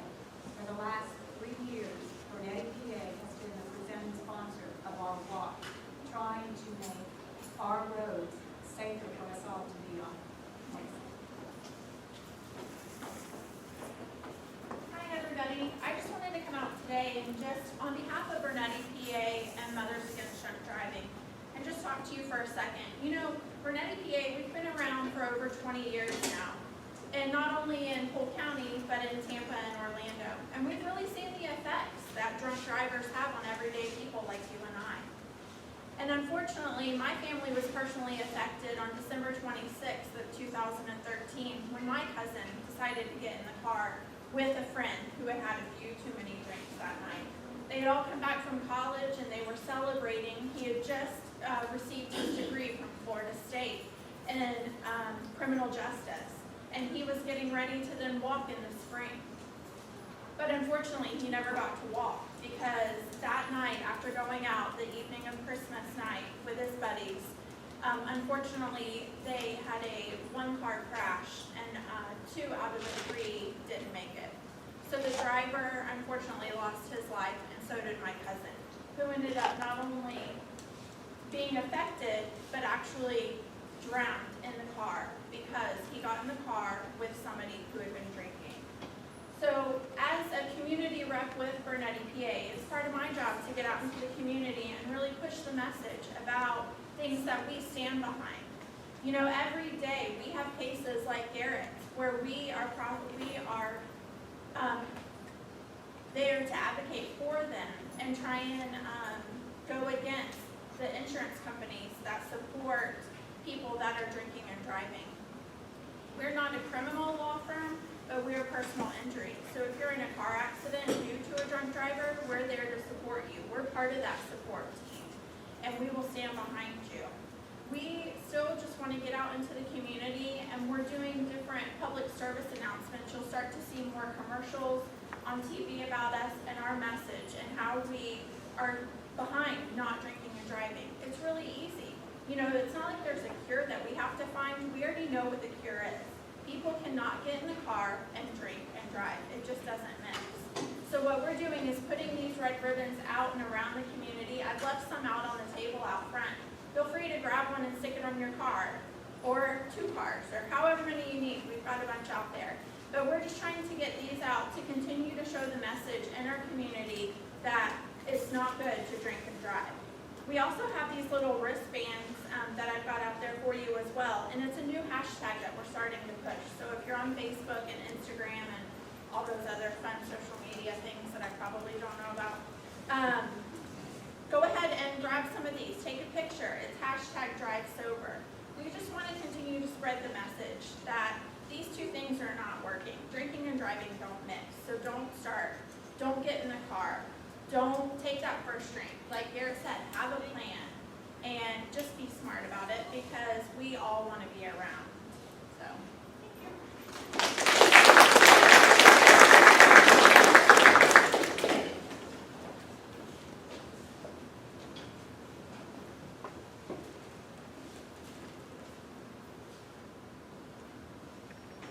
Again, I want to thank Sergeant Shea for asking Matt to be here. And in closing, I just want to say that, get engaged, get involved. If you're under 21, stay away from alcohol until you reach 21. Make that decision that you don't need alcohol to go out there and party. And I know it's not, maybe not be the cool thing to do. I was a teenager once too, so I know that there's peer pressure out there and that, but stand up and say no, that you're not going to take that drink. You've got too much to risk. You've got your future ahead of you. And being a victim advocate and sitting in the courtroom during the sentencing, when the judge looks at the defendant and says, is there anything you want to say? I can tell you now, he turns around and he tells the family, I am so sorry. I wish I was the one that had been killed, or I was the one that was injured instead of you. But and I don't doubt that, but the fact is that will never change is you cannot turn the clock back change that decision you made that caused those consequences. And it's so many other people that pay those consequences other than the drunk driver. And if you are 21 and older, then think before you drink. Make your plan before you leave the house, before you take that first drink, because we all know the first thing that starts going is your judgment when you start drinking. And you may not have that common sense and that judgment when you're so drunk not to get into that car.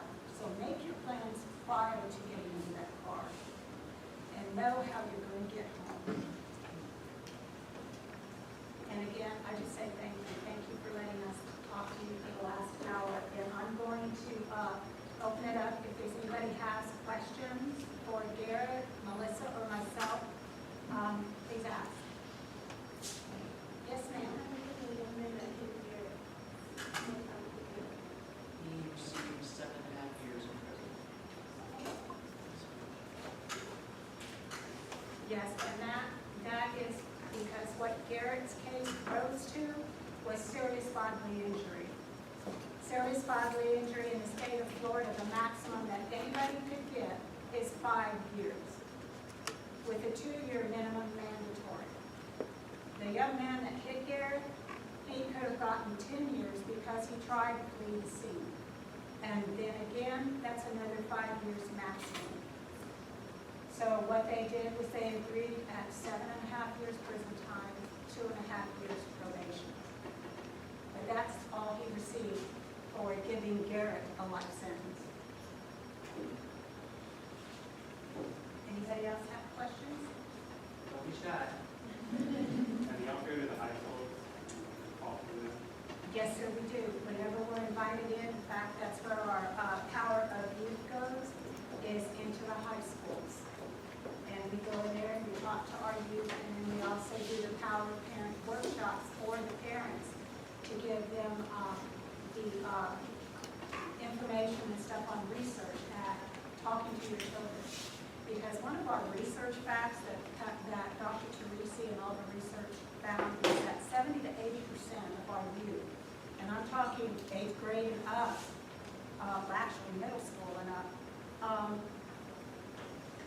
we influence our children's decision on alcohol, on whether they use alcohol and how they use alcohol. They look at their parents. So we set an example for our children. And these are some of the tools that we want to give to the parents to use. We also have a program that goes into the middle school now. That just came out during the we have a, I just have a question. I hear that when there is an accident involved with alcohol driving, usually it's the innocent person that ends up becoming either fatally injured or I mean, they either die or they are injured fatally.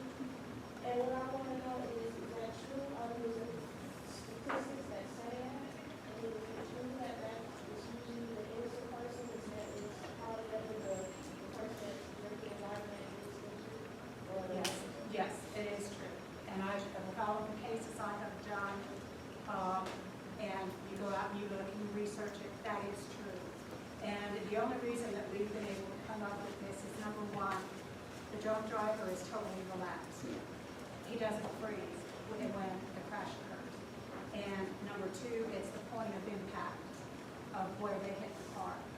I've seen Garrett's car, and you can't even tell it's a car. It's like his guardian angel put their hand over the driver's section, because it's the driver's cage is the only thing that's left intact that's not mangled. I couldn't tell what color the car was. It was just totally mangled. If anybody else would have been in the vehicle with him, they would not have survived. The steel frame of my car was bent over a foot.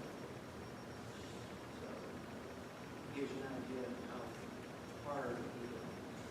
Yes, and the one other thing that I want to do, Garrett said it when he first got up here, is when it comes to drunk driving, they're not accidents, they're crashes, because drunk driving is 100% preventable.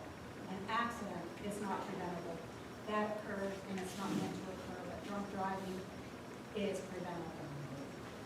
It just takes one choice. So I thank you.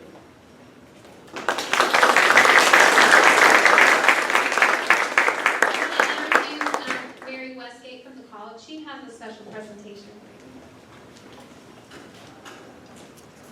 I'm going to do this without crying. I had the privilege of meeting Garrett for the first time on Monday of this week. And in our session, first of all, I am the coordinator of the disability services here on campus. And so Garrett came to me, he wants to come back to school, okay? And so I had the privilege of meeting him, and in our discussions about what he wanted to do and you know, how his accident happened, Garrett shared with me the poem that he shared with you earlier today.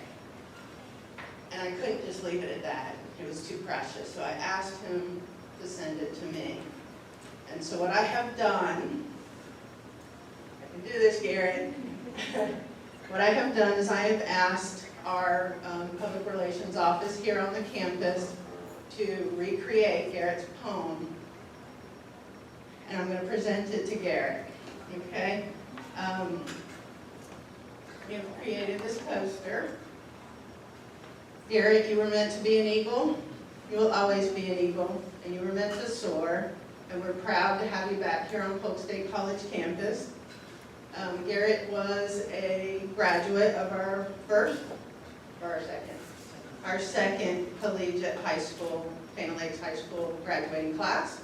So he's very familiar with Polk State College, and we're thrilled that he is back here with us today, and will be back as a student in the fall.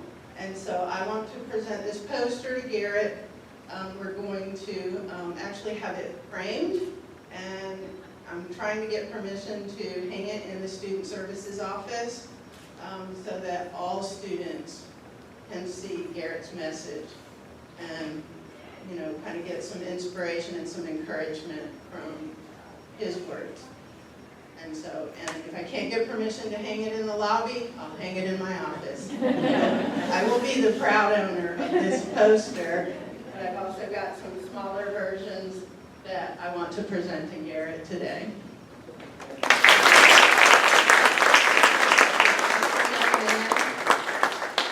And you don't know, just in that 2 hours I spent with you on Monday, the impact you've had on my life. Don't make me cry. Good. Anyway.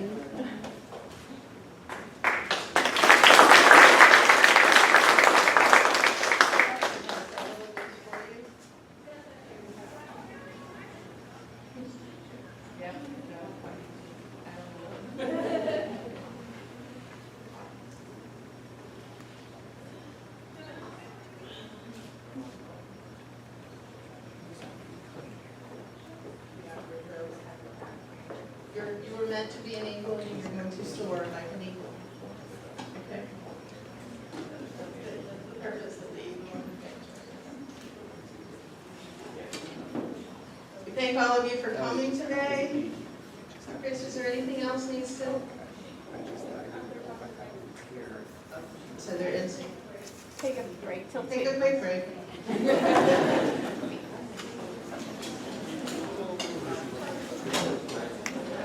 Allie, you want to tell him to be back and ready for Mr. Bain at 2? Maybe 2:05? The schedule says 2, but maybe 2:05? Take it easy.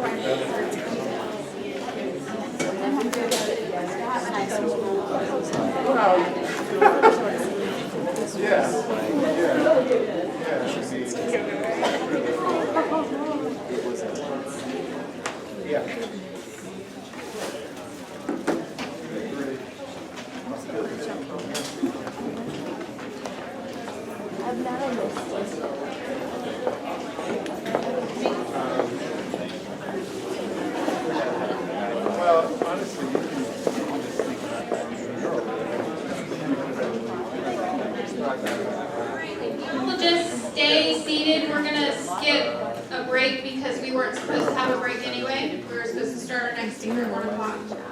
And this will give us a little extra time because this, our last speaker of the day is gonna be a good one. So if you'll just stay seated and the speaker's here, so they'll be coming up shortly.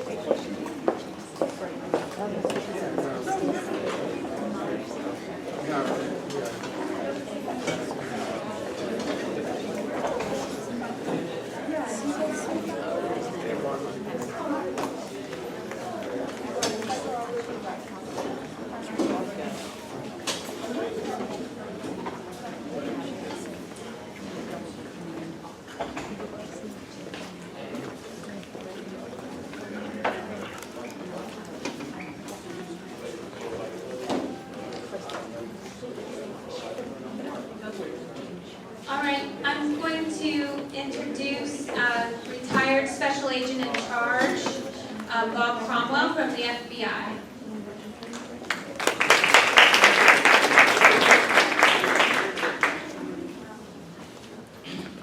Good afternoon. I'm Bob Cromwell, and I'm pleased to be here with you today. We're here to talk about the Innocence Project in Florida. Everybody know it? Anybody not know what the Innocence Project is? Okay. I was a police officer in New Jersey for 4 years. I was an NCIS agent for 3 years, and then I went to the FBI and spent 22 years in the FBI. I retired. I was the special agent in charge of the Jacksonville Division, which is basically the northern half of Florida. I had offices all over the northern half of the state.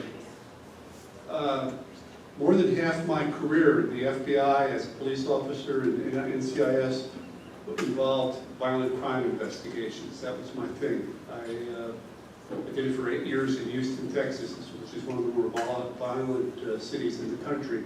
So I had a lot of experience in violent crime. And I also got an understanding of how wrongful convictions can occur.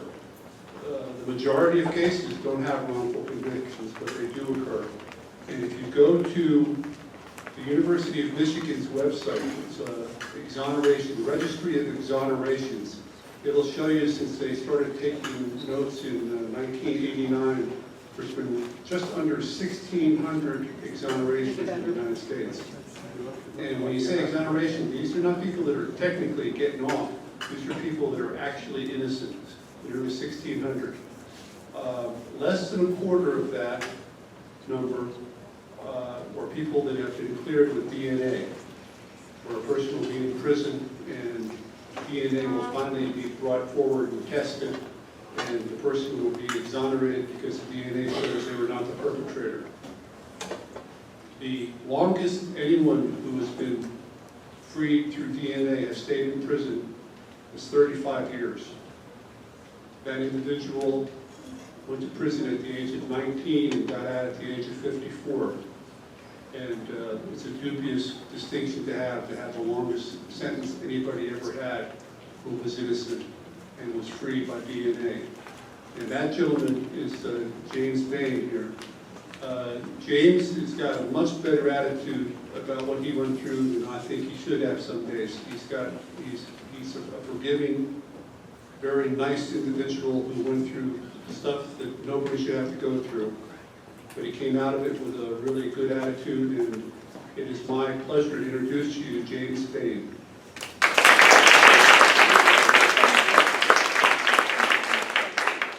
Good afternoon, ladies and gentlemen.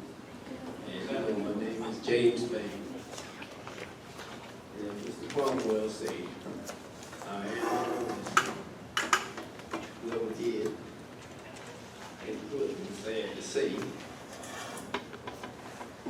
And no further ado, if y'all have any questions, I don't mind asking. Anyone want to start? Yes, ma'am.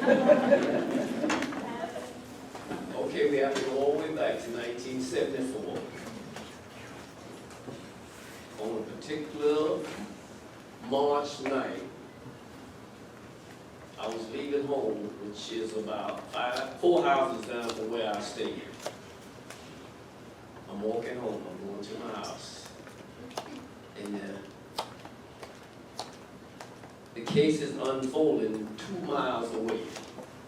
Let's picture that, ladies and gentlemen. It's 2 miles away. The case is unfolding. And I'm walking 4 houses down from my house. So I walk home. I go in. I lay on the. I asked my sister what she watching. She told me what she was watching. So I laid on the floor, on the carpet, and I went to sleep. And this time, I was walking home. It was about 11 o'clock when I was walking home. The case was unfolding between 11 and 11:30. So I went on home. So I laid down and I went to sleep. So the police arrived at the door. They knocked. They asked, "Is Jimmy Bain stay here?" She said, "Yes, he's here. He's laying on the floor there." They said, "Would you mind, we would like to speak to him?" So she woke me up. I walked to the door. And they asked me a question. The question was, "Would you go down to the station with us? We got a small problem down there we would like to clear." Picture this, ladies and gentlemen. A small problem we would like to clear up. So I go down to the station with no further ado. My mother and father sleeping in the back room. So I thought I'll just go down there and clear this up. So I went down there. They read me my rights. They took me to the jail, put me in a room. So they started kind of questioning me, what I was doing, where I was. So I told them. So they kept me there a couple of them. From 1 hour went to 3 to 4 hours. So from my understanding, my parents got word, so they came down to the station, but they wouldn't talk to them. They threatened them. I didn't know this until the trial took place. Actually, until I got a bonus bail. So I stayed there. They told me, "We're going to have to keep you overnight." I said, "Keep me overnight? What is the reason for keeping me overnight?"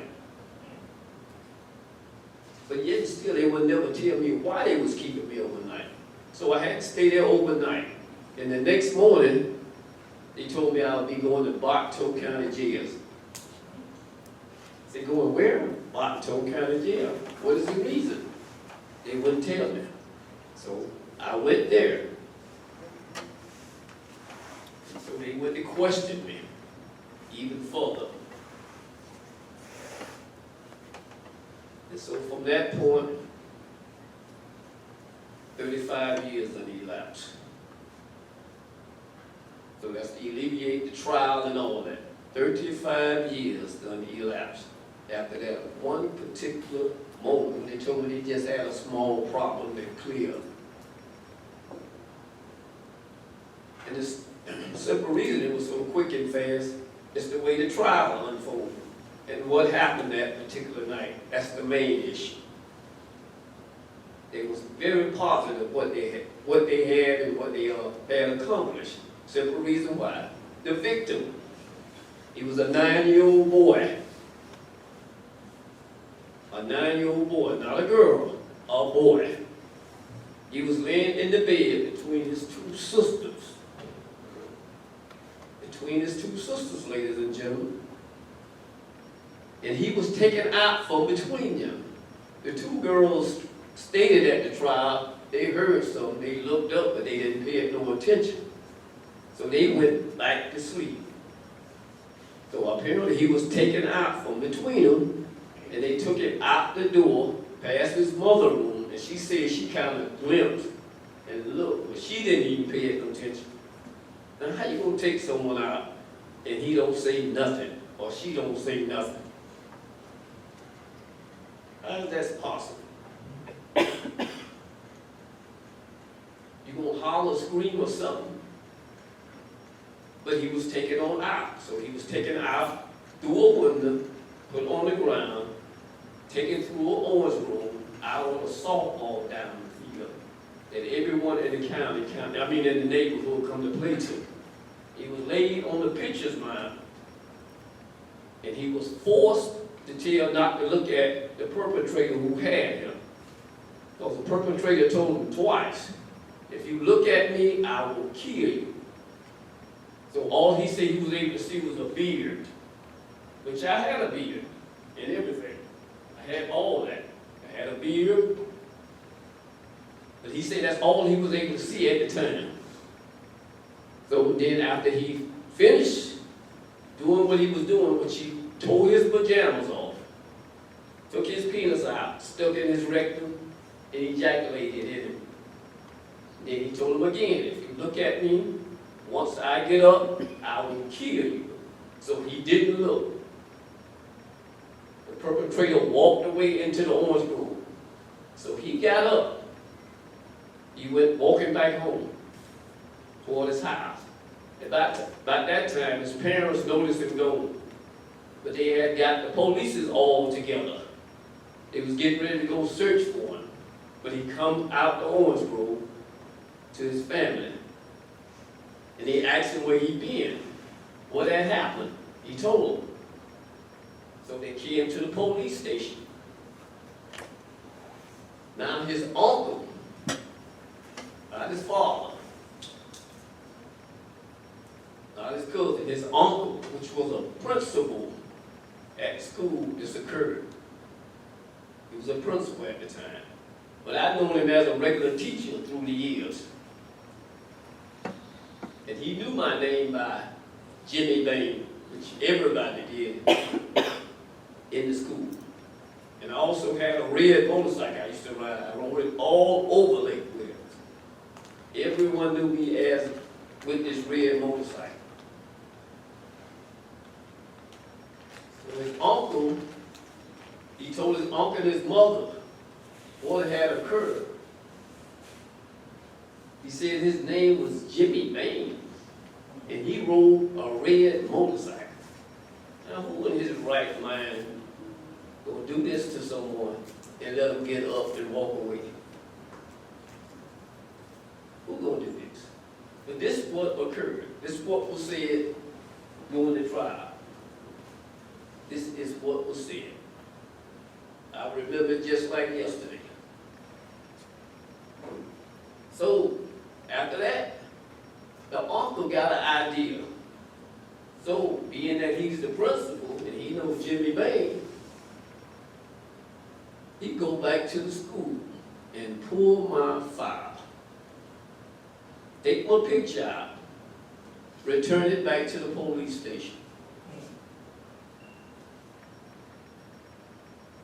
So he showed it to the police.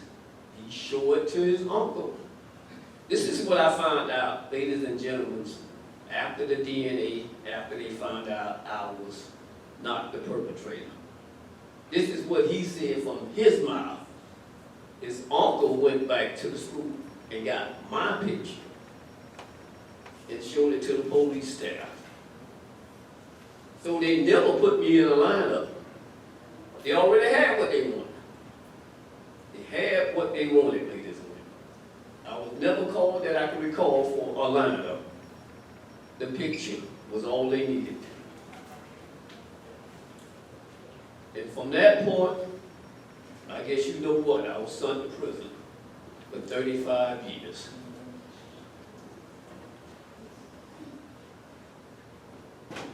So any questions? We might well get right to it. Yes, ma'am. Did you reach out to this?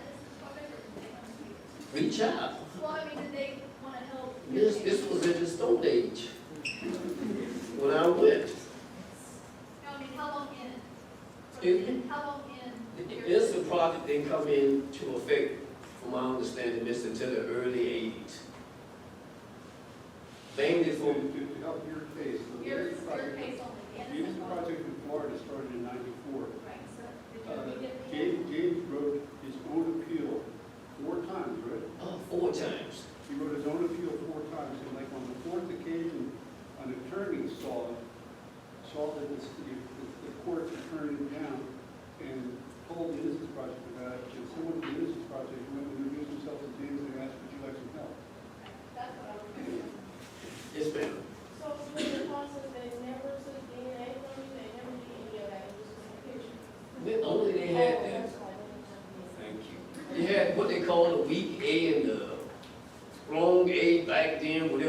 that they was using in the report and doing the trial.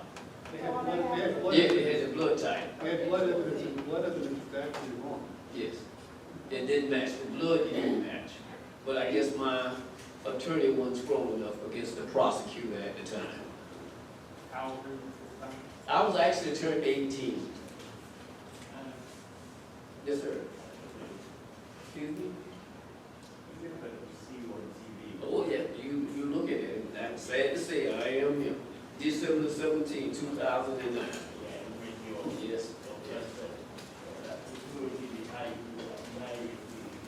yes. Correct. Correct, yes, ma'am. Yes, he went on the stand. Oh, yes, he pointed me out. And I knew in that jury face that I was going.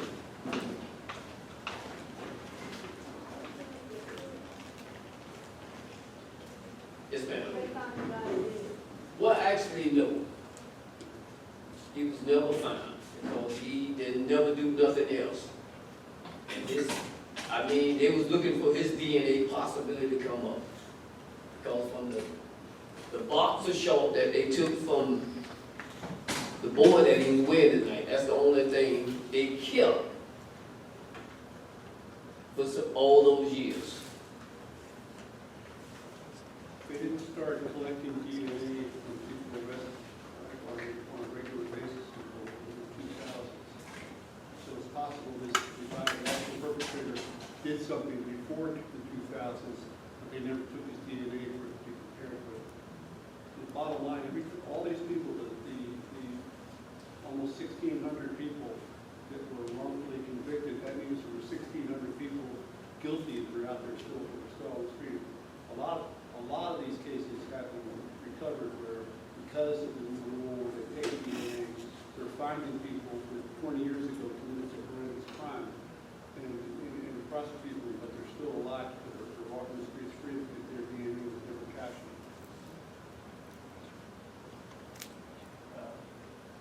Yes, sir. Oh, yeah. Go ahead, go ahead.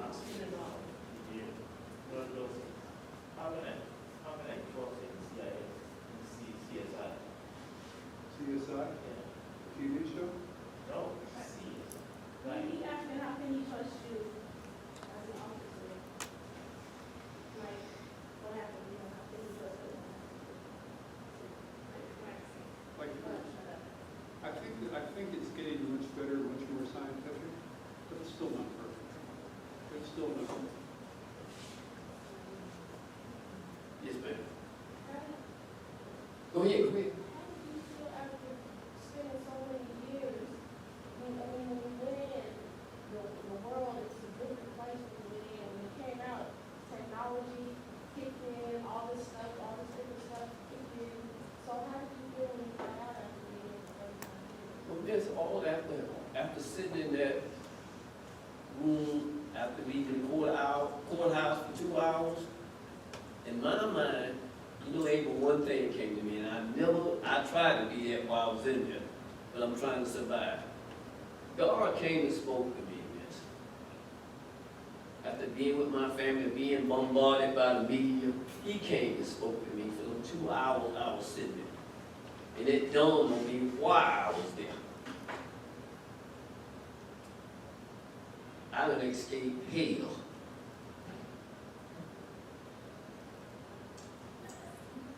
And that's the reason I escaped, because of him. So I don't have that burden to feel like Adolf Hitler or Stalin or anybody in the past for what they did and did to others, or had did to others. I gave all that to him. Questions? Yes, ma'am. In the back? Actually, I've got a question. I Yes. just couldn't get my hand high enough. Did you ever receive an apology from the family? Oh, yes, yes. He called me directly and told me about what unfolded that night. Not directly to me, but to the Innocent Project, by phone. The victim. With the uncle and with the pictures and everything. He told me this. Wow.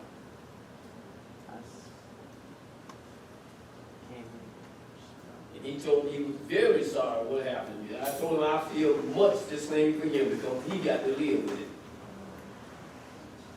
Yes, ma'am. Can you explain to them a typical day in prison, what it was like for you?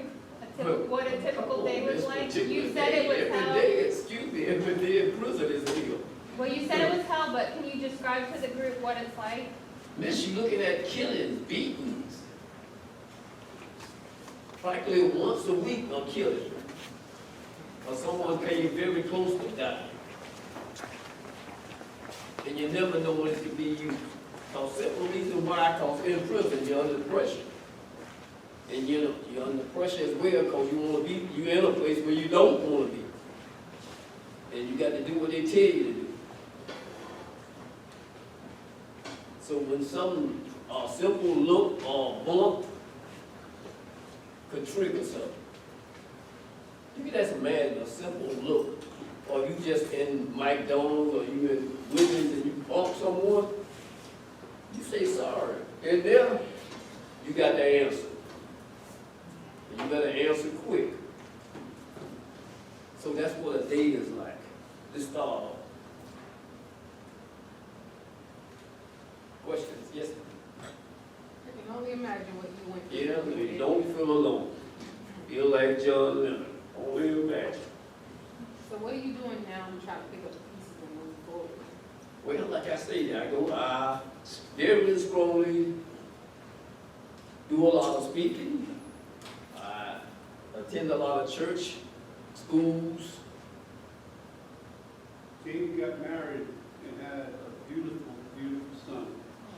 I think that says a lot too. I think that's Oh, gotta yes, be- yes, that's yes. pretty serious. Yes, I look at him each and every day.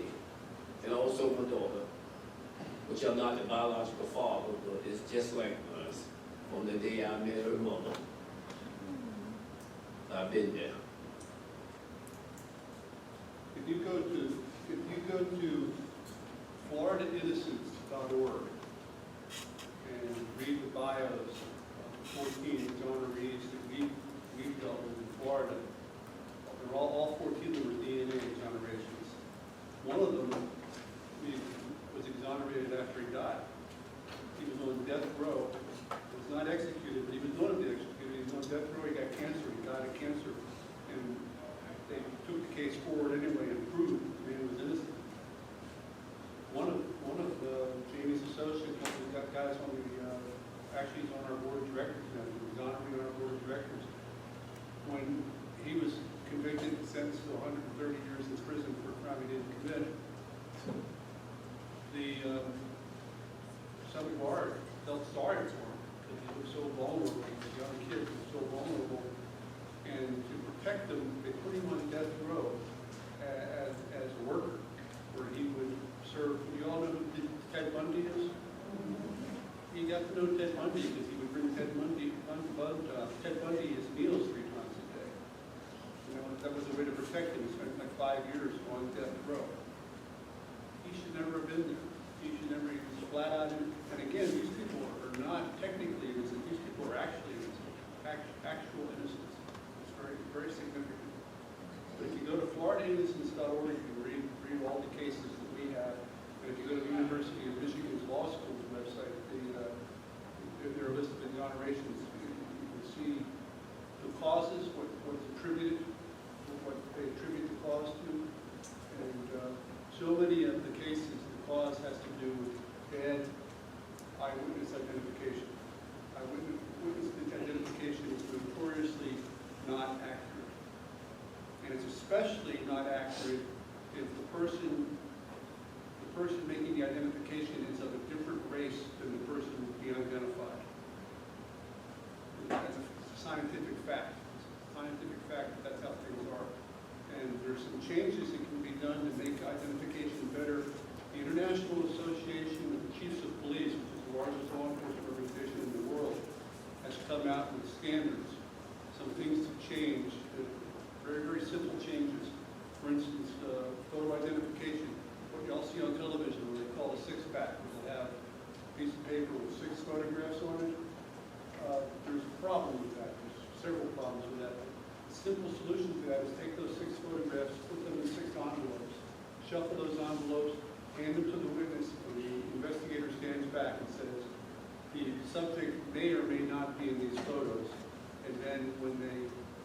an identification, at that point in time, we're asking, how sure are you? How sure are you of your identification? Because the problem is, the person will make a tentative identification.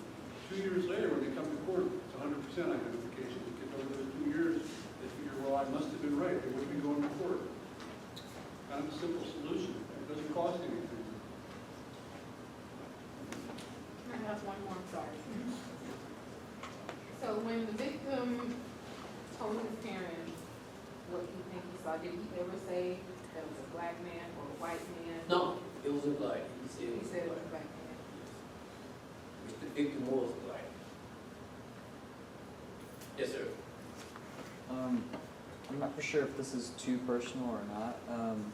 My question is, what was the most difficult part of the transition back into society, whether that be from such long exposure to prison Well, time or technology, just such as the phone, the cars. But you gotta remember, I just went in the system, actually, about 2 years before they landed on the moon, which was 68. Before they landed on the moon. Matter of fact, Nixon was in office when I went in. When I went to prison, Nixon. I remember it like yesterday. Yes, sir. She's been waiting longer, I'll wait. Okay.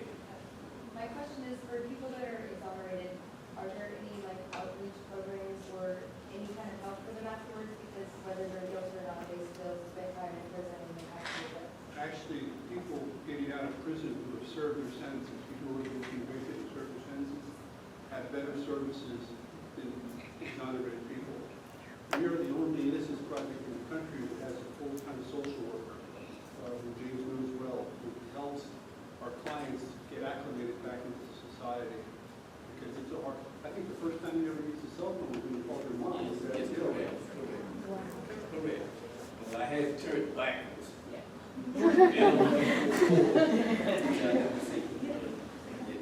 Yes, sir.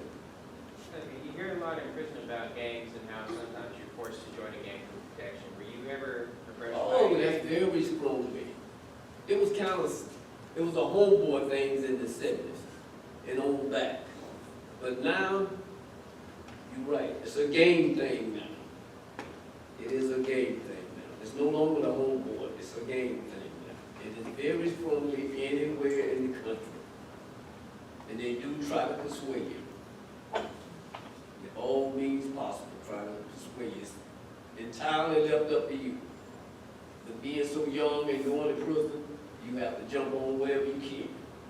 But I went in with the attitude. I'm gonna do whatever means necessary to get through this. Whatever means. To get through that, I got to.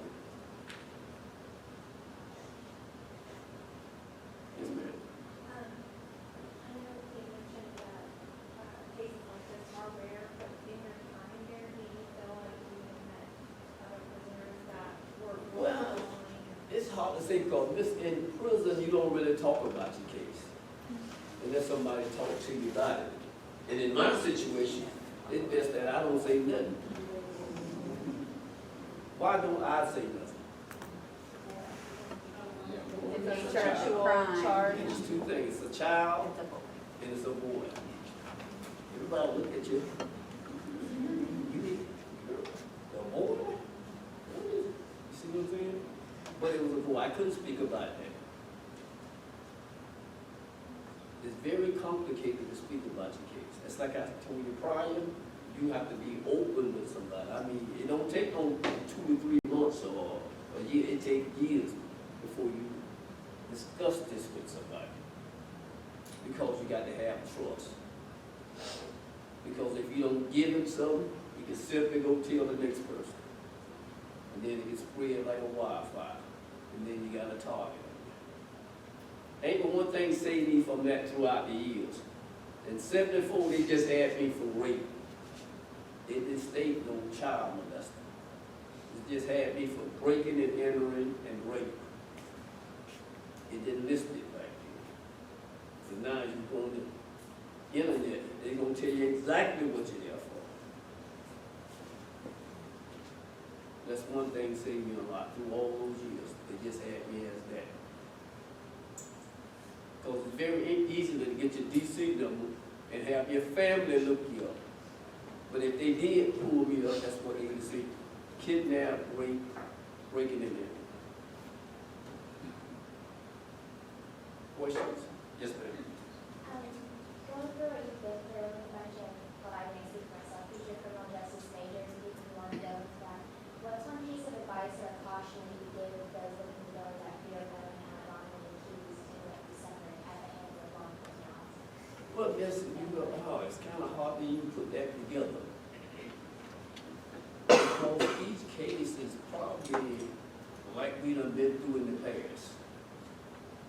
What was in this country, or wars and whatever, nationalities. It takes time. Events have to unfold before we able to look back. It's my opinion. And judge someone. Now, if you're a criminal justice major, does that mean you're going to go into law enforcement? I actually haven't decided yet. I wanted to actually go into sex crimes and work at that, eventually go to the federal level. And then I took Ms. Braden's class back there, and she's swaying me more towards the criminal law side, but I'm not sure yet. But if I went law enforcement, I definitely am wanting to specialize in sex crimes anyway, which is why I'm so just, I don't know, it's something that's really close to my heart. And so it's always something I've had a passion for. I went to criminal justice because I wanted to be close to my brother. My brother's 10 years older than me, and he was for 28 years. And I wanted to do what my big brother did. And I went to college, three years of college while I was in the Navy. Cryptology technician in the Navy. And got out of previous college and became a policeman like my big brother. My 6 years in the Navy, I had never heard of the NCIS. In fact, it was called NIS. I'd never heard of it. But after I was a police officer for 3 years, I arrested a Marine that they were looking for.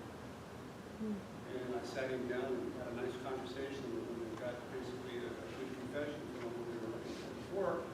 And that led to me applying to NIS or NCIS, which, by the way, those of you who are looking for a law enforcement career, don't ever forget that that's a really good agency. NCIS really, you do a little bit, it's like the FBI for the Navy and Marine Corps. It's a really good organization from my perspective. I've never watched a television show. Oh, it's awesome. Real life NCIS is great. My favorite. However, I was doing a big case with NCIS, and the guy sitting across the table to be working with me was an FBI agent. And he was getting paid more than me. And I was doing just as much work as he was doing, and I didn't like him to get paid more than me. So I applied to the FBI, and got hired as an agent. Like 6 months after I became an FBI agent, NCIS raised the pay, wages up to the same as the FBI. Don't get me wrong, I'm really glad I went to the FBI.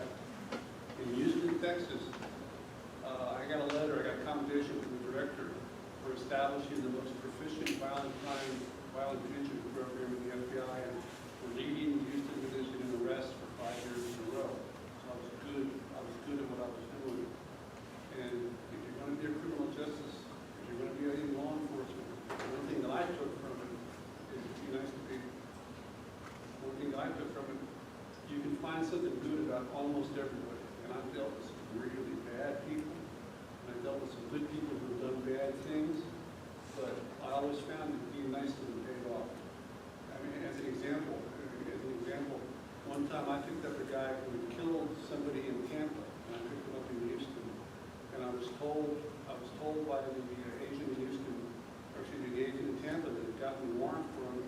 There's no way this guy's going to talk to you. He's too slick. And I sat him down, and I was nice to him. We talked to guys. I used to Rockets basketball team for a few minutes. When we talked about something else, I bought him a Pepsi. And I finally said, look, I gotta give you your rights. And I gave him his rights. He said, Bob, I'd like to talk to you about this, but I better talk to my attorney first. So as you all know, once they say they got to talk to their attorney, you can't ask any more questions. So I said, I told him, I don't blame you. I'm sitting there filling out the paperwork, and there's a wanted flyer, wanted by the FBI for murder or armed robbery. And he says, can I see that? And I said, sure, and I handed it to him. He said, you know, it says here that I shot the guy 4 times. It doesn't mention that he tried to stab me first. Well, that's a confession. And the only reason I got it was because I was nice. I wasn't questioning, but I couldn't question. But I was nice. Something that I think it's important to remember that, you know, there's reason to be decent people. In this business of good cop, bad cop, it's a bunch of them. Yes, sir. If you don't mind my asking, Mr. Bain, how do you survive day to day? Do you have like a normal job? I guess. Oh, yes, yes, I have. Yes, sir. And also people who are exonerated in the state of Florida are eligible to apply for restitution. And, I mean, how much would you want for a year in jail? What would you want to be paid for a year in jail? Because quite frankly, I wouldn't take $1 million for a year in jail myself. But in the state of Florida, if you haven't had any other criminal charges against you other than what you were wrongfully convicted for, you can get $50,000 a year for every year you're incarcerated. Which to me is peanuts. So it's not-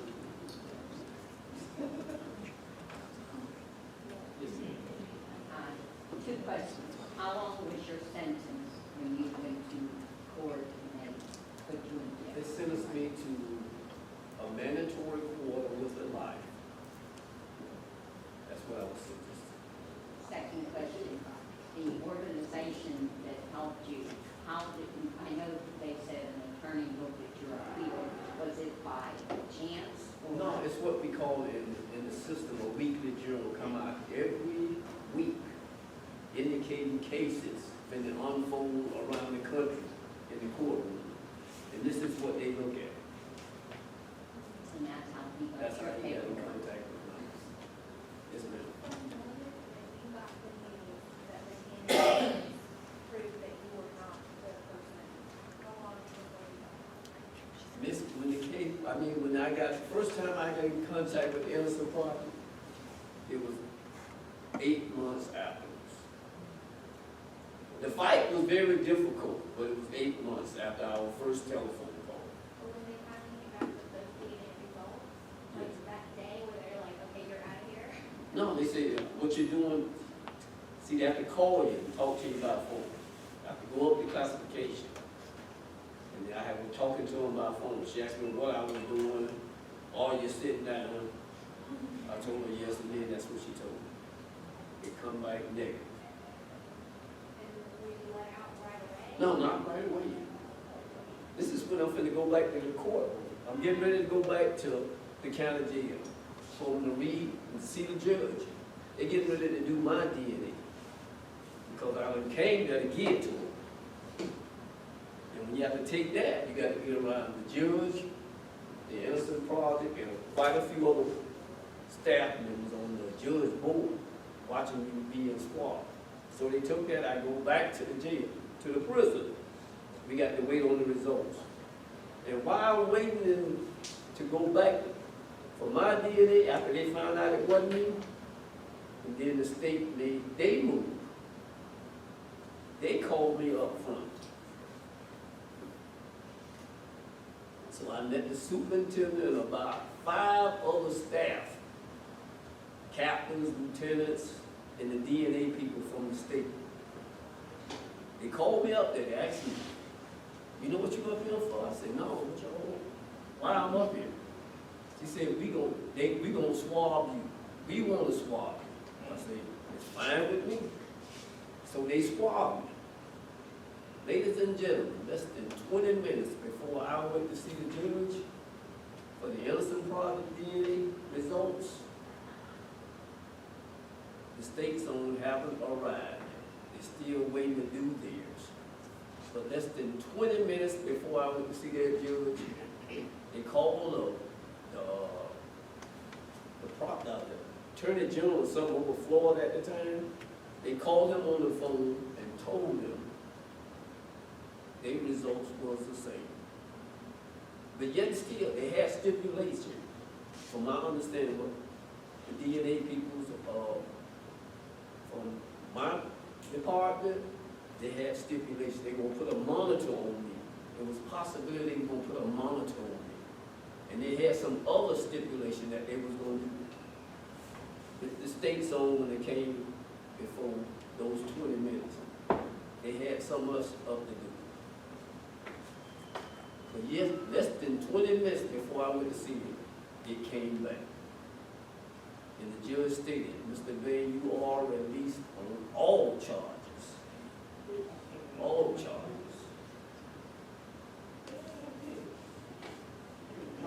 Prosecutors don't like it. Prosecutors don't like to be told they were wrong. Some prosecutors are nicer about it than others. But a lot of prosecutors, they put up roadblocks. And by the way, DNA testing is not cheap, and we pay for it.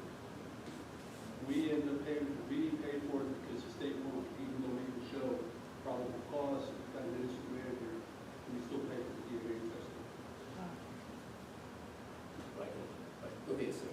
What's the first thing you did when you were officially released from prison? You were back out on the street? No, I asked for a Dr. Pepper and it was something else I asked. A Dr. Pepper.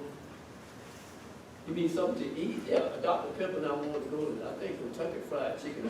And he brought the Dr. Pepper and Mountain Dew with him. Wherever he brought it with him, and just handed it to me like that.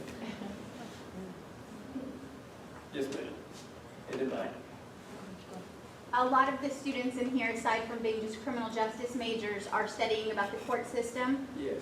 I believe, and I had seen you before when you spoke at Florida Southern a couple years ago, I believe you said that your attorney was Jack Edmond. Oh, don't even mention it. Right? Was that right? Yes, Well, yes, for their benefit, just so that you know, he was one of, he's no longer alive, but he was one of Polk County's best defense attorneys. So this was not an example of an ill-equipped or what y'all would say like, oh, one of those public defenders that doesn't know what he's doing kind of attorney. He was one of the most prominent defense attorneys in our county ever. Looked just like Colonel Sanders as far as talking about Kentucky Fried Chicken. Wore a white suit with cowboy boots and a cowboy hat in court all the time.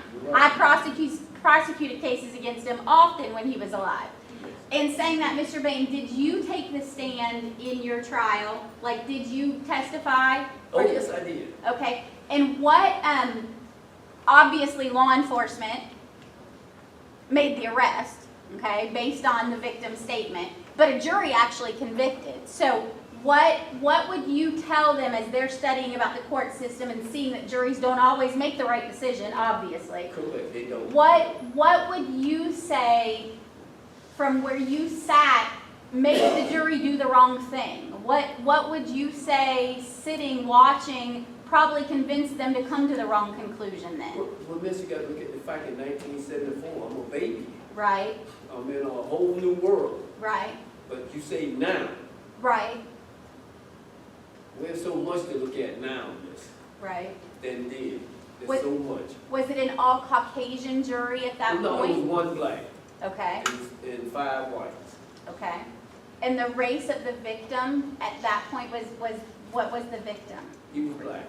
Okay. And it was in the 70s or 74. Okay. Do you think that that played a significant role? Well, actually, not really, miss. Okay. But they stated throughout every time I go to a conference, they actually asked me about the race. Right. But you don't think that that was significant from what you observed in the courtroom? Oh, no. It wasn't a racial thing because each party was black. Right. There was scientific evidence offered. There was or was not? There was scientific evidence offered concerning the blood type found in the semen. However, James's attorney had a witness come on and contradict, and so there was point counterpoint there, and apparently the jury watched the state's case. But subsequently, when the science got better, they showed absolutely wrong. The defense was correct. The blood type too. Yes, So the bottom line really is that it was a 9-year-old boy's testimony that changed. However, you also have to remember that they deal double evidence, which turned out to be false evidence. You have a good statement, Paul, but it's just like she said. Once that jury to the stand, and the prosecutor had him to point out, and like I stated prior, when they told him to point me out, is he in this courtroom? And he said, yes, he's sitting over there. And I looked back at the jury, I knew I was going. If the blood type was wrong, how could they put that to make it questionable? Was the A strong, I forget the exact term, was it strong plus or versus A with a minus? And Yeah, they stated in mine, I had a weak, but the victim had a strong A. And they couldn't come up with the conclusion that ain't no way it could have been me. It's got to be somebody else, but they couldn't come up with that conclusion. It was very contradiction in my case at that time. Yes, ma'am. So you said that you spoke to the victim after you got out, so at any point, he didn't say to himself that he was gonna come forward and say that they were wrong or he was wrong? No, I thought through the years he probably would, miss. Not only the victim, the perpetrator, but they never did. I believe actually, James, I believe the victim thought he was right. Well, he was only 8, right? So he was 10 at the time of trial. Yeah, correct. Right. He didn't have no other choice. I don't blame him. I'd have felt the same.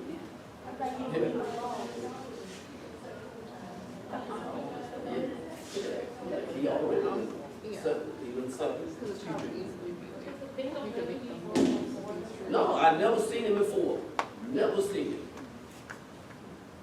So it's just because the uncle knew who you Thank were? you. Thank you. Yes, ma'am. It's not really a question, but I remember you saying, how can you take a child out of the ring without clearing the streets? Yes. That's what they go first. That's how you can take them out of the ring without them screaming. Has it ever occurred to you that maybe the uncle did something? It's And that's why possible. you tried to dissuade you? We come up to the conclusion it's got to be somebody who done been through the house before. Yes, it has to be, I mean, It's got to be somebody who done been through the Got caught right there.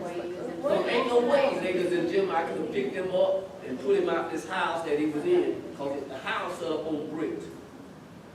So he got to come out of the window and be in my size, in the age that I was, ain't no way I could have picked him up without him screaming in the heart. Ain't no way I could have put him out that window on the ground, carrying back into the room. Ain't no way I could have did it. Yes, ma'am. Where's the uncle now? He dead? As a matter of fact, the uncle done passed. Oh. Have you had any prior bad dealings with the uncle? I know you said he was a principal at the school. Like, would he have had a reason to kind of think of you, kind of targeting you kind of thing? Yeah, he did. And did Mr. Edmond argue those things? That didn't even matter back then. In the trial, he didn't even suggest to the jury Only like thing you Mr. do? Edwin did. Like your defense attorney, did he say those things in the trial? Only thing Mr. Edwin did, Miss, after I look back through that, Yeah, many nights, many years, right. he kept me on death row.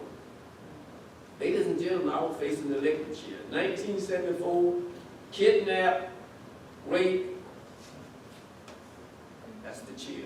So that's probably what his objective was to keep you off death Thank row you. as opposed to, I That's what see. he did. Believe it or not, he didn't even go to the crime scene. He never went to the baseball diamond. He just went past the house. He didn't go, his staff members rode past the house. This is what my family told me. The time that they did have contact while I was in jail.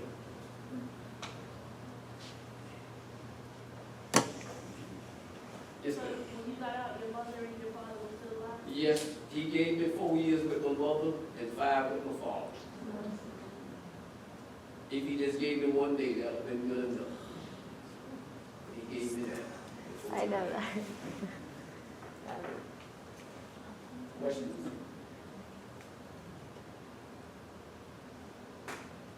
What about the Yes, sir. All of them. Yes. So you say it was your faith that helped you through? Well, actually, after being sitting in that office, listening to the media, my family there, that's when it dawned on me, sir, for being where I was on that December the 17th day, 2009. That's when it dawned on me. Yes, ma'am. What about your siblings? They still? Excuse me? Your sisters, brothers? Oh, yeah, they still in all of them. Got these,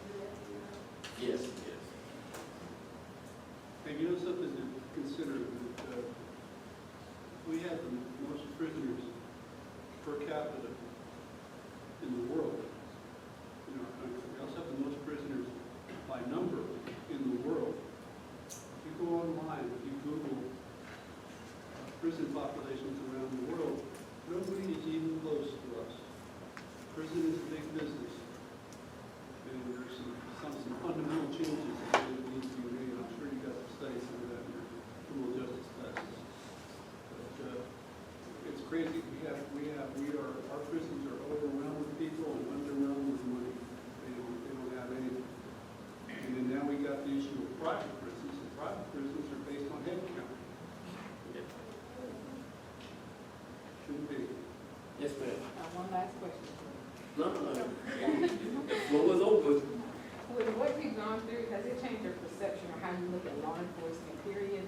Like when you come in contact with law enforcement or the court systems? Are you No, afraid of they them, or- feel that I'm gonna be afraid to do or to be around, but it don't bother me one bit. Because each one of us get out, we are monitored by the innocent party. Everybody don't get out the same way. It's sad to say that, ladies and gentlemen. I'm the only one in the state of Florida, I guess worldwide now, which I did the longest. Sad to say it didn't have too much of an effect on me. I think my simple reason is because I gave all this to him. Because once again, I need to feel like Adolf Hitler.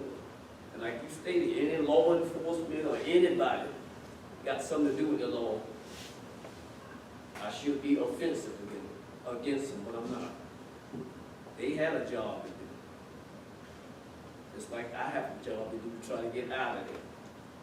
That's why I don't fault the family. I done did the same thing the uncle did and his family. That's vice versa. I done did the same. If you go online and read cases, there's been some outrageous behavior occasionally occurs. We had one of our exonerees, his girlfriend, who we thought was his witness, was sleeping with the prosecutor. That's a bad thing. It never came out. His defense attorney knew about it, but didn't bring it out in trial. Figure that out. Yes, ma'am. Did they do DNA testing on the men around the young boy after they finalized hearings that you were innocent? Did they do DNA testing to match the young man's DNA? Yeah, this was later than this. Later in the years. Right. They just took what they had of mine. They took my boxes, all my clothing. That night I went to the county and they took all of his. And all of his clothing, Yes. they still have when they exonerated you? I don't think they did. To answer your question, I don't think they went and collected DNA from the family members, the uncles. No, they didn't. I don't think they did. No. They did.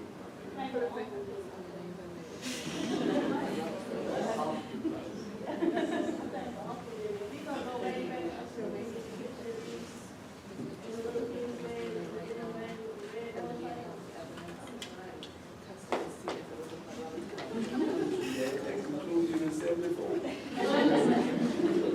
Yes, ma'am.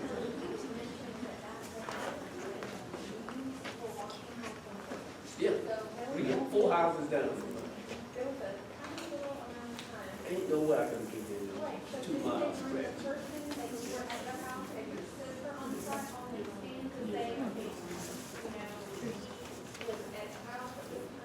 They got those people in? Yeah, they brought it. Actually, I had 12 people to come to the jury.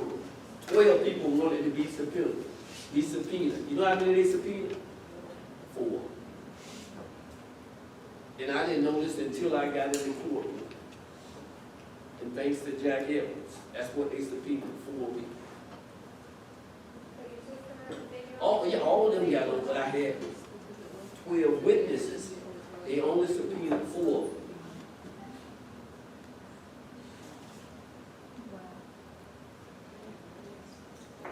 Yes, ma'am. Do you think that because so many people didn't know about different DNA back then?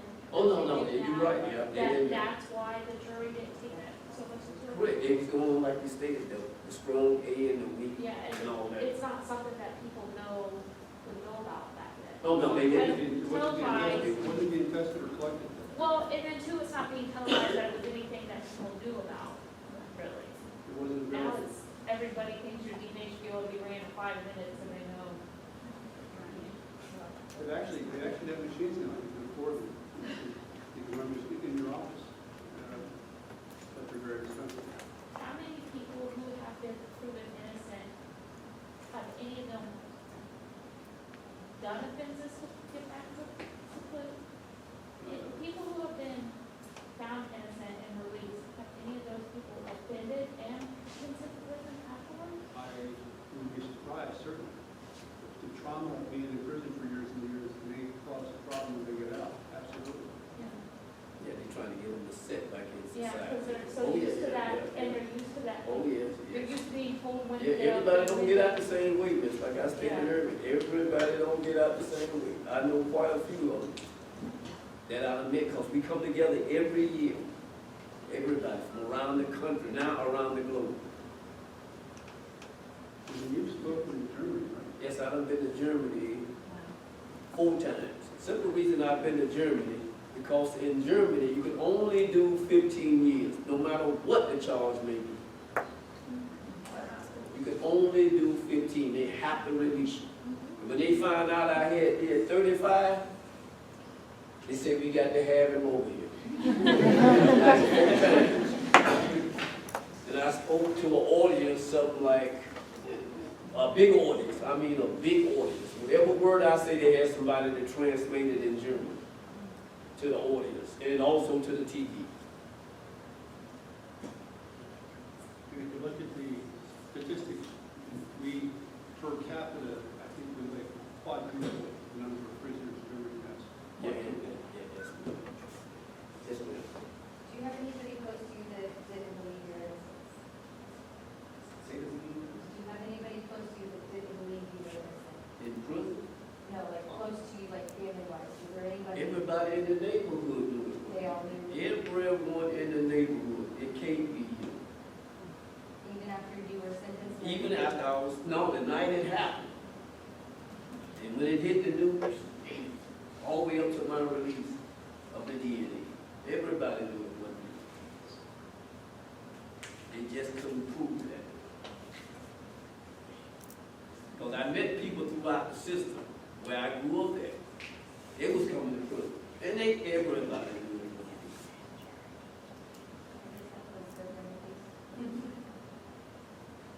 Questions?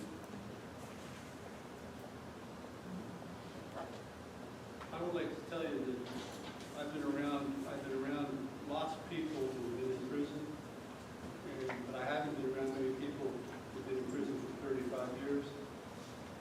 I admire James for his attitude, and I don't understand it. I'm telling you, I would be angry. He's come to an agreement with God. He's got a family now, and I'm just happy to know him. So anyway, thanks for all the questions, Dave. Anything else? No. So, before this.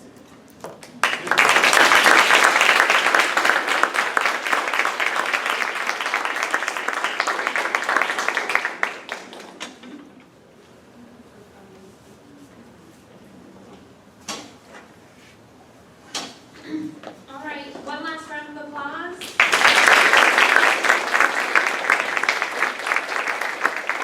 Thank you all for coming. I hope that you all found today as moving as I did. This is my 21st year in law enforcement, and every year when we have this teaching, I learn something new, and I just appreciate all the speakers that came and spoke and shared their story. Thank you.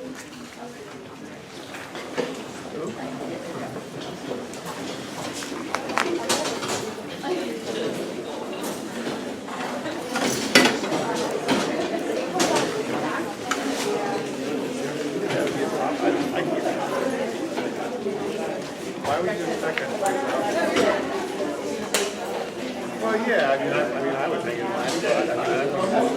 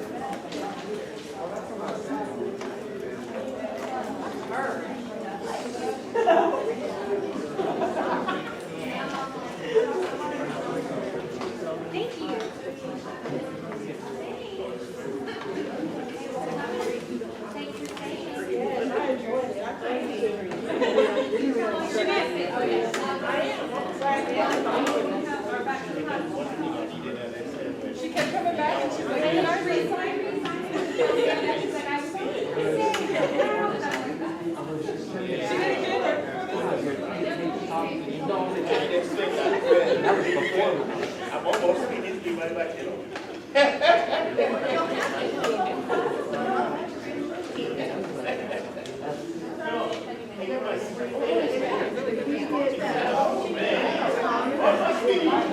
I'll guarantee you, I'll call you, and tell you.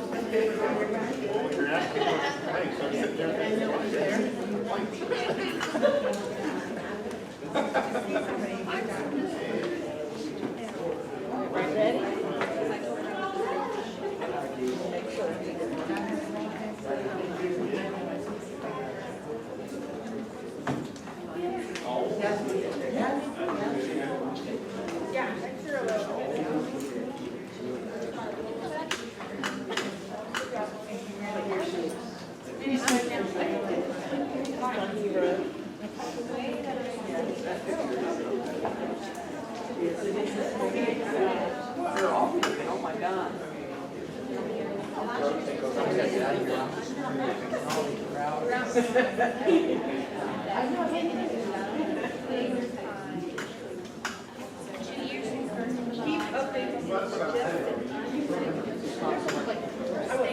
All your videos will be free.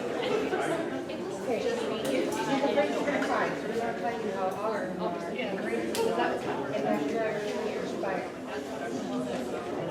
trying to say it without crying myself, but she's gonna cry, so I'm not trying to say it all. So, thank you. I have three small children, and I honestly think I don't know if it's loud or what. I mean, we work at Yeah. but it's still, my ex-husband is out, and I tell him every day,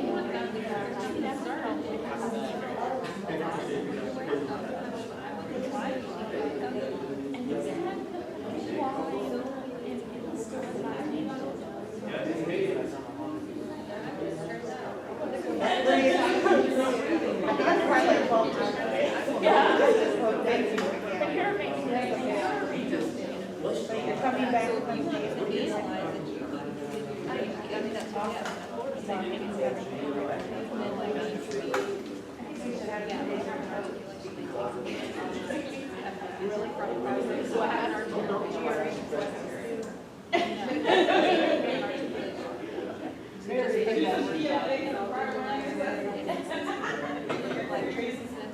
I just saw him at the wrestling tournament. There are, it was just like a straight, just a straight position. Having articulation. Okay. But, if you're looking at that, then, I mean, laps, the whole thing is not tired. I don't want you to think you're like set there. I mean, if you're gonna work it out, you have to have the table where you're actually doing the side processing of the evidence. What? That's a whole different. All counties around this area.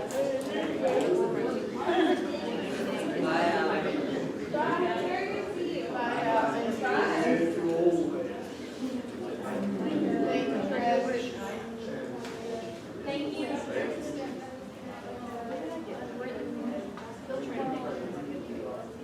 Well, and there is such high liability, no matter what even if you're correct. Yeah, I had it too. There's liability. You tell the wrong so high liability, especially now, with everything No, I've been that my they don't wife put you on a high liability position like crime scene without first testing how They almost missed it. So they go dead like. put you in a chain of evidence where you have to testify. Because they're the ones that are testifying. That evidence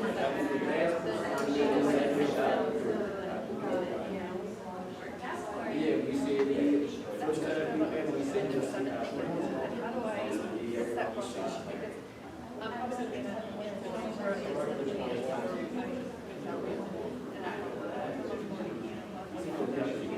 Why not? So you just contact them and then you just apply and we have an articulation with them and they'll, you need to quick reference, you can obviously list me and I do a letter and I fill out this whole like that generates the, but you have to finish it. Yeah, I'm fixing it, because I think February 18th. That I think that's, I'll follow her. I remember seeing February 18th. And if you want the articulation information, it's on the state's website, on the CJ website, the news article about the articulation is there, so you can there. So when you talk to them, you can sound like you know what as far as,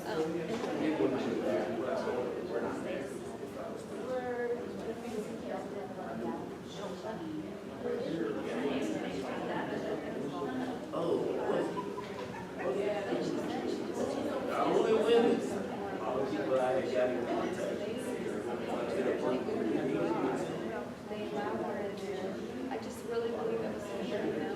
I mean, for instance, like she started to speak up all of this. Well, yeah, but it's not like I said, it's a shit. Come in to get us, you know? I would be thinking like, I just have to. like, I mean, how many hear that raped or beaten up in the street, people from their apartment from New York City watch it happen and even call them. I mean, some people just have that mentality that we don't have bombs